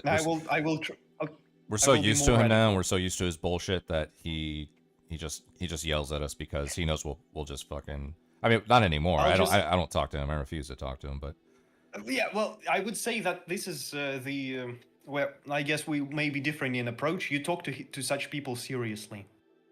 Well, it's not even about politics. It's not even about politics. I won't talk to him because he fucking talks. He talks shit about me. He talks shit about people that I am friends with, and it's more personal and Discord drama than it is politics. I could care less about his politics. I mean, we talked politics all the time, and we disagreed all the time. But it's when he can't draw a distinction between Discord and reality, and he blends the two, and he just causes all kinds of fucking shit between a bunch of people. He's a toxic, lying, degenerate person, you know. So, which makes him interesting. I mean, I can understand the intrigue. He's an interesting person, but when you've been around him long enough, it's like, okay, enough already. Damn, it sounds cool. It sounds great, really. I need to. How does he usually talk to people, though? Like, if I just write in his chat, hey. Oh, in his Discord, yeah. Like, well, the best way to do it probably is to like go into his Kick chat and just be like, hey, you know, I don't tell him I sent you, because he'll think that either you're one of my alt accounts or that you're there to like destroy him or something. But you could just say, you know, hey, you know, I heard you've been talking politics, and somebody told me to come over here. If they say who that somebody, if he asks who that somebody is, say it was. Who's somebody? Kamala Harris. I'll say I'm an agent. I'm an agent of Kamala Harris. I want to bring him into the next. We are preparing the next political campaign for Kamala Harris, and we want him to be a part of the group, of the team. Do you think he will believe that? Because I think look, I was on your stream the other day, and I think you said. Damn, you were saying something, and it gave me a wonderful image of PPG becoming. Imagine him being the Speaker of the White House. Oh, God, that would be horrible. in his shirt, or maybe shirtless completely. Oh, Imagine this fella. This fella pouring out on the stage and like. well, I will not be able to imitate his accent, perhaps, but yeah, saying something like what he usually does, like shit talking. Yeah.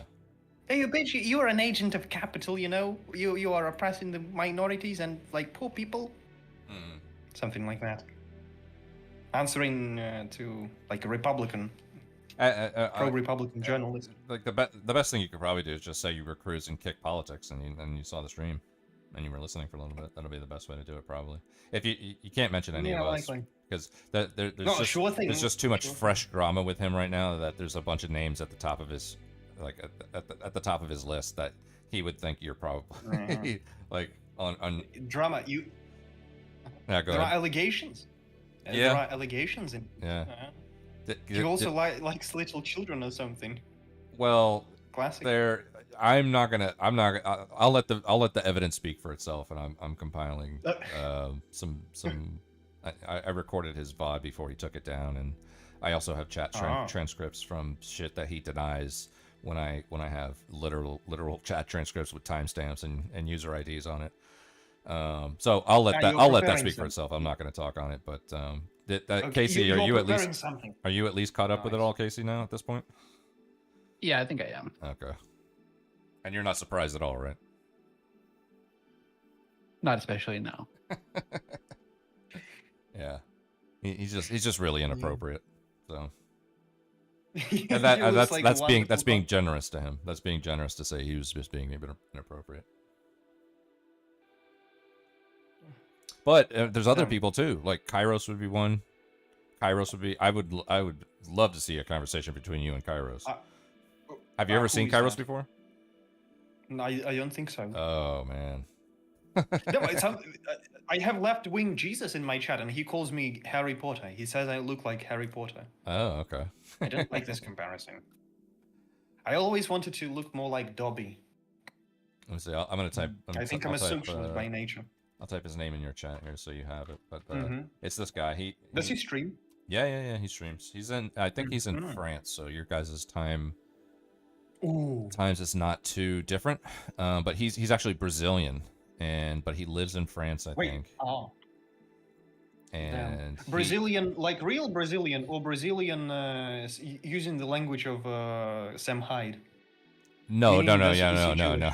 No, he's a real Brazilian. I know what you mean. No, he's real Brazilian. Yeah.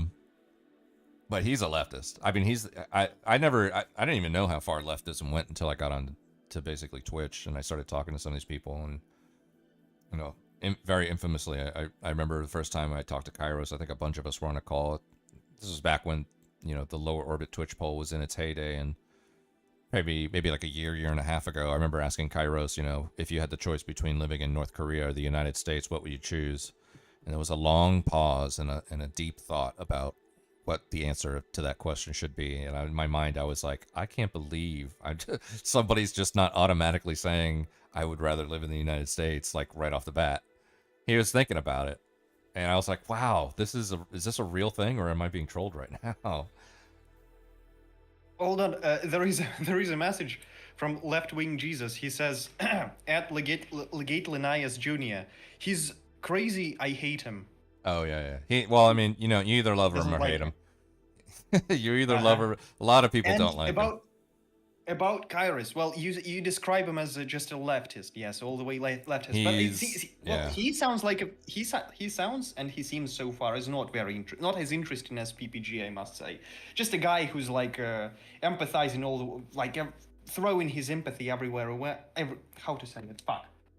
Like randomly empathizing to every I mean, possibly. I think I know. Bastard. Yeah, I think I know where you're going with that, but I think that in terms of having a serious conversation, it would more likely happen with Kairos than with PPG, because PPG is just he's such a character that like you guys might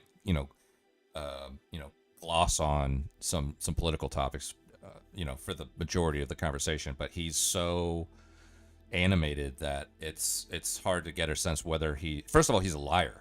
He's a bold-faced fucking liar. It's wonderful. He's the worst liar I've ever met in my life. It's great. Whereas with Kairos, he's not a liar. He's just super leftist, So and you guys would probably have like a more in-depth political conversation. Left-wing Jesus calls him a maniac, not just a leftoid, but a maniac. He's a maniac. I don't know if I there don't is. know. I've talked to difference on the other Kairos. I mean, side. look. I mean, Kairos and I disagree on a lot, but I've talked to him a bunch of times. He was never maniacal with me when I was talking with him. But some people, when they're watching the stream, maybe they interact with him in the chat or something, and they might catch a different side of Kairos. He's very passionate about Israel-Palestine, so maybe it might have involved something like that. I opened his stream. It's all about that. Yeah, it's basically like all he ever streams. Okay. It covers other stuff. It's not quite as locked in as Gorp or anything, but Oh, we really? had banned me from his stream a couple. You weeks think ago. Gorp is more locked in than Kairos? Yeah, from what I could tell. Oh, okay. Oh yeah, Kairos does mix it up a little bit, but I mean, this is the bulk of his content is that. Whereas I guess with Gorp, it was for a while, it was the only thing he covered, I think, right? Yeah, basically, yeah. Yeah. So is he planning to help the Palestinian cause, I wonder? Well, anyway, about PPG, yeah, I would love to. I definitely should stream with the guy. I don't know. I wouldn't promise. My promises last only a day. Either way, but yeah, it sounds like definitely something good can come out of this. I need to like. I doubt that, but you would be the first. You would be the first to ever have something good come out of it. You would be the first, for sure. Come on. Well, it depends on the definition of good. It might be fun, might be entertaining. That's the thing. The guy has potential. It seems like it would be entertaining. That's all it would be. I think probably it wouldn't be substantive. Exactly, but that's what I search Yeah. for. Ideally, that's what it must be. You can't really find any substantial conversations with like between two people of diametrically opposite perspective of the world. I feel like sometimes you may if it goes emotional and all, but when it's about strict debates, eventually it's just I don't know. I grew tired of this a number of years ago, to be honest. Like because there are reasons, by the way. I don't think I'm the only one in this, because people gradually on more and more often people like close up in these echo chambers, right? Realizing apparently that it's truly just pointless. It's fundamentally different foundation, well, however tautologic that may sound. It's like absolutely opposite foundations upon which people stand, basically. And usually it's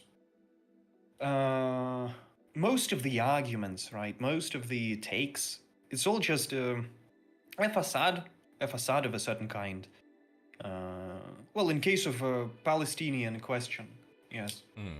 Very often it's just it's mostly about how big or moral, how big of a victimoid one person is, because if some is just some people, they just support all kinds of victims, yes, and this is the way how they view the world, basically.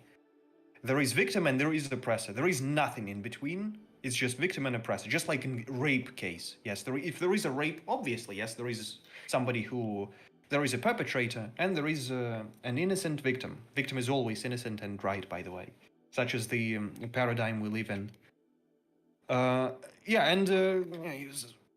Notice that how difficult it is because in Israeli conflict, there is, technically two branches of victimoid of some sort. Obviously, Palestinian case is more keen to that. Or not keen, more... how to say? Usually people who support one side or the other, they just completely ignore the atrocities committed by the other side. They usually just neglect them. Yeah, or just don't believe them. Well, I think I saw it in your chat the other day also, by the way. I've seen a glimpse of this conversation. Chatters of yours were arguing about Palestine. Yeah, that frequently happens. The guy was like there was a guy who mocked the 40 beheaded babies in the same time he speaks about, I'm just fuck, what was he saying? I just don't like the killings of women and children. I already knew you triggered one of Casey's trigger buttons here. There were no 40 beheaded babies. Of course they weren't. As well as Israel is not really targeting civilians. They happen to kill a lot. Well, they happen to kill a lot, surely. Well, I've seen a lot of videos of them targeting civilians. Look, they die. Surely they die. In wars, civilians, they may be dying sometimes. And the amount of people who died in Gaza is quite significant, yes. Like, what is it, 60,000 people? 70 so far, I guess. No one knows the number. That's a number. That's Exact probably number's the low difficult to number. count. Right, because no one's Probably. counting. Because they bombed all No, the no, hospitals. Well, there is probably the numbers of counted inside, I guess. Probably. I just don't know how. They're trying to they're trying to count. They're trying to count, but that's There is it's, always going to be speculations. Either more way, or less either way. confirmed-ish number. That's what I'm just saying. That's the low, but how do you bomb a hospital with the last standing hospital for which journalists are known to broadcast from and charge their phones? How do you bomb that location and then 5 minutes later bomb it again and say that they don't bomb civilians? I don't know the case. Yeah, but It was recent. It was a big headline. I heard about this. Yes, That was I the just case. don't plunge too deep into this all. mean- My point, I try not to relish on the dead. Basically, usually people do that. Even when they are very empathetic, they just constantly consume the news. It's like chthonic shit, basically. Yes, when people just read the news about the deaths. It's I've seen what it does to people. It makes them. Some people like develop schizophrenia when they just leave with chthonic news basically for years. But my point, it's contextual. You see, because I don't know. I've seen such pretty similar kinds of accusations. Yes, why would you be bombing hospitals and all? But then I also have seen videos of military men coming in and out of the hospital. Imagine yourself being on the other side. Yes, you see the military men coming in, and not about this case in particular. I'm just speaking hypothetically, based on the case I heard of. My point is that. Can you blame? Why people who are strongly pro-Palestinian, why don't they blame Hamas? Because Hamas technically is also keeping the hostages, and I'm not talking about Israeli. They use their own population as hostages, includingly since the beginning. No, I they've understand never done why. They don't let people out. As Who well. doesn't let people out? Hamas. What power do they, They have don't to want let? They don't have any power to. At this point, apparently not. Apparently they don't. Truly, not as much as it seems. Well, they still control certain kinds of. They don't at the moment. They don't control the in Rafah the border with Egypt, right? They don't have it under their control. It's IDF, right? They never did have any of the. At the beginning, they, as far as I recall, at the beginning they had. That's Literally. You're saying they can't. No one in Gaza could come or go without Israel's permission, getting a At the visa. beginning, For the last 15 since the 2006, Israel controls all of the borders. I mean, technically, on half of the crossing next to Egypt is technically controlled by Egypt, but there's IDF there to check all the. was there IDF at the beginning of the Israeli operation? Yes. Because as far as even if they had them, they couldn't be able